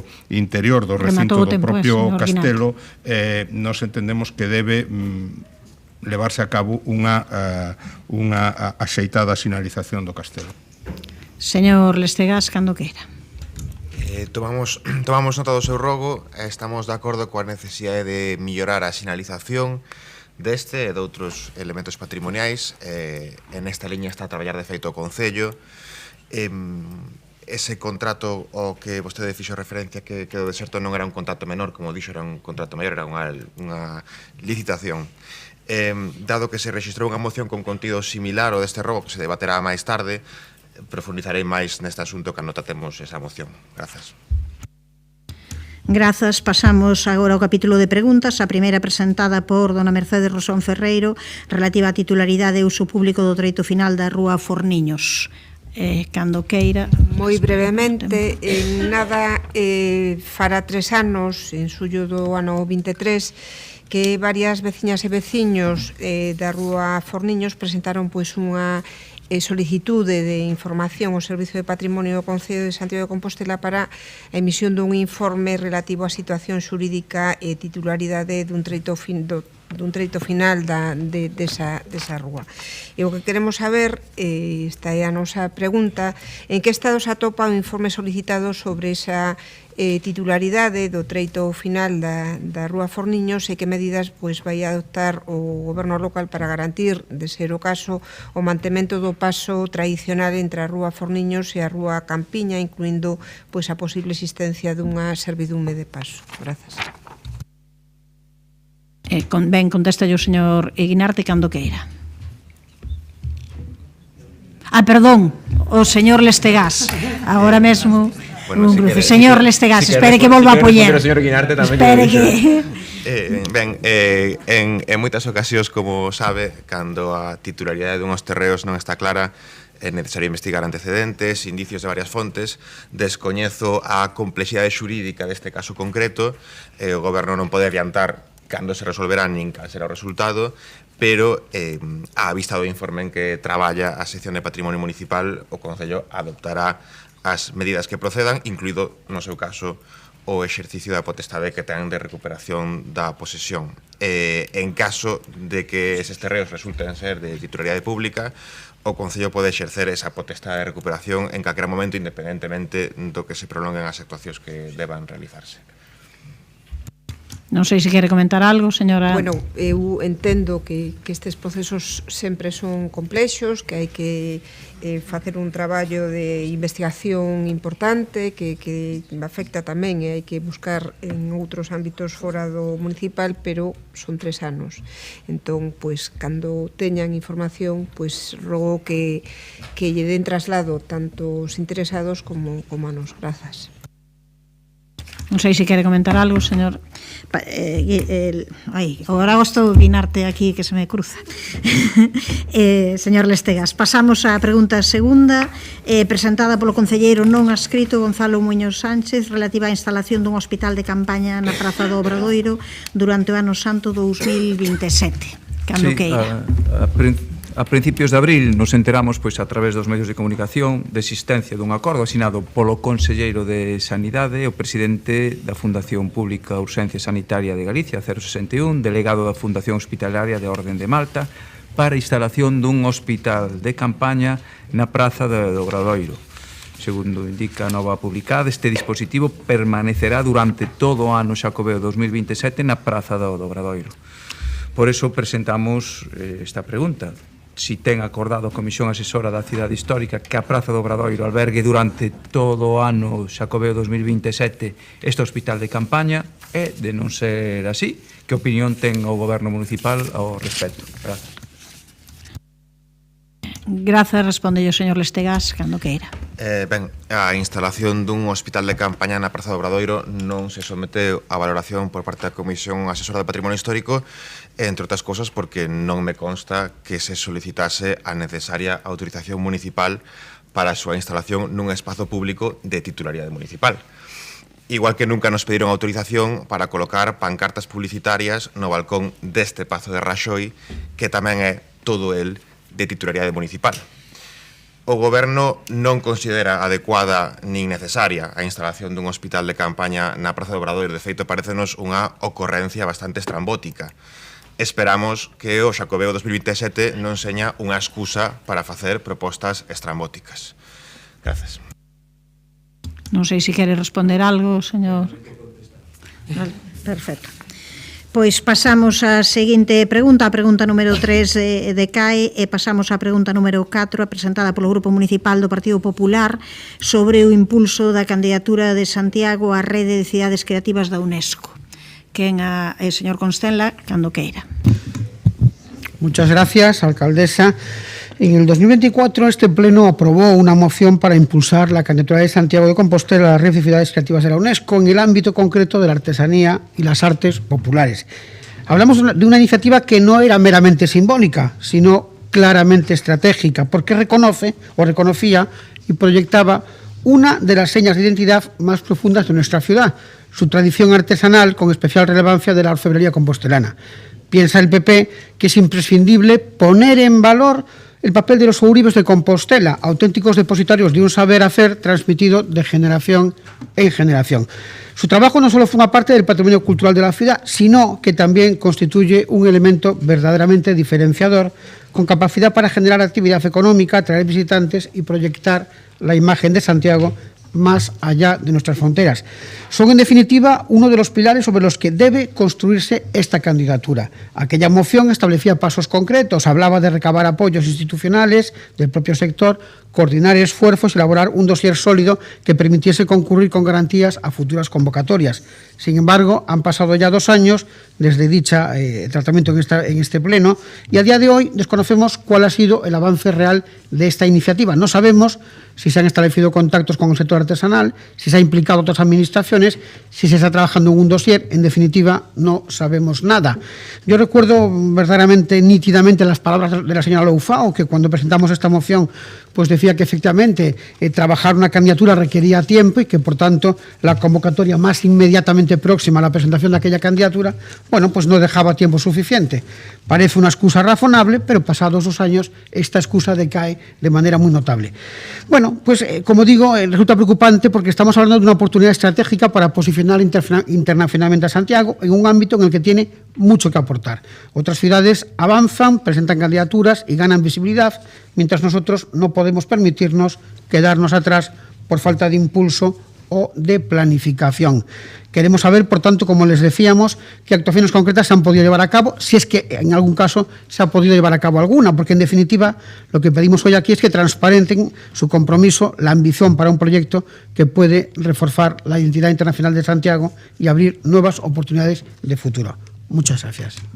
Grazas, responde a señora Louzao, cando queira. Ben, moi bo día e efectivamente, como acaba de comentar o señor Constenla, aprobouse esa moción na sesión plenaria de decembro do 24 cunha emenda que sustituía para a próxima convocatoria para unha próxima convocatoria, porque como xa dixéramos naquela altura os prazos eran moi apretados e ademais pois hai que valorar determinadas cuestións como outras iniciativas que aparecen no horizonte. Este goberno pois traballa cunha planificación seria polo ben do conxunto do Concello.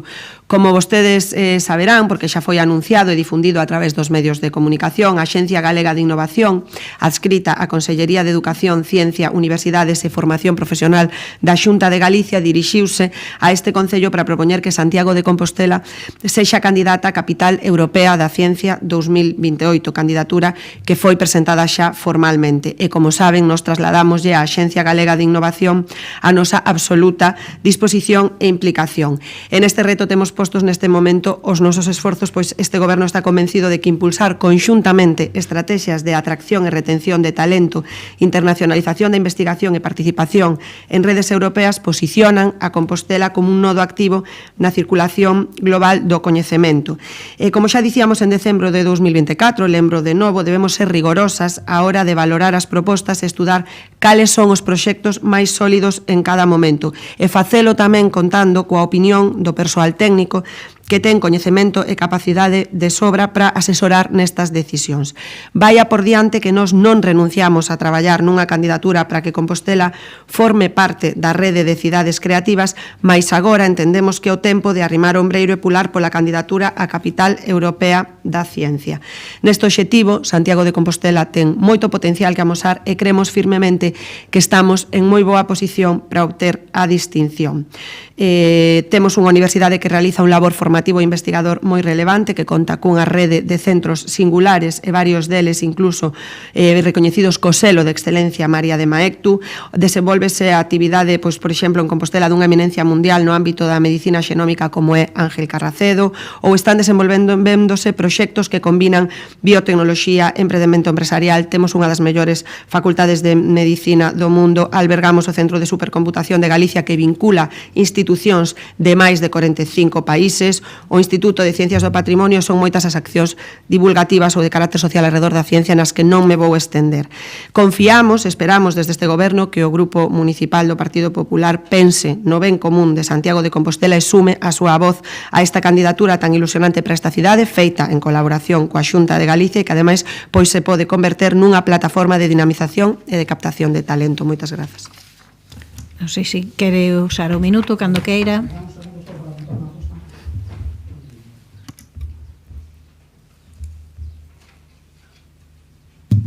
Gracias, señora Loufao. Decirle dos cosas. Una, me sorprende que ustedes no sean, bueno, me sorprende, no debería sorprenderme que sean incapaces de trabajar en dos iniciativas simultáneamente. Esto me sorprende enormemente.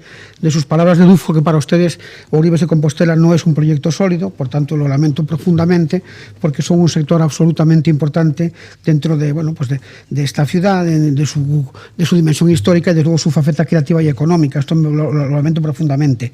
Dice que ojalá el Partido Popular se sume, por supuesto que sí. Quienes nos han sumado han sido ustedes, que habrá que recordar cómo intentaron boicotar esa candidatura a la capital europea de la ciencia. Pero mire, utilizando un símil deportivo, uno puede apoyar iniciativas en el campo del fútbol, uno puede ser de Compostela y puede ser del Obradoiro. Uno puede apoyar que el Compo suba a primera y uno puede apoyar y simultáneamente apoyar que el Obradoiro haga lo propio en la ACB. Por tanto, a mí lo que, en fin, me parece excusas de muy mal pagador que usted plantee que, bueno, como está en marcha una iniciativa de la Xunta, siempre la Xunta, evidentemente, saliendo al rescate de la ciudad de Santiago, no son ustedes los que la gestionan, desafortunadamente.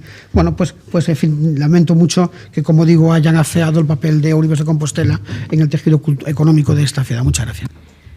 Tempo para a señora Louzao. A mí gustaríame que retirase o que acaba de dicir de que considero que Ourives de Compostela non é estratégico, porque eu non dixen iso en ningún momento. Que di? Non pode. Bueno, en todo caso, a min gustaríame que retirase, porque eu non dixen iso en ningún momento, e dixen que vaya por diante que non renunciamos a traballar nesa candidatura, pero que agora mesmo temos centrados os nosos esforzos noutras, en moitísimas máis iniciativas. Non teño nun minuto tempo de dicir aquí cales son todas, pero seguro que vostede no próximo Consello Reitor do Auditorio pode tamén tratar este tema e ali podemos falar máis longo entendido. E, por favor, pediríalle que retire iso, porque eu non dixen en ningún momento que non sexa un proxecto relevante, máis neste mesmo pleno falamos moitas veces da relevancia que este goberno defende e apoia a respecto de Ourives de Compostela. Moitas gracias. Señora alcaldesa, si me permite, porque hai unha cierta implicación de las palabras de su compañera. Diga simplemente se o retira ou non, e nada máis. Non é cuestión agora de explicar nas preguntas, non solamente si ten, si o retira ou non. Nada más. San Martín, lo que le voy a decir es la literalidad del hecho y puede acudir a la grabación. Ella dijo, hay que priorizar las cuestiones relacionadas con proyectos sólidos. De ahí se deduce que Ourives no es un proyecto sólido. Por tanto, yo no puedo retirar lo que no deja de ser verdad. Pasamos á seguinte pregunta, presentada polo Grupo Municipal do Partido Popular, sobre o estacionamento incontrolado de vehículos na Rúa da Astorga. Señora Otero, cando queira. Sí, bo día. Nada, eu simplemente plantexar unha pregunta moi breve. Unha pregunta que nos trasladan os veciños da Rúa da Astorga e é sobre o estacionamento indiscriminado de vehículos nas beirarrúas e nos puntos de acceso ás vivendas e outras zonas peonís da contorna desta rúa, que ven xerando dende hai tempo molestias e incomodidades para os veciños e tamén situacións de inseguridade. É máis que habitual que unha vez que o aparcamento situado detrás do centro de saúde está completo, os condutores se estendan, por decirlo de algún xeito, o estacionamento a espazos onde este non está permitido, entorpecendo a circulación de outros vehículos ou a aparcar en dobre fila na estrada e tamén a circulación de peóns que teñen que esquivar os coches aparcados nas beirarrúas e demais zonas de tránsito das persoas. Este estacionamento incontrolado xera obstáculos engadidos á accesibilidade das persoas con mobilidade reducida. E ademais de como sinalamos, situacións de inseguridade, especialmente para os nenos e nenas que utilizan as prazas da zona como espazos de ocio. A isto hai que engadir que todo isto contribúe a deteriorar o entorno urbano, xa que provoca a rotura de lousas en beirarrúas e nos accesos ás vivendas e os garaxes. Garaxes que non poucas veces están bloqueados por mor de coches mal aparcados. E por todo isto, que desde o Partido Popular preguntamos se o Goberno local vai a adoptar as medidas necesarias para regular a presenza incontrolada de vehículos na Rúa da Astorga e a súa contorna e estudar e habilitar algunha alternativa que dé a resposta ás necesidades de estacionamento existentes. Grazas, contesta yo.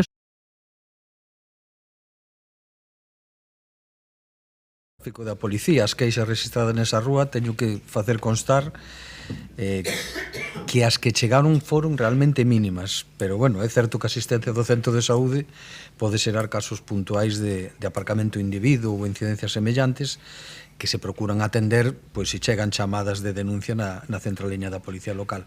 De calqueira xeito, cursouse a orden de revisar a sinalética e tanto a vertical como a horizontal por se é necesario reforzala e que as patrullas presten unha atención específica a esa rúa pois para ver de intentar controlar esos aparcamentos individuos e tamén sinalar que a denuncia de calqueiro bloqueo de garaxe que conte cun vado debidamente autorizado implica a actuación da grúa municipal retirando vehículos localizando sempre.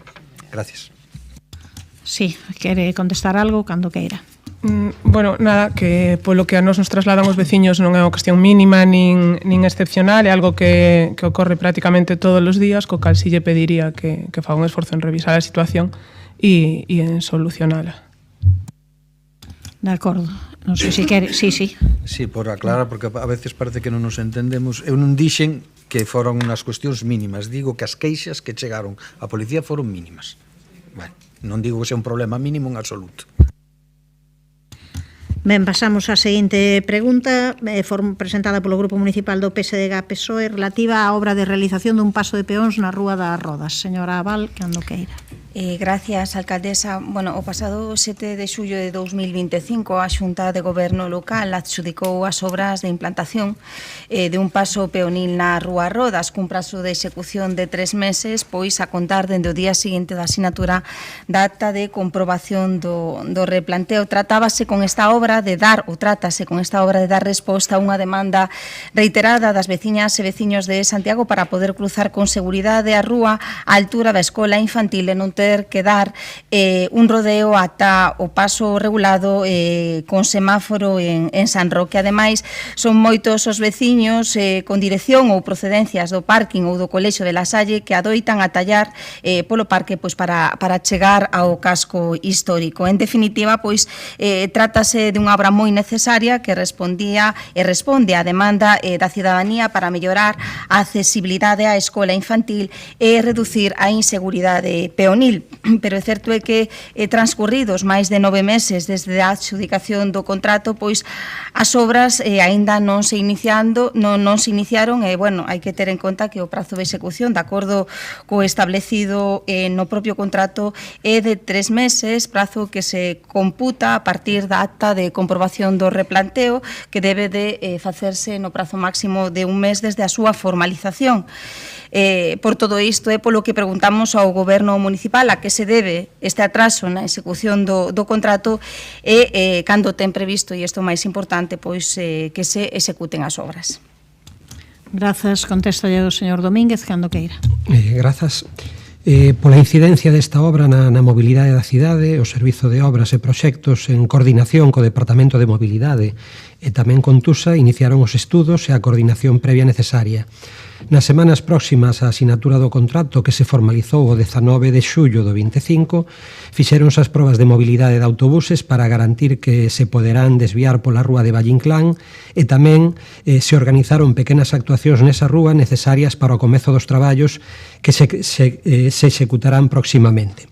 Ao non dar tempo a executar a obra no período estival do 25 e seguindo as recomendacións do propio Departamento de Mobilidade e da Policía Local, a execución adiouse ata coincidir co período vacacional deste verán para os centros educativos e ao mesmo tempo cando a meteoroloxía é máis acaída para a execución destas obras. Por tanto, está todo coordinado para executar as obras este próximo verán. Non sei se quere comentar algo, señora Val. Sí, bueno, esperemos que efectivamente as obras se conclúan. Tamén entendemos que todas esas actuacións que din que están a facer tiñan que haber feito con previsión, quizáis antes da adxudicación e da formalización do contrato. E tamén nos preocupa un pequeno detalle que, bueno, das revisións da Xunta de Goberno local non vimos ningún acordo ao respecto e calquera modificación do plazo de execución entendemos que requere un acordo do órgano de contratación, así o entendemos co contratista. En calquera caso, e o importante, esperemos que as obras se fagan canto antes e se conclúan pois antes de que comece o vindeiro curso. Grazas, señor Domínguez. Precisamente o retraso na asinatura do contrato foi o que facía imposible executalo no prazo necesario e iba a poder coincidir co inicio do período escolar. Esperemos poder facelo este verán. Pasamos á seguinte pregunta presentada polo Grupo Municipal do PSDG-PSOE sobre a definición do destino dos ingresos da taxa turística e a convocatoria dos sectores afectados mentres non se constitúa a Comisión Permanente do Foro de Turismo Sustentable. Señor Guinarte, cando queira. Sí, o orzamento municipal deste ano prevé unha recadación de 3 millóns de euros en concepto de recarga sobre o imposto de estadías turísticas. É verdade que unha parte desa liquidarase, supoño, en fin, para o exercicio seguinte, pero, bueno, según os datos que dispoñemos, xa 600.000 euros son os recadados entre outubro e decembro do 25 que se incorporarían neste exercicio. A normativa vixente, o artigo 14 da ordenanza fiscal que regula este imposto, establece que o 80% deses ingresos, unha vez descontados os custos de aplicación, deben destinarse a investimentos e gastos vinculados á promoción, impulso, protección, fomento e desenvolvemento do turismo sustentable con destino nas actuacións previstas no artigo 24.4 da Lei 5/2024 de medidas fiscais e administrativas, que certamente prevé unha aplicación moi laxa ou moi ampla destes recursos. Pero é certo que esta mesma ordenanza require que ese destino se defina logo do informe da Comisión Permanente do Foro de Turismo Sustentable. Claro, o problema é que esa comisión aínda non está constituída porque o regulamento que a crea está aínda en fase de aprobación inicial. O plazo de información pública de 30 días pois rematará a principios do mes de maio, non? Pero, en fin, dada a relevancia da cuantía prevista nos orzamentos e a proximidade que xa imos tendo o ecuador do exercicio orzamentario, e a nosa percepción, que xa sei que non coincide coa que ten a concelleira de Turismo, de que non é especialmente proclive o diálogo cos sectores implicados no tema do turismo, pois, en fin, aconséllanos anticiparnos nesta cuestión e preguntarlle ao Goberno Municipal se dispón dunha proposta concreta ou dunha idea concreta sobre en que se gastarán estes fondos e cando ten previsto isto trasladala aos sectores afectados para avanzar de forma consensuada na definición do destino deses recursos, tendo en conta que, como digo, a día de hoxe non se pode concretar aínda a data de constitución da Comisión Permanente, que, eso sí, tamén desexamos que sexa canto antes, unha vez que ese regulamento que a crea estea definitivamente aprobado. Contesta a señora Louzao, cando queira. Ben, pois, como xa indicou vostede cales eran as cantidades que tiñan que ir destinadas a cada cuestión, vou pasar esa parte que ia comentar eu o comezo e indicar que para a parte que queda afectada, o 80% que queda afectado a investimentos e gastos vinculados a promoción, impulso, protección e fomento do turismo sustentable, e tendo en conta que o proxecto de orzamentos municipal se planificou obviamente a finais do 2025, comezos do 26, antes de que o Foro de Turismo Sustentable estivese constituído, o destino desta primeira recadación está xa previsto tal e como comentamos vostede máis en algunha ocasión, pero explícolle sen ningún problema. O maior importe está imputado a campañas de marketing internacional para a promoción en mercados europeos con conexións directas desde o aeroporto de Santiago Rosalía de Castro. Este tipo de campañas e máis neste exercicio en que o noso aeroporto está tendo un parón importante do que falaremos despois por mor tamén das obras, son imprescindibles para mellorar a conectividade aérea e máis aínda despois de coñecer que a Xunta non está disposta a asumir ese papel tractor e responsable neste eido e que acabamos de enterarnos polos medios de comunicación que destinará un máximo de 200.000 euros a campañas de promoción en destino para o noso aeroporto. Na promoción dos recursos de Santiago de Compostela incluímos partidas destinadas á promoción do patrimonio natural, proxectos dentro do plan director da Alameda, tamén estaban previstas o mantemento e visitas guiadas ao Castelo da Rocha, ademais a instalación de sensores para monitorización de fluxos e licenzas de tratamento e compilación de datos, así como intervencións enfocadas á posta en valor do patrimonio na cidade histórica, como poden ser achegas municipais para a rehabilitación do Arco de Mazarelos, fontes, esculturas e elementos patrimoniais. Tamén se destinarán a apoiar a actividade cultural, festiva e deportiva que complemente a oferta de actividades para visitantes e tamén residentes.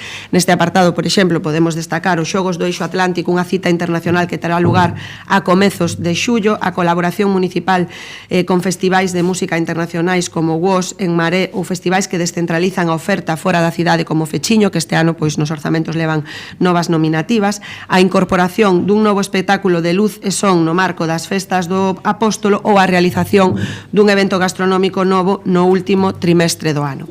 Esta planificación xa lle foi comunicada ás asociacións do sector de aloxamento no marco das xuntanzas de traballo que temos todos os meses, esas que vostede segue dicindo que non temos. A seguinte vamos a convidalo para que o poida comprobar vostede mesmo. E tamén temos previsto no vindeiro Consello Municipal de Relacións Veciñais introducir un punto na orde do día para tratar este asunto, pero tamén tendo sobre a mesa que a mediados de maio agardamos que quede aprobado o regulamento do Foro de Turismo Sustentable e poida xa convocarse para tratar este e outros temas de relevancia para o sector. E résteme da segunda quenda, pero señor Guinarte, sabe vostede que lle teño moito aprecio, pero como vostede segue coa ladaíña de que non hai comunicación co sector, pois evidentemente teño que contestarlle a iso. E non deixa de ser chamativo que o diga vostede cando nos 4 anos do mandato non reuniu ningunha soa vez o Consello Municipal de Turismo que agora tanto lle preocupa. Vostedes puxeron en marcha un plan de turismo sustentable non só sen escoitar o sector, senón sen escoitar o persoal de Turismo de Santiago que amargamente explicaba esta cuestión e incorporámoslos nos cando chegamos ao Goberno. En todo caso, xa lle digo, temos reunión fixa mensual co sector, ademais de todas as reunións, por exemplo, nos últimos 2 meses, as que convocamos tanto para o Plan Estratégico de Turismo como os que convocaremos a semana que ven para o programa de novos produtos turísticos, por nomear algunha cuestión. Moitas grazas. Grazas, señor Guinarte, cando queira. Quizáis eu e vostede teñamos un problema de comunicación, pero está claro que vostede tamén o ten co sector turístico, porque o que eles me transmiten a min é que non hai esa comunicación entre o goberno municipal, a Concellaría de Turismo e eles menos. Eu non digo convocar, non falei de convocar o Consello de Turismo e da cidade, falei de convocar o sector, o sector. O sector se organiza en determinadas asociacións que ademais é coñecido que foron moi críticas coa taxa turística, pero precisamente, díxeno moitas veces aquí, precisamente por eso eu creo que hai que falar máis con elas. Eu quedome co último que dixo, é que cando se constitúa a Comisión Permanente do Foro de Turismo Sustentable se reunirá para falar deste tema, porque evidentemente xa sei que o orzamento está aprobado, pero o regulamento do foro e a propia ordenanza establecen o que establecen e hai que cumplilo. Ten 30 segundos, señora. Ao chegar a 30 segundos ten que pagar. Evidentemente, claro que se reunirá este mesmo ano, tan pronto este aprobado definitivamente ese regulamento para tratar esta cuestión que xa recolle o propio regulamento que terá que facerse. Insisto, o propio sector xa dixo públicamente que despois da posta en marcha do imposto de estadías xa mantiñamos esa relación fluida, constante durante todo este tempo. Se quere, digo as datas, a semana pasada estuvemos sentados nesa mesma mesa, eles mesmos algún subiu fotografías ás súas redes sociais. Temos unha reunión fixa mensual, ademais de todas as que lle indico, que, por exemplo, tivemos o mes pasado a maiores para o Plan Estratégico de Turismo e teremos a semana próxima para este programa de creación de produtos. Moitas grazas. Ben, rematou o tempo, a seguinte pregunta é retirada polo Partido Socialista, así que deixamos o apartado de mocións para a tarde, retomaremos a sesión ás 5. Ás 5. Sí?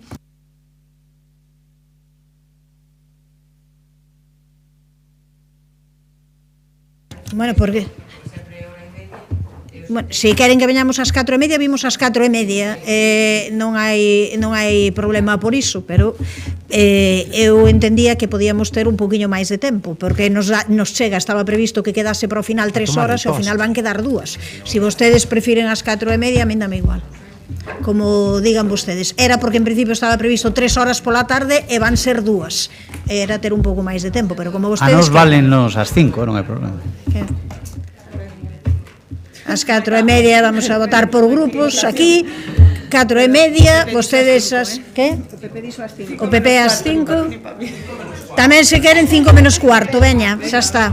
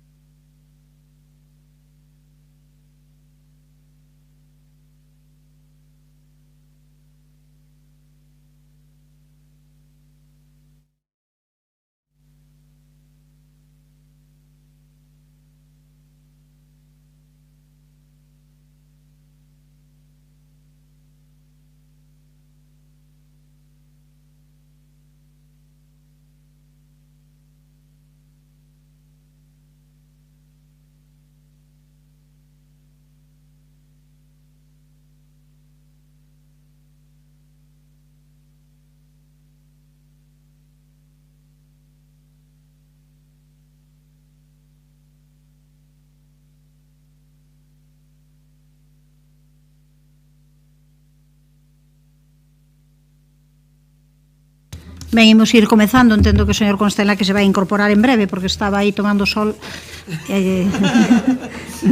na entrada, na porta, pero supoño que se incorporará xa. Así que imos alá.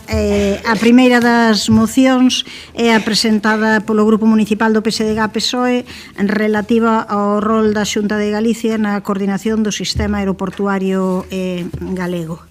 O señor Guinarte, cando queira. Boas tardes. Bueno, como é ben sabido, o noso aeroporto, o aeroporto de Santiago Rosalía de Castro, é o aeroporto central de Galicia, ten unha terminal inaugurada no ano 2011 e pensada para acoller unha capacidade de alo menos 5 millóns de pasaxeiros e que acadou o seu máximo de ocupación de viaxeiros no ano 24 con algo máis de 3 millóns e medio. Lamentablemente, a partir de aí comezou un descenso de viaxeiros notablemente acusado no ano 25 con a perda de medio millón de viaxeiros, mentras, é verdade, as outras dúas terminais galegas pois tiveron un leve incremento de pasaxeiros. Xa non fago referencia ao aeroporto de Porto, que sería o segundo aeroporto de Galicia polo número de galegos que o utilizan anualmente, non? Bueno, nos últimos tempos algo se ten movido no que ten que ver coa situación aeroportuaria de Galicia. Digo que algo se ten movido porque a Xunta de Galicia, despois de case 20 anos sen ocuparse da mobilidade aeroportuaria en Galicia, sin preocuparse, pois parece que asume ou quere asumir algún rol, aínda que non estea moi claro cal vai ser este rol. Puxo enriba da mesa a posibilidade de contribuir moi modestamente a promoción da conectividade aérea en Galicia, cunha cifra que obviamente nós pensamos que non é aceptable nin asumible, porque non é comparable coas que outras comunidades autónomas do noso entorno adican a fomentar, a favorecer a comunicabilidade aérea. E, ademais, faino dunha maneira que poderíamos chamar de café para todos, non? Cando nós temos unha terminal aeroportuaria con capacidade de medrar e de acoller moitos máis viaxeiros, pois a proposta que fai a Xunta de Galicia é incentivar cunha cifra, insisto, claramente insuficiente, 2 voos por terminal, cando, pois, hasta fai ben pouco, por exemplo, a terminal aeroportuaria da Coruña, pois, exixía ou planteaba a necesidade da súa ampliación porque en horas puntas estaba sobrepasada na súa capacidade. Pois non parece o lóxico, en fin, facer un reparto, insisto, de café para todos, non? Bueno, a proposta que facemos é moi simple, é moi sinxela, e creemos que debe ser, en fin, aceptada e apoiada por todos os membros deste pleno municipal, porque o que fai primeiro é instar a Xunta de Galicia a asumir de maneira efectiva o liderado da Coordinación Aeroportuaria de Galicia. Bueno, eso é que non é nin siquiera unha proposta de parte, eu eso escoiteillo dicir o presidente dos empresarios de Galicia nun foro que tivo lugar en Santiago de Compostela, onde apuntaba a que, existindo 3 aeroportos, descóntame da segunda intervención, por favor, pois tería que ser, decía el, o Parlamento de Galicia ou a Xunta de Galicia, que ao fin e ao cabo ten maioría parlamentaria absoluta, quen liderase esa iniciativa. E logo tamén aumentar de forma sustancial os fondos destinados á captación de novas rutas, porque non hai máis que ver o que comunidades como Asturias ou como Cantabria que non están máis lonxe que nós do centro europeo nin do conxunto de Europa, senón máis ben o contrario, pois adican a fomentar a conectividade aérea e que nos entendemos que é igualmente necesaria de Galicia. E logo hai outro tema que é moi importante, que é o fomentar a mobilidade e a intermobilidade entre os aeroportos, entre as cidades e vilas de Galicia e os aeroportos. Claro, hoxe día 30 de abril, teño por aquí, hai a posibilidade de ir ao aeroporto Sá Carneiro en 17 autobuses, 17. Claro, nin a cuarta parte para desplazarse entre as cidades e as terminais aéreas galegas. Claro, a conexión por transporte terrestre, por autobús intermunicipal, pois é tamén unha responsabilidade da Xunta de Galicia. Quedanlle 20 segundos para a segunda intervención. Señora Rosón, cando queira. Boa tarde. Estáse volvendo costume que este pleno municipal de Santiago funcione en realidade como un encontro de comerciantes ou de portavoces do nivel político superior con siglas coincidentes. O Partido Popular traenos aquí propostas que se opoñen deberes ao Executivo Municipal ou ao Goberno Estatal. E o PSOE propostas que sinalan só a Xunta de Galicia. Cada un fala aquí do seu libro, resulta que nese libro pois rara vez están os intereses de Santiago como primeira liña argumental. Coa coordinación do sistema aeroportuario de Galicia pasa exactamente o mesmo. Nun esquecemento interesado, o PSOE non inclúe en ningún punto de acordo, ningunha instancia o goberno estatal, e ata onde eu sei, a ENA depende do Estado. Por suposto, ninguén pon en dúbida que a política aeroportuaria da Xunta de Galicia nos últimos 17 anos foi un cero absoluto. Agora celebramos un cambio cos modestos avances dese grupo de traballo da conectividade aérea de Galicia, na que a Xunta semella terse decidido a asumir que ten que colaborar na captación de rutas aéreas para coordinar o sistema aeroportuario galego. Isto, como casi todo, 17 anos despois. Pero celebrámolo. Polo tanto, sí, nós creemos que a Xunta ten que facer política turística tamén en materia aeroportuaria, debe facelo ademais, non queremos que o Sá Carneiro e algún aeroporto da cornisa cantábrica se leven todo o tráfico aéreo de Galicia. Pero o goberno estatal tamén debe contribuir nese proceso. E o papel do Comité de Coordinación Aeroportuaria de Galicia debe de ser protagonista. Fíxense no que acaba de pasar hai apenas unhas semanas, a finais do pasado mes de marzo. O Goberno Central e o Executivo Vasco acaban de pactar a creación dun novo órgano que permitirá a Euskadi participar de xeito directo na xestión dos seus aeroportos xunto a ENA. Ali teñen claro que o sistema aeroportuario non pode dirixirse exclusivamente dende un despacho de Madrid e por iso reclaman e consiguen ferramentas de cogobernanza. Aquí xa estemos e non se está sacando todo o proveito que deberían. Desde logo, nós creemos que na política aeroportuaria o camiño debe ser o da colaboración e coordinación interinstitucional. Un deseño dunha estrategia conxunta para os 3 aeroportos galegos, Rosalía de Castro, Alvedro e Peinador, baseada na coordinación e co obxectivo de crear un gran hub galego e frear o trasvase de pasaxeiros cara a Portugal. Unha estrategia que permita actuar con visión de país, reforzar a conectividade internacional de Galicia e evitar a perda constante de pasaxeiros e rutas cara a outros aeroportos da contorna, especialmente o de Porto. E para iso temos que deixar de sinalar só a parte contraria, senón, ademais, asumir unha posición de cidade e reclamar a todas as partes que cumpran con Santiago e con Galicia. Grazas, señora Rosón. Ten a palabra a señora Louzao, cando queira.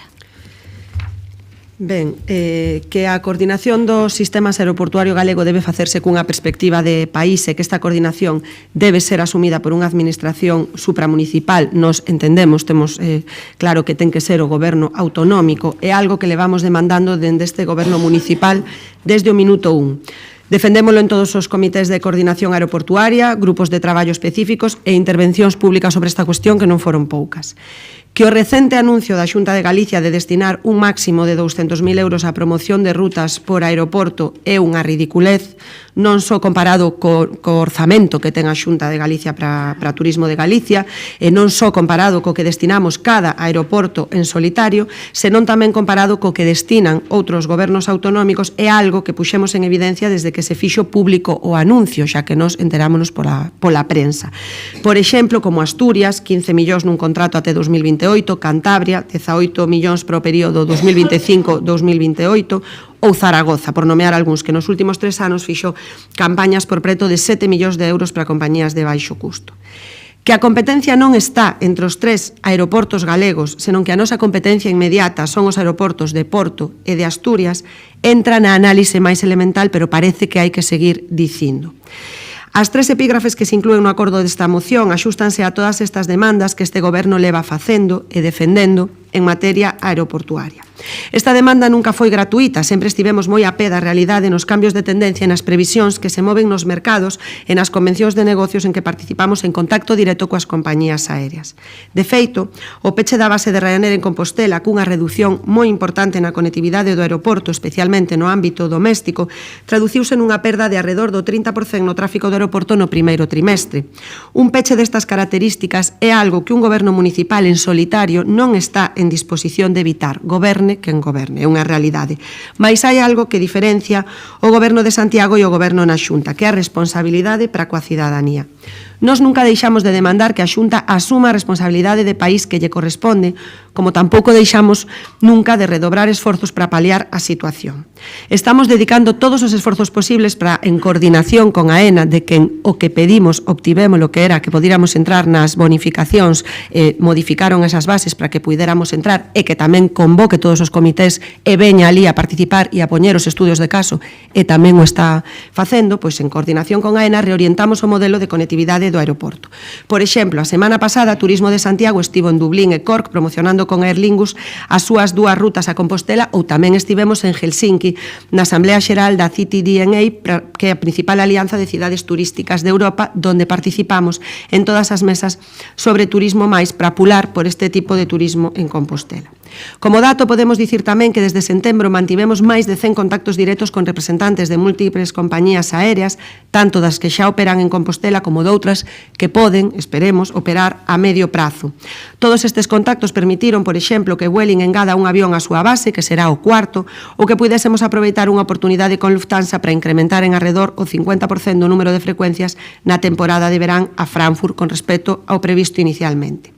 Así, nesta temporada de verán haberá 34 rutas, 17 delas internacionais, incluindo novidades tan relevantes como as rutas a Nova York, Ámsterdam, Cork e Marrakech. Teremos a maior conectividade global da historia do aeroporto conectado de forma directa con 3 continentes, pero seguimos traballando para mellorar esta situación. De feito, onte mesmo a noite chegábamos de Reus, onde estivemos participando nas xornadas de AENA e Tour España de conectividade aérea, nas que mantivemos nas que mantivemos contactos concretos moi interesantes que confiamos poidan ser positivos para Compostela e, por tanto, para toda Galiza, e agardamos poder anunciar en breve. Pero, ademais deste traballo inxente, seguimos instando, máis unha vez, a Xunta de Galicia que se comporte como Compostela e Galiza merecen, con altura de miras, con visión estratégica e en defensa do ben común de todas as galegas e galegos, e con esta mensaxe volveremos de novo a semana que ven ao novo grupo de traballo de conectividade. Moitas grazas. Grazas, señora Baleato, cando queira. Sí, boa tarde a todos e a todas novamente. Con respecto a esta moción, gustaríame insistir e volver a insistir en 2 cuestións que todos vostedes coñecen perfectamente. A primeira na competencia en materia de transporte aeroportuario. Todos saben que o artigo 149.1.20 da Constitución establece que o Estado ten competencia exclusiva sobre aeroportos de interese xeral. E a segunda nas competencias en materia de turismo. O artigo 141.18 da Constitución e o artigo 27 e 21 do Estatuto de Autonomía de Galicia establecen que ten competencias a Comunidade Autónoma de Galicia exclusivas para a promoción e a ordenación do turismo no seu ámbito territorial. Agora ben, a Lei de Turismo de Galicia, no seu artigo 3, tamén establece que son competentes en materia de turismo as seguintes administracións públicas: a Xunta de Galicia, os concellos, as entidades locais supramunicipais e os organismos autónomos e as entidades de dereito público constituídas por calquera destas administracións. O artigo 4 recolle as competencias da Administración da Xunta de Galicia, entre outras, a planificación e a execución de medidas de ordenación do sector turístico de Galicia, a protección e preservación dos recursos turísticos ou a promoción e a protección da imaxe de Galicia como marca turística. O artigo 5 recolle as competencias municipais e establece que son competencias, entre outras, a protección e a promoción dos recursos turísticos do termo municipal e a colaboración coa Administración Autonómica en proxectos e iniciativas de fomento e promoción turística. E o artigo 6 recolle as competencias das entidades locais supramunicipais, onde establece que a promoción corresponde a promoción dos recursos turísticos dentro do seu territorio. Recapitulando, o que quero sinalar é que a comunidade autónoma corresponde a promoción e a ordenación do turismo no seu ámbito territorial. O Concello de Santiago, a promoción dos recursos turísticos do seu termo municipal, e a entidade supramunicipal, a promoción dos recursos turísticos dentro do seu termo ámbito territorial. Por suposto que a Xunta non se pon en absoluto de perfil, nin que abdica ningunha das súas competencias, e moito menos o fai na promoción e na ordenación do turismo. Pode dicir o Concello de Santiago o mesmo, de verdade están contentos coa súa folla de ruta en materia turística, porque dos seus barros agora estes lodos. E ademais a Xunta non abdica en ningunha das súas competencias e tampouco quere confrontar cos concellos da Coruña, nin co Concello de Santiago, nin co Concello de Vigo. Insisto, non pretende confrontar, porque aínda non tendo competencias en materia aeroportuaria, o Goberno galego respondeu á chamada de colaboración institucional no marco da proposta de AENA. A Xunta explicou que o modelo de negocio de AENA se sumaba un apoio institucional que debía incluir tamén as achegas das deputacións e dos concellos e que colaborará achegando 100.000 euros para a promoción turística en orixe por nova ruta confirmada cun máximo de 2 por aeroporto ano. Que a vostedes, como decía o señor Sindo Guinarte, lles parece inaceptable ou unha ridiculez, como decía a señora Louzao, eu non me atrevería a calificalo deste xeito, pero vostedes están na súa liberdade.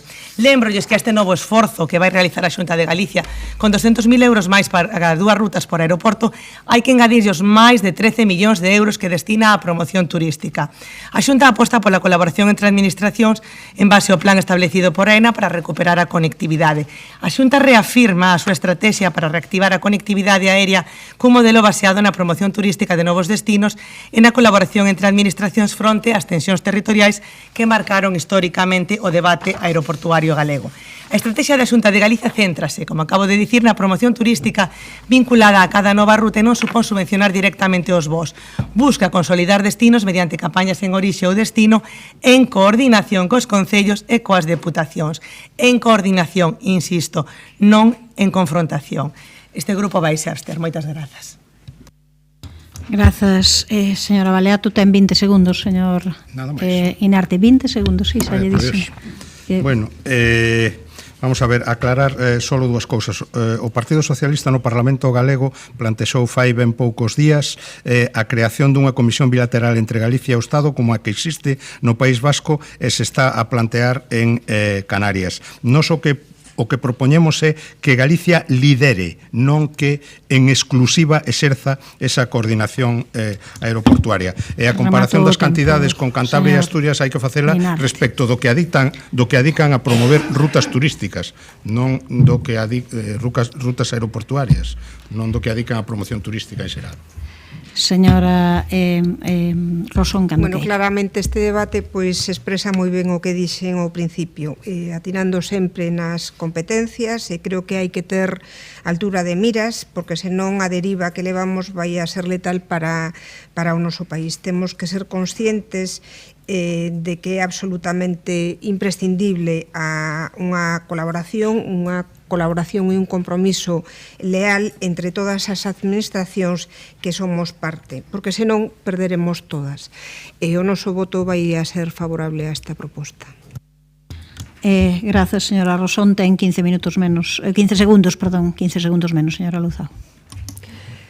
Se vostedes están tan preocupados por ter as competencias, señora Baleato, non sei por que non votaron a favor cando o BNG hai uns días propuxo no Parlamento o que acaba de comentar o señor Guinarte. É dicir, creo que se vostedes están tan preocupados e falamos das competencias na infraestructura aeroportuaria, como ben matizou vostede despois, puderon votar a favor. Pero estamos falando de promoción turística. E como tamén ben dixo vostede, o turismo de Galicia gasta entre 13 e 14 millóns en promoción turística. O que pedimos encarecidamente moitas veces é que desagregara onde estaban eses investimentos, en que tipo de promoción, tamén se pediu no grupo de traballo de coordinación aeroportuaria e seguimos esperando. Para coordinarse cos concellos hai que falar cos concellos, creo que é unha obviedade. Nos estivemos en Reus estes días falando coas compañías aéreas e non tivemos a sorte de que a Xunta nos explicara antes de que consistía o seu plan. Convocou o sector, convocou as deputacións, pero vaya, esqueceuse de convocar os concellos. Nos seguimos coa man tendida, pero realmente é complicado chegar a acordos se non se fala entre as partes. En todo caso, como dicía vostede, a promoción turística é dentro do ámbito territorial, entendo que Compostela está no ámbito territorial galego, polo tanto, tamén deben facer promoción turística e o aeroporto non é só de Compostela. E sí, señora Baleato, estamos moi orgullosas do traballo e aquí quero tamén aproveitar para decilo dos traballadores e traballadoras de Turismo de Santiago, moi orgullosas do traballo que fixemos, porque acabo de relatar a situación na que estará o aeroporto no mes que ven e iso foi todo polo traballo que se fixo desde Turismo de Santiago, porque a toda agora non puidemos contar coa Xunta para nada. Agardamos que isto cambie no futuro, pero a situación que imos vivir o mes que ven é só polo noso traballo. Moitas grazas. Señora Baleato, cando queira. Sí, ben, para rematar, gustaríame dicir con respecto ao primeiro punto da moción relativo á asunción do liderado da coordinación aeroportuaria por parte da Xunta de Galicia, que a Xunta pode reclamar unha maior implicación do Goberno Central no deseño dunha estrategia global que reforce a conectividade aérea, pode participar e participa de forma decisiva nos órganos de coordinación. A comezos do mes de maio, por solicitude da Xunta de Galicia, celebrarase unha nova reunión do Grupo de Traballo de Conectividade Aérea de Galicia para seguir avanzando e que o resto de administración realicen as súas aportacións e pode ademais participar na promoción turística porque, como xa acabamos de comentar, e con respecto ao ano 2025, realizou máis de 130 accións en máis de 30 mercados: Canadá, México, Panamá, Colombia, Noruega, Reino Unido, Irlanda, Francia, Estados Unidos, Portugal, Brasil, España, Finlandia, Polonia, Países Baixos, Ucraína, Austria, Alemania, Suiza, Italia, Luxemburgo, Xordania, India, Xapón, China, Australia e Argentina, e por un importe de máis de 13 millóns de euros. Como xa comentei na anterior quenda, a Xunta considera que a solución non pasa por subvencionar voos, senón por coordinar a planificación. No tocante o segundo punto do acordo no que se insta a Xunta de Galicia a aumentar de forma sustancial os fondos destinados á captación, creo que xa quedou explicado, 100.000 euros para promoción turística en orixe por nova ruta confirmada con un máximo de 2 rutas por aeroporto o ano e a maiores máis de 13 millóns de euros para atraer viaxeiros a través de efectivas políticas de promoción. Con respecto ao terceiro punto de mellora da mobilidade e da intermobilidade entre o aeroporto de Santiago de Compostela e Rosalía de Castro e os principais núcleos de poboación das áreas de actividade da comunidade, decir que o Concello de Santiago é o que se encarga de cubrir a conexión entre o Concello, entre o centro e o aeroporto Rosalía de Castro, e no que atinxe ao transporte interurbano de competencia da Xunta de Galicia, no aeroporto de Santiago teñen parada 14 liñas que conectan o noso aeroporto con Lugo, Melide, Arzúa, Sobrado, Pedrafita, Ferrol, A Coruña, Pontevedra, Vigo, Burela e Vilalba, e os concellos intermedios das liñas. As liñas ofrecen o ano 12.000 servizos. Nada máis e moitas grazas. Grazas. Pasamos á votación, señor secretario. Moción presentada polo Grupo Municipal do PSDG-PSOE relativa ao rol da Xunta de Galicia na coordinación do sistema aeroportuario galego. Votos a favor. Grupos municipais, BNG, Compostela Aberta, Socialista, concelleiras e concelleiro non escrito. Votos en contra. Non hai abstencións. Grupo Municipal do Partido Popular, apróbase a moción. Pasamos á moción presentada polo Grupo Municipal do Partido Popular para que se retomen a maior brevidade posible as obras das rúas de García Lorca e Celso Emilio Ferreiro e se reduzan os prazos de execución. Señor Villa, cando queira. Boa tarde. Pois, mañá que día 1 de maio, teñen esa manifa da que falamos antes, porque celebramos San José Obrero, que é o patrón dos traballadores, pero tamén é o patrón dos obreiros, e polo tanto entendo que tamén será o patrón das obras. Entón, igual mañá, ademais da pancarta do megáfono, igual non lle viña mal unha estampiña de San José Obrero, porque temos que pedir por las obras de Santiago, seriamente ademais, porque temos exemplos que quedaron xa na memoria de todos os santiagueses. Pastoriza, Concheiros, o Pombal, Pontepedriña, a Peregrina, que falamos hoxe, e agora pois sumamos García Lorca tamén, porque, bueno, será por iso de que estamos falando de Santos que houve un milagro e apareceu ali unha tubaxe de fibrocemento, que foi o que provocou esta parálise. Entón pregunto eu, cal é a función dos concelleiros e concelleiras dun goberno? Porque se hai un proxecto dunha obra, dunha rúa, e polo que se ve non foi supervisado, non foi analizado, porque costa entender tanto a nós, concelleiros do Partido Popular, como tamén aos veciños, custalles entender que o Concello non tivese esa previsión e non soubese que ali había unha serie de tubaxes pois que habería que ter en conta a hora de urbanizar esta rúa. É sorprendente. Pero, bueno, houbo este imprevisto que llevamos a facer, pero logo temos a segunda parte, que é a dun goberno o da inacción total e non dar a cara. Inacción porque non tiveron a ben tan pronto se paralizou esa obra, buscar unha solución, abrir un diálogo coa empresa, empezar a axilizar o máximo posible. Deixaron aquelo tal cual estaba, non se podía nin sequera acceder ás vivendas, que aquelo metía medo. Cero accesibilidade.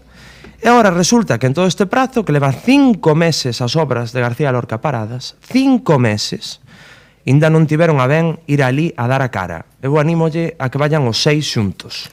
En vez de ir por individual, vayan os 6, para que sexan conscientes do que está a vivir a veciñanza de Vite polas obras desta rúa.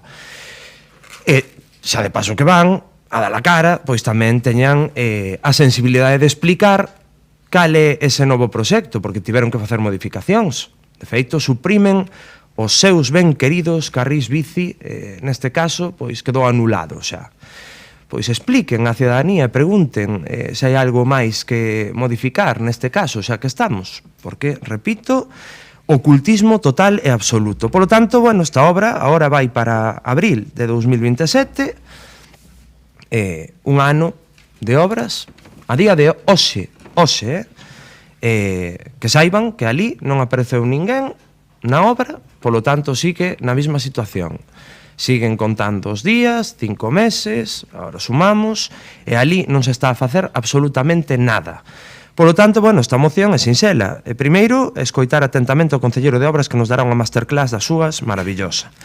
E o seguinte, pois é, que nos indique a data concreta de cando se van a retomar estas obras. E tamén, pois, olle, xa que houbo que facer aí un suplemento de crédito por ese imprevisto, pois tamén que se poida facer un incremento de crédito xa que teñen vostedes e presumen de tanto orzamento, pois para intentar axilizalas o máximo posible para non entorpecer o día a día destes veciños e veciñas.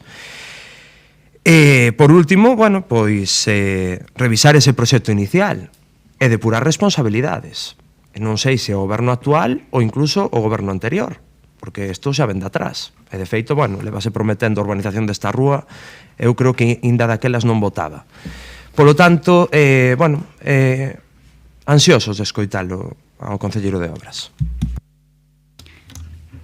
Señor Muiños, vostede cando queira. Sí, moi breve. Aquí o que se pon en evidencia realmente é a falta pois de diálogo que evoca a veciñanza. Si dende o mes de xaneiro realmente hai esa parálisis, falando ca dirección de obra, toda esa serie de explicacións que xa fixo aquí o señor Adrián Villa, nos éramos coñecedores do que estaba pois a acontecer.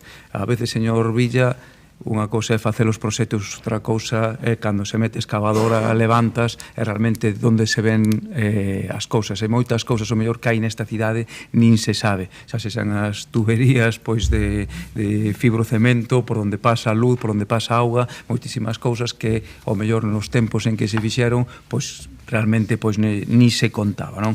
Pero, volvo a decir, aquí o importante é que a partir de agora se intente pois solucionar ca maior brevidade, que quede o mellor executado posible, e volvo a decir, sobre todo, ese diálogo que tanto reclamaba pois este goberno que sempre nos acusaba a nós cando facíamos calquer tipo de actuación, que non falábamos, que non dialogábamos ca veciñanza, pois o que estamos a ver é totalmente o contrario. En este caso, en algún máis, pois xa que se trouxo pois a este pleno. Dai que o noso voto vai ser favorable, esperando tamén a resposta do concelleiro de Obras. Por sorte, aquí non hai nada que polinizar, entonces aquí é ter que asfaltar ou realmente arranxar ben esa rúa, e sobre todo que nestes meses se garanta, que iso sí que é algo básico e fundamental, se garanta o que é os temas de accesibilidade ás distintas vivendas. Aí todos sabemos que vive xente dunha edade avanzada, é fundamental pois que se garante durante todos estos meses hasta o remate das obras a súa accesibilidade ás súas vivendas. Grazas. Grazas, señora Val, cando que irá. Gracias, alcaldesa. Bueno, pois as veciñas e veciños de García Lorca pois están moi preocupados evidentemente polo curso, por esta obra que leva pois máis meses parada, que en execución. Están parados os traballos desde o mes de decembro e, bueno, sí que é verdade que o pasado 20 de abril pois a Xunta de Goberno Local acordou un modificado establecendo inicialmente un plazo de execución ata o 22 de abril de 2027. Digo inicialmente porque a propia voceira do Goberno Municipal sinalou que as obras se retomarían cando a empresa pois poida estar en disposición. E, de feito, é que chegados a este punto, a queixa das veciñas e veciños é precisamente esa, é dicir, non saben, tralo modificado do proxecto, non saben os prazos concretos de execución da obra, non saben cando se van a reanudar. E de aí a nosa principal preocupación, é dicir, poñemos en riba da mesa evidentemente a queixa xeralizada no barrio, que é unha queixa bastante xeralizada en moitos outros barrios, que é a falta de diálogo, a falta de comunicación e de transparencia do goberno municipal, pero e neste caso concreto, tralo modificado, volvemos a estar na mesma situación, é dicir, falta de diálogo sobre os prazos concretos nos que se reanudará a actuación e, en consecuencia, cando se concluirá algo que pois as veciñas e veciños pois cualifican literalmente como unha auténtica vergoña. Por lo tanto, pois, bueno, o que pedimos, o que exiximos, trasladamos a exigencia das veciñas e veciños pois de información clara, transparencia e diálogo, bueno, vamos a votar a favor desta moción porque, bueno, evidentemente todo o que redunde en acabar canto antes, en reanudar e acabar canto antes esta obra, pois será o mellor para todas e todos. Grazas. Ten a palabra o señor Domínguez, cando queira. Moitas grazas. Vaya por diante que lamentamos a paralización das obras sufridas na rúa García Lorca, non? Así o trasladamos en diversas ocasións, mais a tramitación do proxecto modificado, situación que evidentemente non é a máis desexable, vai facer que a reurbanización se execute con todas as garantías e solucione realmente os problemas nas instalacións da rúa completamente obsoletas. Tamén ese debería ser o interese da oposición, que as obras se executen, que as obras que se executan sexan verdadeiramente útiles. Non sei a que se refire cando fala de falta de transparencia. Eu mesmo expliquei no local social da Asociación Veciñal de Guadalupe, nunha xuntanza aberta a todas as persoas interesadas, o motivo da paralización dos traballos e da redacción dun proxecto modificado. Informamos tamén dos pasos que había que dar para redactar o proxecto e aprobalo. Eses pasos defíneos a Lei de Contratos do Sector Público, non o Goberno Municipal. Non sei se o concelleiro coñece outras vías de tramitación. Nesa mesma xuntanza estaba o xefe de Servizo de Obras e Proxectos, a Dirección Facultativa das Obras, persoal da empresa contratista que deron conta de todos os detalles sobre o acontecido. Concordamos en que se podían acurtar os prazos e así o intentamos, se a empresa contratista non presentase unhas alegacións que finalmente non se estimaron. Ademais, as obras que executa este goberno contan cunha doble canle de comunicación directa e aberta a todas as persoas. Incluímos nos pregos de contratación a obriga de que a empresa contratista dispoña dun teléfono de atención á cidadanía. e foron varias as persoas que se puxeron en contacto tanto co Concello como coa empresa e o meu contacto coa Asociación Veciñal de Guadalupe foi continuo. Infelizmente, durante a execución das obras, apareceu unha canalización de fibrocemento na instalación de alumeado.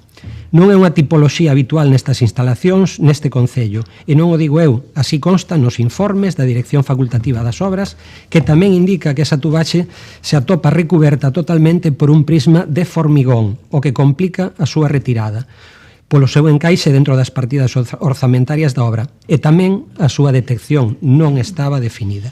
Por outra parte, esta obra desenvolve un estudo de detalle que se aprobou no 2018, non foron anuncios, como di vostede, grazas a ese instrumento de planeamento, as comunidades de persoas propietarias puderon colocar ascensores en cada edificio de forma ordenada. Agora, con esta obra, adaptamos o espazo público para resolver a accesibilidade a cada un deles. Resolveremos os problemas típicos de accesibilidade dos polígonos de vivendas construídos na década dos 70, ao tempo que se renovarán as redes de servizos públicos. Precisamente, a antigüedade desta urbanización con data anterior a aprobación das normativas e regulamentos sobre servizos básicos vixente hoxe en día é a razón pola que existe este material nesta instalación que foi prohibido no ano 2001. Tamén é a razón pola que nin o Concello nin a empresa adxudicataria do Servizo de Alumeado Público de Santiago a tivesen documentada. Compre recordar que este proxecto se redactou no 2022, antes da nosa chegada ao goberno. O pasado 20 de abril, un día antes do rexistro desta moción, aprobamos o proxecto modificado e o levantamento da suspensión dos traballos. Estánse xa realizando todos os trámites para comezar coa execución o antes posible. O persoal técnico xa estudou a posible reducción do prazo de execución e concluíron que a proposta que se presentou é a máis realista ao ter en conta a organización da obra por fases para non incidir en toda a rúa no mesmo tempo, precisamente para minimizar o impacto na execución na vida cotidiana dos veciños. Recórteme do tempo da réplica. En canto ao terceiro punto, o proxecto inicial xa está revisado, por iso se tramitou un proxecto modificado, e de non entrar en ningún dos supostos do artigo de Lei de Contratos do sector público, o camiño sería outro. A dirección da obra xustifica nos seus informes a excepcionalidade destas circunstancias e a razón pola que non se puido prever a existencia desta canalización na redacción do proxecto, que, repito, é do 22. Este goberno está a actuar de forma responsable, non imos executar esta obra que mudará a rúa completamente sen xestionar correctamente este residuo, e por iso achegamos con este modificado máis de 117.000 euros para que a obra se execute correctamente. A información foi trasladada de forma clara por todas as canles posibles, e unha vez máis trasladar que lamentamos os problemas que ocasionou a paralización das obras e que esperemos se retomen en breve. Grazas. Grazas, señor Domínguez. Señor Villa, cando queira. Como noto por parte do PSOE e do BNG un certo ton de condescendencia, eu fago o meu traballo, vostedes fan o seu. Pregunto porque é curioso que resulta que nun análise da Rede Municipal de Auga de Santiago de Compostela hai un dato relevante que un 12% das tubaxes desta cidade son de fibrocemento. Entón, están agora descubrendo a pólvora aquí. Descubriuse ese tipo de canalizacións en San Caetano, tamén en Guadalupe. Si saben onde está San Caetano e Guadalupe, que quero pensar que sí, ubicarán onde queda Vite. E, polo tanto, non era de extrañar que, sendo todo da mesma época dos mesmos anos, ian aparecer ese mismo tipo de tubaxes, igual que os hai nos Pesigos ou no casco histórico. Polo tanto, home, que veñen aquí, eu repito, isto non é un milagro. En Santiago as hai, e habrá que ir sustituíndolas. É evidente que pois é máis laboriosa ese tipo de obras, este tipo de tubaxes de fibrocemento que se non as hai.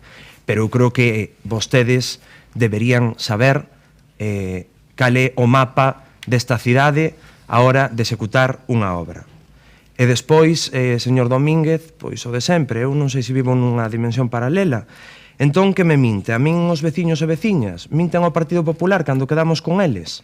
Porque vostede foi ali a unha reunión cando se paralizou a obra porque non lle quedou máis remedio. Pero despois non volveu por ali para explicar cal era a situación, nin os pasos seguintes, nin cal era a modificación do proxecto. Non volveu a aparecer ninguén que a queixa que hai no barrio. Polo tanto, que está chamando? Mentirosos aos veciños? Porque a min, desde logo, que non. Eu aquí son un transmisor. Está chamando mentirosos aos veciños? Ten a palabra o señor Muiños, non sei se quere intervir. Sí, que a mí o que máis me sorprende é isto último que dixo o compañeiro Adrián Villa, porque na intervención do compañeiro Xesús Domínguez dixo o trasladamos en diversas ocasións. Cando, como, ademais, eso falou exactamente pois, no local social de Vita. A min o que realmente eu dende o mes de xaneiro xa sabía o que acontecía, falando ca dirección de obra, todos os problemas que había. Entonces, realmente, quen minte? A veciñanza en sí perxudicada por o estado en que se está por esa parálisis da obra, ou realmente vostede aquí non mantivo todas esas reunións que sí que está dicindo que fixo? Algo falla. Pero bueno, o que importa é que realmente pois, o proxecto pois, poda ir adiante, que se executen as obras no menor tempo posible, con unha boa execución, aos veciños pedirlles esa paciencia infinita que teñen e, sobre todo, garantir, mentras se vayan facendo pois, as obras, o que decía antes, non esa accesibilidade, pois, estamos falando pois, dun núcleo de población importante, un núcleo de población dunha idade pois, avanzada, o cal pois hai que buscarlle a maior de accesibilidades, a maior das comodidades para que poidan resolver o seu día a día. O noso voto, xa o dixen antes, vai ser favorable. Señora Aval. Sí, gracias. Señor Villa, condescendencia ningunha, exixencia, solo que cada un dentro do seu estilo. Entonces, pero exixencia toda. E, de feito, nós traíamos ao pleno desta corporación unha pregunta que retiramos porque se iba a debatir esta moción, unha pregunta que, tras a intervención do concelleiro, dende logo sigue sin resposta.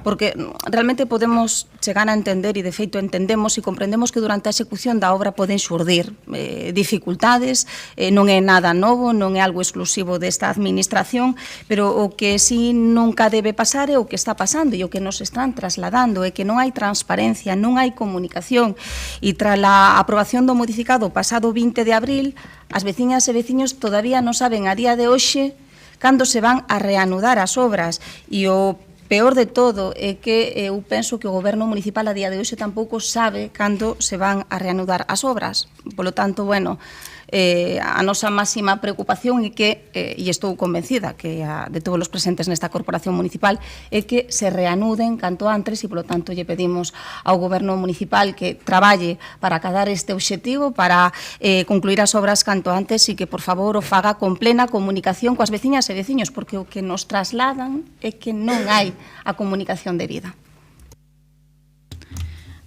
Grazas, señora Aval. Ten un minuto só, señor Domínguez. Bueno, para comezar, decirlle ao señor Villa que está confundindo tubaxes de abastecemento e de saneamento das que sí, o Concello ten 70 kilómetros aproximadamente aínda en servizo e que están documentadas como unha canalización eléctrica con fibrocemento e tomada con formigón que non está documentada porque ven dos 70. Non sei se quedou claro agora que está confundindo dúas cousas totalmente distintas e que non están documentadas.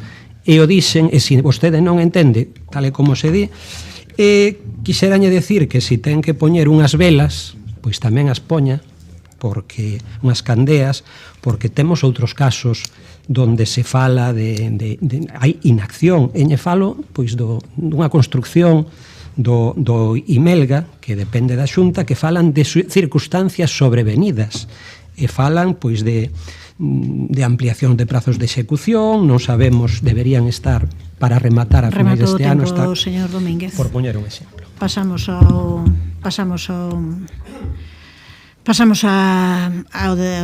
votación, señor secretario. Moción presentada polo Grupo Municipal do Partido Popular para que se retomen a maior brevidade posible as obras das rúas de García Lorca e Celso Emilio Ferreiro e se reduzan os prazos de execución. Votos a favor, grupos municipais, Partido Popular, Socialista e concelleiras e concelleiro non escrito. Votos en contra, non hai. Abstencións, grupos municipais, BNG e Compostela Aberta. Apróbase a moción. Pasamos á seguinte moción presentada polo Partido Popular para que se leven a cabo melloras na parroquia de Verdía. Señora Barcia, cando queira. Boa tarde a todos e a todas. A parroquia de Verdía presenta na actualidade diversas deficiencias en materia de accesibilidade, mantemento de infraestructuras e prevención de riscos que afectan directamente tanto a seguridade cidadá como a súa calidade da veciñanza. En primeiro lugar, o acceso á igrexa parroquial atópase nun estado preocupante, resultado especialmente perigoso debido á presenza de lousas levantadas que poden provocar caídas. As escaleiras carecen de mantemento e limpieza necesarios que agravan esta situación. Ademais, non existe unha rampa que permita o acceso adecuado para persoas con mobilidade reducida, carriños de bebés ou persoas maiores, o que supón unha limitación para o acceso. Compre sinalar que estas demandas responden a unha necesidade da veciñanza, tal e como demostran as múltiples queixas rexistradas a través da liña verde municipal, sen que ata o momento se teña adoptado solucións efectivas. Non vayan a pensar, como sempre din, que son cousas que está a inventar o Partido Popular. Como así aconteceu cando trouxemos o estado da entrada da igrexa de Marrozos, que tamén precisaba un arranxo, decían que era cousas do Partido Popular. A día de hoxe esa entrada segue igual. Así mesmo, os dous accesos principais á parroquia presentan un estado moi deficiente, dificultando gravemente o tránsito rodado e peonil e supoñendo un risco para a seguridade. Aínda que existe unha actuación prevista a través do Plan de Obras e Servicios do POS, a realidade é que o seu estado actual é lamentable, que require unha intervención urxente, xa que a veciñanza non pode continuar agardando indefinidamente por unha solución.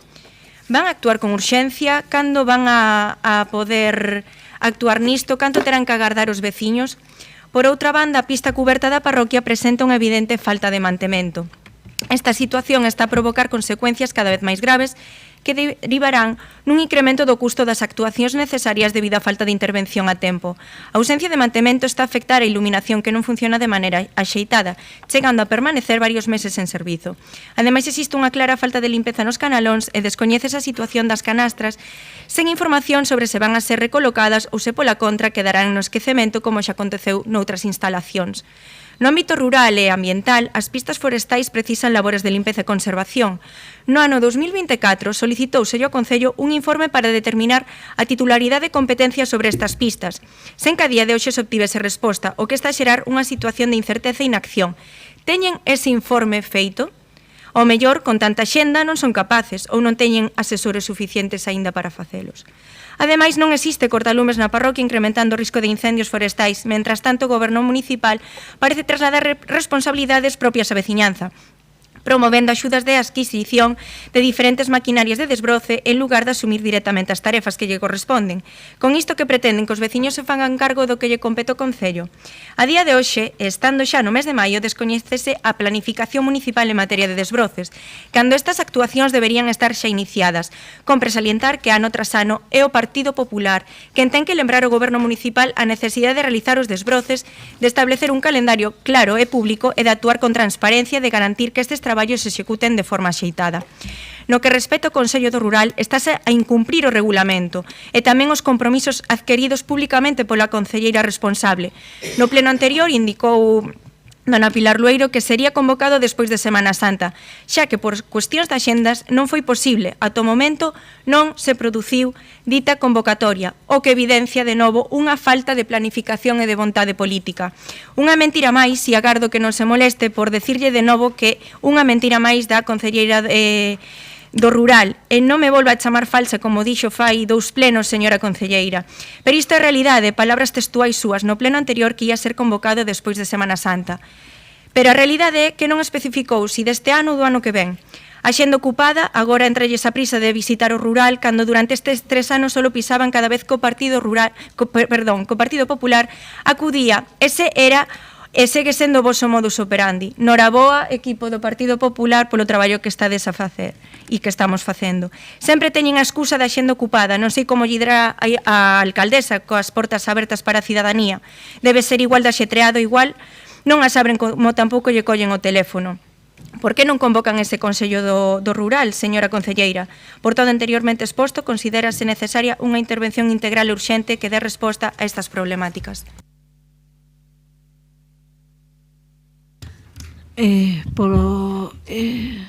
Concelleiras e concelleiros, señor Muiños. Sí, moi breve, sempre pois o noso voto sobre todo que as distintas melloras para a veciñanza é sempre favorable. O que me xenera aquí certas dudas que así o estivemos vendo, pois é isto, non? Porque se di no primeiro punto instar o Goberno Municipal a executar actuacións de mellora no acceso á igrexa parroquial de Verdía, non sei se iso realmente é competencia municipal ou realmente quen o ten que facer é o arcebispado, o dubido, non o sei, por iso nos xenera dúbidas. E logo tamén, pois, no terceiro punto, porque di realizar as xestións oportunas para que se proceda a limpeza e conservación das pistas forestais da parroquia, así como a creación de cortalumes para a prevención de incendios. Eso tamén digo, non sei se é competencia municipal ou é competencia autonómica. Entonces aquí faltaría poñer, pois, instar a quen corresponda, supoño que será, pois, a Xunta de Galicia, facer os cortalumes. Por eso, pero senón, o todo que é o distintas melloras para a parroquia, o noso voto pois vai a ser favorable. Gracias. Señor Guinarte, cando queira. Sí, bueno, Verdía como parroquia rural que é, das máis rurales de Santiago, pois ten moitas necesidades básicas en cubrir, demandas de todo tipo que abarcan desde a instalación de marquesiñas, a sinaléctica, colectores, mellora do servizo de transporte urbano, especialmente e sobre todo abastecemento, saneamento e infraestructuras, non? Hai moitas pistas que precisan asfaltado ou rebacheo, actuacións de mellora na seguridade dos peóns, tamén tarefas de roza, poda, etc. Semella que en vindeiras datas haberá tarefas de rehabilitación en varios viais dentro do POS, pero os veciños e veciñas da parroquia seguen demandando como prioridade básica mellorar a seguridade no treito comprendido entre a igrexa e o centro sociocultural, donde hai tráfico de peóns máis abundante e donde os vehículos circulan pois a gran velocidade sen que haxa beirarrúas. Nos levamos esa petición a negociación dos orzamentos co Goberno Municipal, dos orzamentos deste ano, que non acabaron en acordo, a igual que levamos a petición do arranxo do aparcadoiro e acceso á igrexa, do que se fala tamén nesta moción, porque é verdade que a entrada á igrexa non é accesible, o camiño empedrado que conduce hasta mesma pois está estragado, levantado, en fin, o que pode provocar evidentemente caídas e dende logo dificulta o tránsito de persoas, sobre todo de persoas maiores, non? Bueno, nós imos votar a favor, é difícil non estar de acordo coas demandas que aquí se plantean, que non son exclusivas desta parroquia, pero que dende logo en Verdía nos temos constatado que efectivamente son demandas moi necesarias e moi urxentes, como así o plantexamos nós na negociación do orzamento do 26. Grazas, señora Lueiro, cando queira. Ben, pois boa tarde. Conscientes das necesidades do rural e de que os recursos destinados, por moitos que sexan, non cobren a débeda histórica nin satisfán desexos nen expectativas dunha parte da veciñanza, este goberno non deixou nin deixará de traballar en proxectos para solventar as carencias das parroquias. Dito anterior, co que non trato de eludir ningunha responsabilidade nin realidade, quero que quede claro que se en algunha instalación detectásemos que estamos poñendo en risco a seguridade das persoas usuarias, como se indica respecto da pista cuberta de Verdía, sería pechada de forma inmediata. Respecto desta parroquia, incluímos no plan de obras da Deputación diferentes accións En concreto, os accesos á obra por 92.000 euros e outras actuacións en diferentes camiños referenciados pola Asociación de Veciños por outros 22.000. Este plan foi aprobado onte mércores no Pleno da Diputación. Por outra banda, o Concello achega para a Vía Verde 440.000 euros para os 13 kilómetros de trazado do municipio. Boa parte deles está neste momento en obras e o tramo de Verdía está licitado e este proxecto reflite a mellora dos accesos na estación da parroquia. No que atinxe os acordos refletidos no texto da moción, no primeiro trasladaremos ao Arcebispado, como ben di Gonzalo, a necesidade de mellorar o acceso á igrexa, pois é da súa propiedade. No segundo, aínda que teñamos proxecto antes referenciado de arranxo dos accesos á obra, faremos as obras de mantemento precisas para garantir as condicións adecuadas de seguridade e no terceiro actuaremos nas pistas da nosa competencia. No entanto, trasladaremos á Administración Autonómica a necesidade de crear devasas para a prevención de incendios, pois é a absoluta competencia das súas brigadas a execución deste tipo de infraestructuras contra o lume. Grazas, ten 1 minuto 15 segundos, señora Barcia. Aquí non traemos desexos nin necesidades específicas dos veciños, sino son necesidades xerais de toda a parroquia e evidentes. A pista cuberta, pois sí que é un risco, así como nos trasladaron a Asociación de Veciños, pero non me contestou nin si ten feito ese informe de titularidade que solicitaron no 2024 da quen lle corresponde a titularidade da competencia sobre esas pistas forestais, nin tampouco me contestou por que non se celebrou o Consello Rural, nin cando vai a ser. Solamente dixo no pleno anterior que iba a ser despois de Semana Santa. Seguimos agardando que ten medo o que as asociacións de veciños lle expresen o seu descontento por ter o rural como está. Non son capaces de dar a cara, son capaces de dar a cara cando cantan vitoria, cando non as teñen, e non son capaces de dar a cara cando hai que dar a cara por unha realidade que como está o rural, nunhas condicións nefastas. Este é o goberno que temos, que se esconde ante a realidade. Un goberno de oscuridade histórica. Señor Muiños. Nada, moi breve. Entonces, tiñamos razón. Hai que estar a Xunta de Galicia, hai que estar o Arcebispado para que arranxe estas cousas. E outro, é competencia do Concello. Só volvo a dicir, o noso voto favorable. Señor Guinarte.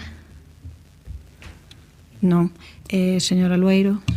Eu creo que na miña primeira intervención contestei a todo o que reflectía a moción de todos os xeitos.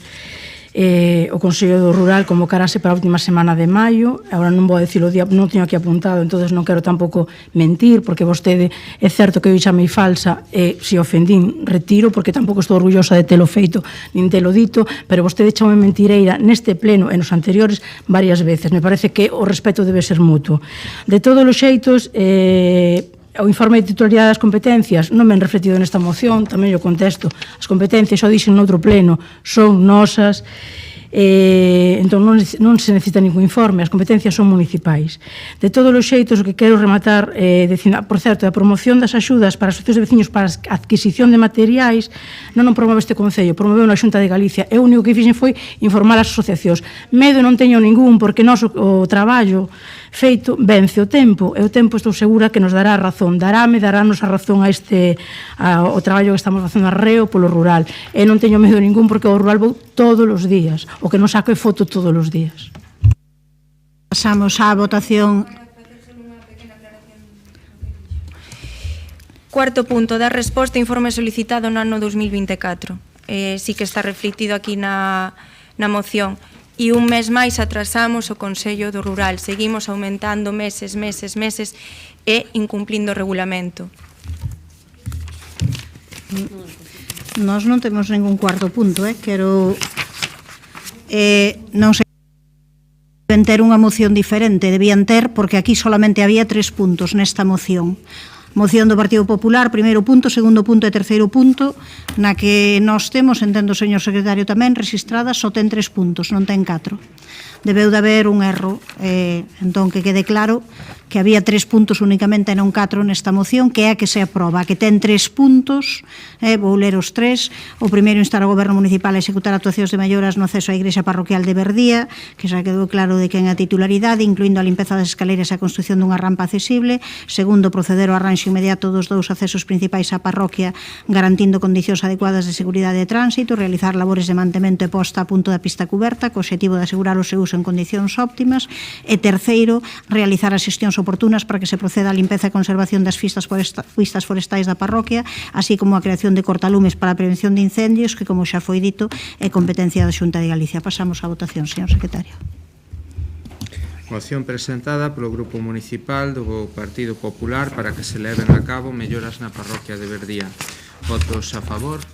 Grupo Municipal do Partido Popular, concelleiras e concelleiros non escrito, e Grupo Socialista. Votos en contra. Non hai abstencións. Grupos municipais, BNG e Compostela Aberta. Apróbase a moción. Pasamos á seguinte moción, presentada polo Grupo Municipal do Partido Popular para exixir o pago inmediato das bolsas de comedor ás entidades colaboradoras e a modificación urxente do sistema de abono.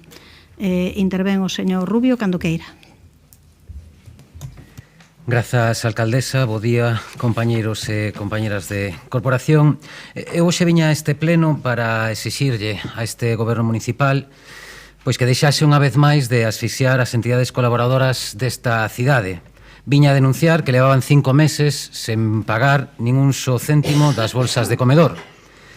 Pero fíxense, pois por cousas do destino ou da casualidade, como no caso de varios puntos neste pleno, e o que ten sucedido en moitos dos plenos anteriores, pois nos denunciamos, facemos unha rolda de prensa e antes do pleno, poderíamos decir que horas antes do pleno, faise o pagamento de algún dos meses que se debían, acabando, a excusa desta vez foi a migración do programa. O ano pasado debeu de migrar tamén, no 2024 debeu de tamén facer outra migración ao programa, porque é o terceiro ano no que sucede isto. E eu pregúntolles hoxe, directamente, realmente non lles doi a situación que están sometendo a estas entidades? Para non ser un só segundo a pensar no que significa xestionar unha entidade, unha asociación, sen liquidez por culpa do seu propio concello. Eu pídolles un exercicio moi faciliño a todos e a todas. Imagínense sentar nunha oficina, nunha aula, ao final de mes, ter que chamar as persoas traballadoras da súa entidade e facer unha enquisa entre elas para ver quen pode aguantar un mes sen cobrar. Porque os cartos que teñen só chegan para 2 ou 3 traballadores e traballadoras e non para a totalidade. Ou imagínense ter que chamar a ese fornecedor que nos trae os menús diarios, ou os mantéis, ou a carnes Paco e Loli, e decirlle que se poden aguantar un mes máis ou si poden pagar só a metade da factura, porque o Concello de Santiago de Compostela débelles un mes máis 10.000 euros. Imaginen a desesperación destas entidades a non saber se o mes que ven van ter que adiantar cartos do seu propio peto, como sí que ten sucedido, ou van ter que deixar de dar o servizo, porque é algo que realmente sí que se chegou a plantexar nalgún momento. Vostedes converteron estas asociacións nos salvavidas da súa propia falta de xestión. Obrigáronas a endebedarse, como dixen fai uns segundos, a poñer cartos do seu propio peto para que se poida seguir dando este servizo. Pagaron novembro e decembro. Non sei se fai 6 horas, se onte, antonte ou hai 3 días. Pagaron 2 meses. Non vou a decir que obrigados pola presión, porque non considero tan importante. A mí mesmo rematou a migración, pensemos iso, non? Estamos ás portas de maio. Que pasa con xaneiro e febreiro, por exemplo? Que pasa con xaneiro e febreiro? Están máis que xustificados por parte das entidades. Non falo de marzo. Tamén van a agardar que volvamos a denunciar esta situación. Porque gobernar non é apagar lumes cando se senten acorralados. Gobernar é xestionar. E isto non vai de ideoloxías, vai de xestión. E ano tras ano siguen fallando nisto. A moción que traemos é algo moi... coido que é sinxela. É dicir, é que se pague o que se debe, que acepten o acordo plenario aprobado por maioría coa abstención do goberno, pero aprobado por maioría no ano 2024, de que se busque unha fórmula alternativa de pagamento das bolsas, coido que non é complicado. Polo momento nada máis. Moitas grazas. Grazas, señor Muiños, non sei se fala, señor Álvarez, cando queira. Grazas, alcaldesa. Boa tarde a todos. Pois estamos ante unha problemática real que sigue persistiendo y que ya ha sido advertida en otras ocasiones. Aparte del año 2024, también en el 2025 se presentó un ruego en este mismo sentido, en el que se solicitaba pues de qué manera se podía agilizar el pago a estas entidades colaboradoras de estos programas. Ya ese aviso, pues a lo que respondiera, pues que lo que se detectaba era atrasos que no eran puntuales, sino que era algo que persistía y que lo que mostraba pues era una disfunción estructural en el sistema, en el método de abono de estas bolsas. Lamentablemente, pues la situación continúa, tal y como recoge la moción. Se acumulan deudas durante meses y se están trasladando a estas entidades pues una carga que desde luego no les corresponde en absoluto asumir. Entendemos desde luego que no es admisible programas de carácter social y de carácter educativo, como es este caso. Se le debería dar prioridad desde cualquier tipo de administración pública, y que se vean condicionados los atrasos de pago por deficiencias de la gestión administrativa de esta entidad pública, pues tampoco es admisible. Es por esto que, lógicamente, como no puede ser de otra manera, hay que apoyar esta moción y todas las que vengan. Gracias. Gracias, señora Álvarez. Señora Abal, cando queira. Gracias, alcaldesa. Bueno, vamos a votar a favor de esta moción, porque, bueno, realmente creo que a todos os que estamos aquí nos interesa que se pague canto antes e se busquen fórmulas alternativas de pagamento. De feito, pues, bueno, nestos días, no día de onte, se procedeu o pago de novembro e decembro, e o seguinte pago pois se corresponderá, de acordo co novo sistema establecido nas últimas bases, pois eu entendo e espero que durante o mes de maio se proceda o pagamento, porque, bueno, o prazo de xustificación de xaneiro, febreiro e marzo, segundo as bases, pois finalizou o pasado 10 de abril. Ainda así, pois, bueno, consta, bueno, é preciso, creo que nos vemos acaído que se busquen fórmulas para ver si se pode buscar o pagamento anticipado, ao fin e ao cabo, que eu creo que é un pouco do que estamos a falar. Recoñecemos o esforzo do Goberno Municipal, da Consellería de Dereitos Sociais ao respecto, porque, de feito, na última convocatoria pasou de 10 veces nas que se tiña que xustificar a 4 veces, con lo cual entendemos que foi algo positivo e o valoramos neste sentido positivamente, pero, bueno, tamén vemos acaído que se valore a posibilidade, xa yo dixen a concelleira e o trasladei, de un pagamento anticipado. Estivemos vendo que hai convocatorias vixentes, como no Concello de Pamplona, que establecen esta posibilidade de pagamento anticipado 100%. Pois hai unha convocatoria, a convocatoria actual do curso 25 e 26, pagamento anticipado setembro e decembro. Hai 2 pagamentos anticipados, un para setembro e decembro do 25 e outro pois para un pagamento anticipado no ano 26 para o resto do curso, con lo cual, bueno, creemos que é unha opción que se debe de analizar comprendendo as dificultades que pode haber, porque sabemos que as hai, bueno, e recoñecendo tamén o esforzo que neste sentido se fixo por parte da Concellaría de Dereitos Sociais na última convocatoria. Hai que mellorar, desde logo, porque o que non podemos chegar ao que se está producindo a veces na práctica, que é que as SAMPAs, sobre todo, que eu penso que sobre todo é nas entidades colaboradoras nas que estamos pensando, se converten en entidades financiadoras dun servicio que, bueno, teñen que adiantar os cartos. Eso é o que está pasando, con lo cual, bueno, temos que mellorar esas dinámicas, pero non só o Concello de Santiago, tamén a Administración Autonómica. Todos sabemos que ten, pero é importante, ten unha convocatoria de axudas precisamente destinadas ao cofinanciamento dos servicios de comedor escolar xestionadas polas AMPAs de colexios exclusivamente dependentes da Consellería, o sea, de centros de educación infantil e primaria públicos.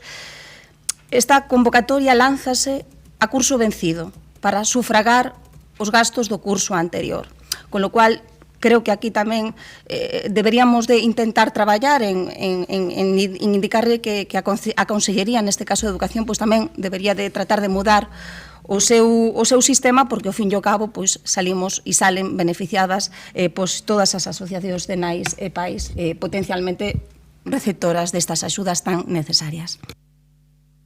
Grazas, señora Abal. Responde o señor César. Obrigado, boa tarde a todos e a todas. Quería comezar pedindo desculpas pola tardanza no pagamento, pedindo desculpas ás familias, as asociacións de nais e pais, as outras entidades colaboradoras. Para este concelleiro non lle resulta agradável pois que familias, asociacións, entidades pois sufran as consecuencias da tardanza neste pagamento. Eu, polas miñas áreas, non recibo a estas persoas, pero recibo a outras e son consciente da problemática que supón non ter liquidez. Veño de familia de autónomos e sei perfectamente o que é sufrir isto, non? Dito isto, as bolsas foron pagadas esta semana e a razón fundamental, entre outras que houve máis, pero a razón fundamental é a implantación da nova aplicación contábel que pois levou moito máis de tempo do que tiñamos pensado. A migración acabou a semana pasada, é unha migración de máis de 1.200 expedientes, complexa, non foi fácil, non foi unha migración fácil, e isto pois demorou o pagamento destas axudas, non?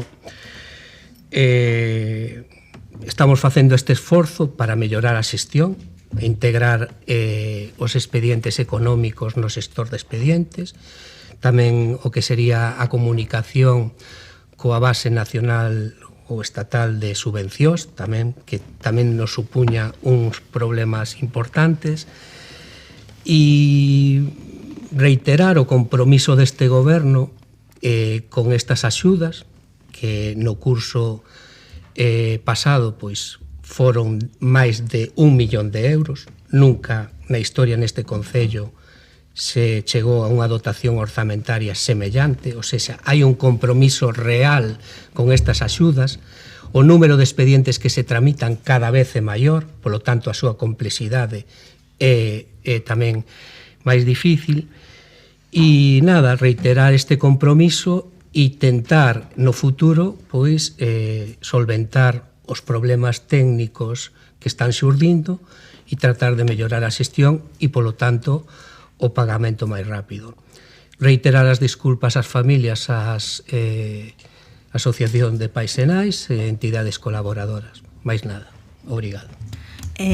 Grazas, señor César. Señor Rubio, a súa quenda. Señor César, canto máis orzamento, cantos máis expedientes, máis cartos se acumula cada unha das entidades porque ten máis bolseiros e bolseiras. Entón, o esforzo económico destas entidades cada vez é maior. Polo tanto, eu pídolles de novo que estuden unha fórmula alternativa de pagamento destas bolsas a través dun adianto, como aprobamos no pleno en xuño, creo recordar, do ano 2024, porque é a única solución que hai para que non estén acumulando, nalgúns momentos, como mínimo, 5 meses en cobrar, 4 meses en cobrar. Había entidades, vostedes o saben, que se lles debían máis de 35.000 euros. De verdade que son moitísimos cartos. E que eu vime nesas fai uns anos e non podía pagar os salarios do persoal. E que a tensión que supón iso é algo alucinante. E ao final, por un servicio que están prestando para persoas que teñen unha bolsa por parte do Concello, non da propia entidade, non?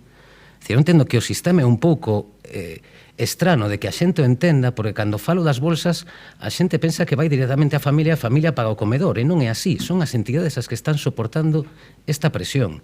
E reitero, neste ano foi a migración. Pero que ano pasado pasou o mesmo. E hai 3 anos pasou o mesmo. Entón, a ver se entendemos que a única fórmula para poder mellorar neste sentido é buscar outras fórmulas de pagamento por anticipado que legalmente é posible. Nada máis. Moitas grazas. Grazas, señor Rubio. Señor Álvarez, si quiere. Nada, pues también insistir en la misma línea. Ojalá que no tengamos que volver a tocar este tema, pero sí la urgencia de seguir de explorar cuáles van a ser los caminos o cuál es la fórmula más adecuada para que esta situación no sobrevenga a este tipo de entidades. Gracias. Grazas. Espere, señora Aval, que vai intervir a señora Rozas, logo faino vostede. Cando queira. Moi boa tarde. De forma moi breve, eu entendo o malestar das entidades colaboradoras, das AMPAs, e mesmo o comparto, xa explicou o Concelleiro de Facenda os motivos que levaron a este atraso, pero comparto tamén coa señora Marta Álvarez que aínda que todos somos coñecedores e coñecedoras dos retrasos que poda haber en diferentes pagos no Concello de Santiago, creo que hai cuestións que deberían de ser prioritarias pola sensibilidade ou polo colectivo do que estamos a falar, e unha delas son os comedores escolares. Non creo que os colectivos máis vulnerables son tamén máis vulnerables cando se trata de aguantar atrasos nos pagos das administracións. Eu simplemente quería, neste minuto que me queda, comentar un par de cuestións. Fixemos deste goberno unha aposta, como xa se dixo antes, contundente por esta convocatoria de becas de comedor escolar. O Concello de Santiago destina na actualidade 1.100.000 euros, son case 2.000 crianzas a quen lles afecta esta convocatoria, e quero recordar que no ano 2013-2014 o que se destinaba, digo este ano porque era o último ano do Partido Popular no goberno, que se destinaban eran 87.500 euros e había 300 crianzas coa beca fronte ás 2.000 actual. Sobre o pago anticipado, que ao señor Borja Rubio lle parece moi sinxelo e que a señora Marta Aval falaba das bases de Pamplona, estudouse a posibilidade do pago anticipado, xa se estudou na convocatoria do ano pasado. De feito, implementamos o pago anticipado en diferentes convocatorias que non estaban no Concello de Santiago, implementamos tanto en cooperación ao desenvolvemento como en subvencións nominativas, pero esta en concreto ten unha complicación, e remato con isto, unha complicación da que non desisto a toparlle unha solución, pero que é importante, que é que non estamos a falar de entidades sen ánimo de lucro de todas as entidades colaboradoras, a diferencia de Pamplona, que só son entidades sen ánimo de lucro, si son AMPAs ou son os propios centros educativos.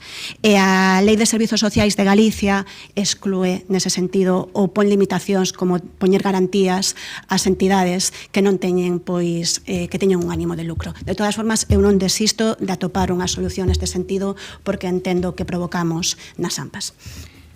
Señora Val, cando queira. Non. Pois pasamos á votación, señor secretario, cando queira. Moción presentada polo Grupo Municipal do Partido Popular para exixir o pago inmediato das bolsas de comedor ás entidades colaboradoras e a modificación urxente do sistema de abono. Votos a favor, grupos municipais, Partido Popular, Socialista, concelleiros e concelleiras e concelleiro non escrito.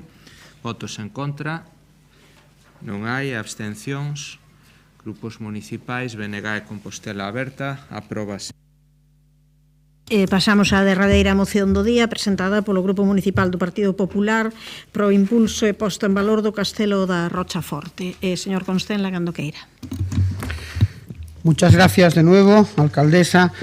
Traemos a este pleno una moción que, más que una propuesta política, desde luego que debería ser una obviedad, porque cuidar, investigar y poner en valor uno de los grandes tesoros históricos de Santiago, el Castelo de Rochaforte, pues bueno, pues debería ser algo que debería estar en el ADN de los gestores. Porque hablamos de mucho más que unas ruinas, hablamos de un enclave clave para entender la historia medieval de la ciudad, de un símbolo de nuestra identidad colectiva y de una oportunidad extraordinaria para acercar al pasado a la ciudadanía, especialmente a las nuevas generaciones. Y sin embargo, lo que debería ser motivo de orgullo, pues se ha convertido, por desgracia, en un ejemplo, uno más, de su dejadez.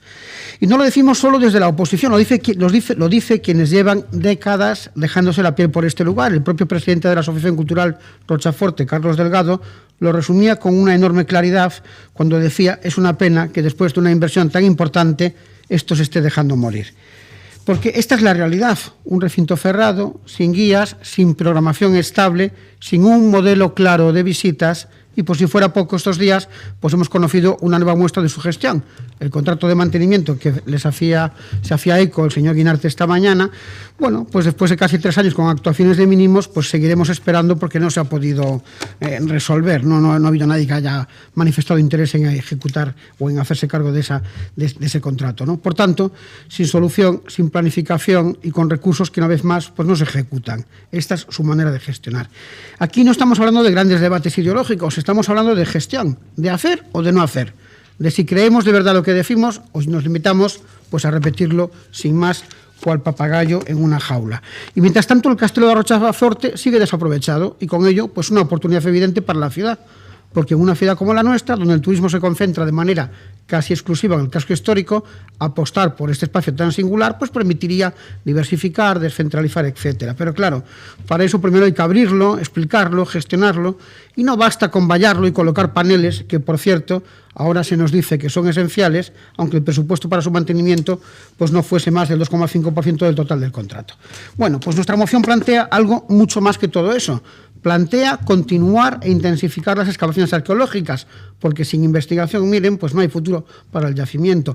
Plantea reforzar la divulgación con programas reales y estables para escolares, asociaciones, visitantes, etc. Plantea desarrollar un centro de interpretación que permita entender, ordenar y dinamizar ese espacio. Plantea colaborar con otras administraciones y con la universidad, sumando capacidades en lugar de improvisar soluciones. Y plantea, en definitiva, integrar ese enclave en una estrategia turística y cultural coherente.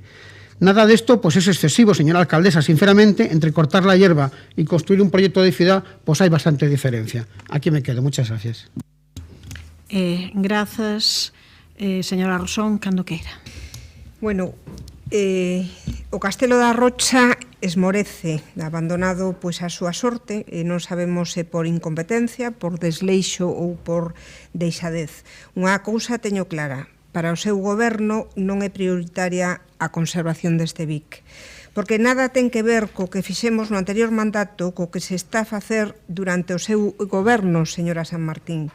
Porque para nós o Castelo da Rocha e a súa contorna si foi unha prioridade. Porque mencionase na moción, cito textualmente, creo que está extraído do libro que se publicou ca Asociación Cultural Rochaforte no ano 21 e que describe todo o proceso dende os seus inicios. Polo seu valor histórico, arqueolóxico e cultural que o sitúa como un elemento clave para comprender a evolución medieval da cidade e a súa contorna, así como para fortalecer a identidade colectiva e o coñecemento do pasado entre a cidadanía. Por iso, traballamos arreo para que fose declarado oficialmente pola Xunta ben de interese cultural, porque con esa distinción garantizábamos as subvencións que nos axudarían a continuar coas excavacións arqueolóxicas e que nos axudarían a conservar nas mellores condicións posibles tanto restos medievais como a contorna. Pero fagamos memoria dos traballos realizados antes do actual abandono. Comezo polas intervencións arqueolóxicas desenvolvidas na Rocha entre o ano 19 e o 22. No ano 19 realízase unha prospección xeofísica e nos anos 20 e 21 unha campaña de sondaxes e excavacións que permitiron identificar unha terceira liña de muralla con baluarte de acceso, fosos defensivos, así como outros restos relacionados co castelo na zona exterior. Nese ano 21 executamos o proxecto de acondicionamento interior cun orzamento aproximado de 130.000 euros procedentes de fondos EDUSI. Durante esta actuación instalamos cartéis informativos e colocamos pasarelas para facilitar o tránsito polo interior. Tamén no ano 21 publicamos o libro que antes facíamos referencia, coeditado coa Asociación Cultural Rochaforte, que, como ben dixo antes o señor Constenla, pois xogou un papel determinante dende os inicios da posta en valor do Castelo da Rocha, pois con Carlos Delgado ao frente de todo ese liderazgo.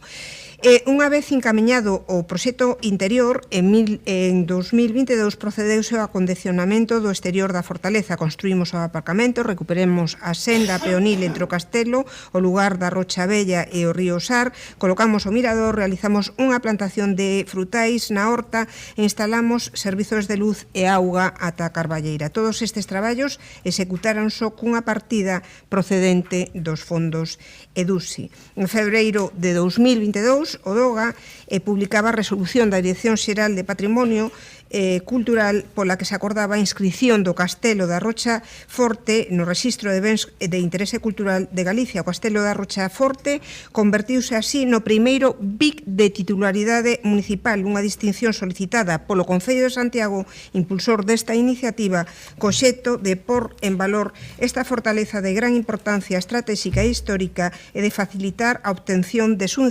subvencións que axuden no seu mantemento. A consecución desta distinción foi posible gracias ao elaborado documento redactado polos servizos de arqueoloxía do Concello de Santiago e presentado xunto á solicitude para a súa inclusión no rexistro de bens de interese cultural de Galicia.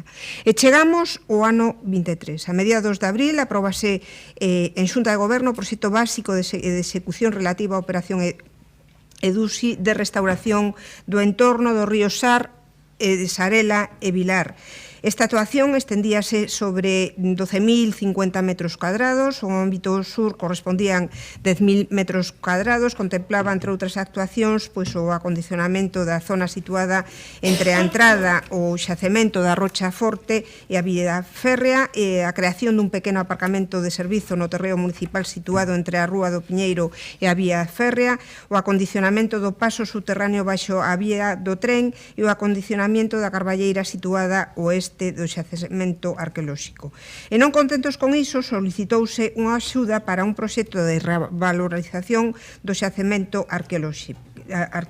Pediuse a través do programa de mellora de competitividade e dinamización do patrimonio histórico con uso turístico do Ministerio de Industria. Con esa subvención moi alta tiñamos previsto realizar traballos de prospección xeofísica, excavación, consolidación e restauración, así como a musealización e acondicionamento da fortaleza. Non foi posible, pero este empeño que puxemos en por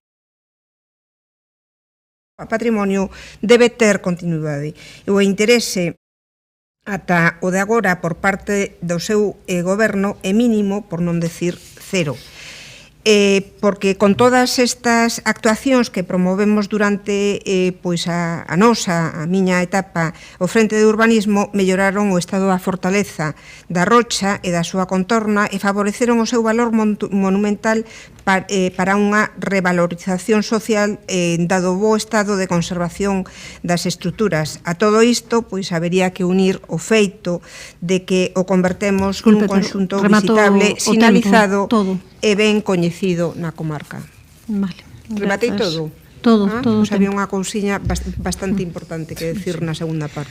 Será para a próxima. Señor Guinarte, cando queira. Sí, moitas grazas. Bueno, a verdade é que gustanos esta moción. O que pasa é que o contraste entre o que se propón na moción e a realidade é tan abismal que nos parece que fai falta algún espazo e algún punto intermedio, porque realmente a situación na que agora mesmo se atopa o Castelo da Rocha Forte dista moito de poder alcanzar os obxectivos que aquí nesta moción se plantexan.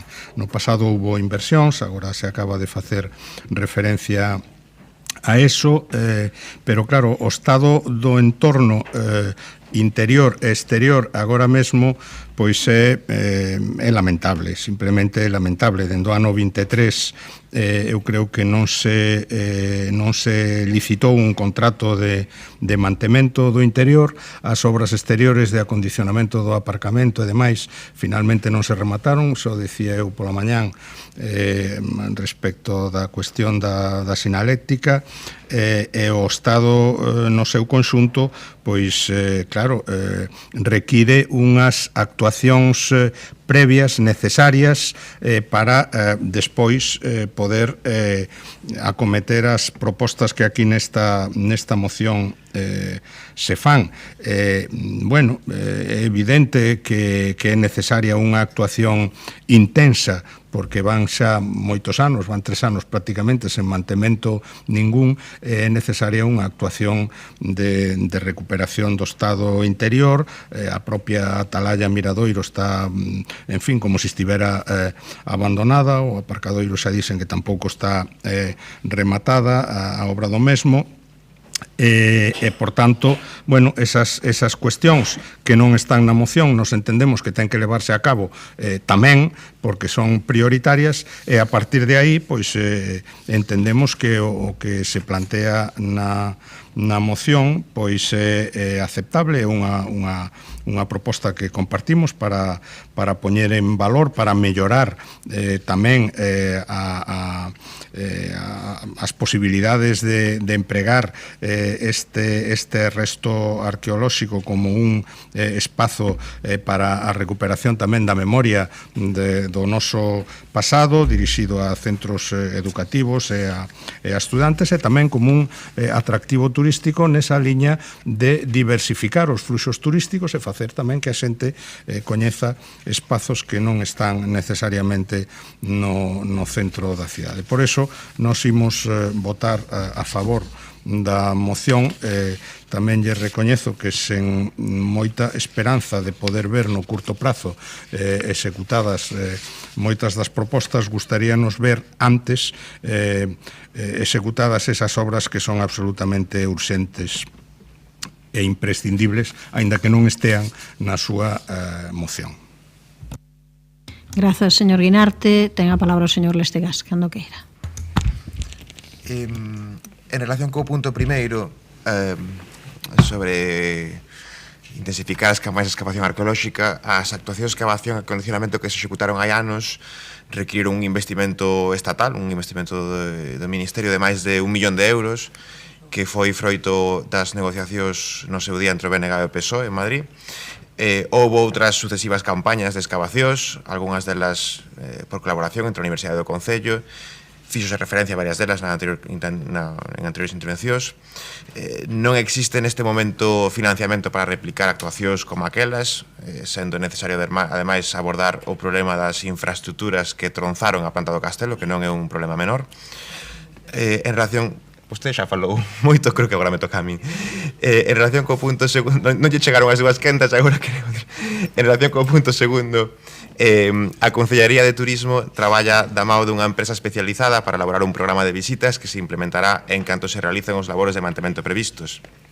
O 6 de outubro de 2025 aprobouse o expediente de contratación do mantemento do castelo cun orzamento base de licitación de 90.490,81 euros e un período de prestación do servizo de 3 anos, pero houbo que declarar deserta esa licitación e hai que licitar de novo ese contrato. Xa traballamos niso co obxectivo de axudicar o mantemento do castelo canto antes. En relación co punto terceiro, non sempre é necesario crear un centro de interpretación para interpretar un sitio arqueolóxico. Si coincidimos na necesidade de valorizar e dar a coñecer ese lugar.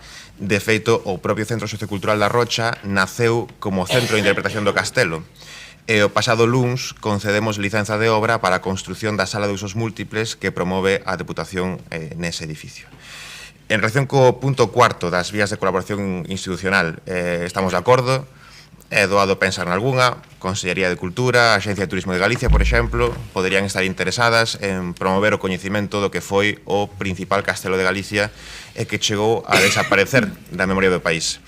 Para iso, obviamente, compre vontade por todas as partes, non só pola parte municipal. En relación co quinto punto, sobre potenciar a integración do Castelo nas estrategias turísticas e culturais do Concello, ninguén máis de acordo que a este goberno en integralo, e integrar o Castelo da Rocha e os demais lugares de interese cultural, histórico, arqueolóxico, antropolóxico de Santiago nas estrategias turísticas e culturais. Sempre o defendemos, nesa dirección traballamos no pasado e nesa dirección traballamos tamén agora. A memoria histórica, a cultura, a preservación do patrimonio e a súa divulgación son esenciais para este goberno. Grazas. Grazas, señor Lestegas. Señor Constenla, tempo para réplica, cando queira. Muchas gracias de nuevo.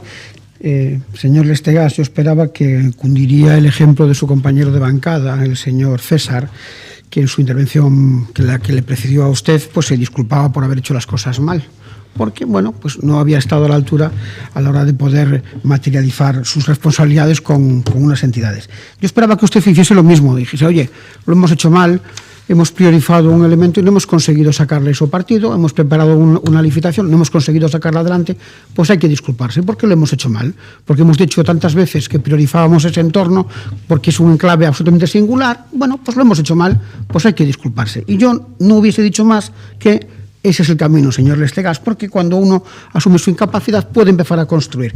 Pero usted, lejos de eso, lo que hace es un relatorio. Y ahora me dirijo de manera más concreta. Pero, señor Guinarte, mire, usted me decía que, bueno, pues claro, que materializar lo que pedimos en la moción pues está muy lejos de la realidad, viendo la situación actual, evidentemente. Pero hay que construir sobre algo. Yo lo que no puedo pedirle al Concello es que haga lo que tiene que hacer, que es mantener ese enclave tan singular, porque es una responsabilidad absolutamente suya. Como nos recordaba la señora Rosón, es un BIC de titularidad municipal que debería de suyo pesar sobre la conciencia de gestión de este ayuntamiento, algo que no sucede. Mire, señor Lestegas, no es una cuestión de recursos, es de prioridad. El Concello podría priorizar trabajar con la universidad en financiar parte de los costes de continuar con la excavación o buscar fuentes de financiación en otros sitios, y lo podría hacer. Podría incluso cargarlo sobre su presupuesto, podría hacerlo. No es una cuestión de que no hay recursos, es de priorizarlos. Es de modelo de ciudad. Ustedes tienen uno o ninguno y otros tenemos otro. Bueno, pues esta es la diferencia. Ustedes no tienen ninguno. La señora Rosón, que antes le explicaba, y como no acabo de hacerlo, lo hago yo, pues evidentemente es gracias a una política activa del gobierno municipal en el que la señora Rosón se integraba con un trabajo con la universidad, bueno, pues que permitió sacar adelante este enclave tan singular, un enclave en el que nadie creía hasta que empezamos a poder tocar como, acabo ya, como, por no dejar las frases a medias, para poder tocar como Santo Tomás. Mire, señor Lestegas, la manera de mejorar las cosas es asumir que uno es incapaz y tiene que mejorar. Señor Guinarte, cando queira. Sí, eu non cuestionaba, dende logo, a oportunidade nin o contido da moción, que xa dixen que me parece moi acaída, evidentemente ambiciosa si a comparamos coa realidade actual da situación do Castelo da Rocha Forte. O que decía é que hai actuacións inmediatas que ademais se frustraron, o mantemento interior que non consigue adxudicarse, a obra exterior que hai que rescindir o contrato e que son actuacións necesarias. Como é a última moción do día, permitireime decir que non sei se haberá un meigallo ou estarán por aí, os fantasmas dos churruchaos ou algunha cuestión que fai que todo o que se pretende facer nese entorno pois non vai adiante. Igual hai que facer un feitizo para que as cousas poidan ir millor no Castelo da Rocha. Grazas, señor Lestegas. Eu lamento decepcionar as expectativas de penitencia que José Antonio Constenla depositaba nesta moción. Absterémonos, grazas. Pasamos. He olvidado agradecer a la señora Rosón y deduzco que al señor Guinarte su apoyo a esta moción. Muchísimas gracias. Grazas. Pasamos a votación, señor secretario. Moción presentada polo Grupo Municipal do Partido Popular para o impulso e posta en valor do Castelo da Rocha Forte. Votos a favor, grupos municipais, Partido Popular, Socialista e concelleiras e concelleiro non escrito. Votos en contra, non hai. Abstencións, grupos municipais, BNG e Compostela Aberta. Apróbase a moción. Vale, vinde vos ali tamén, vou nos chamar a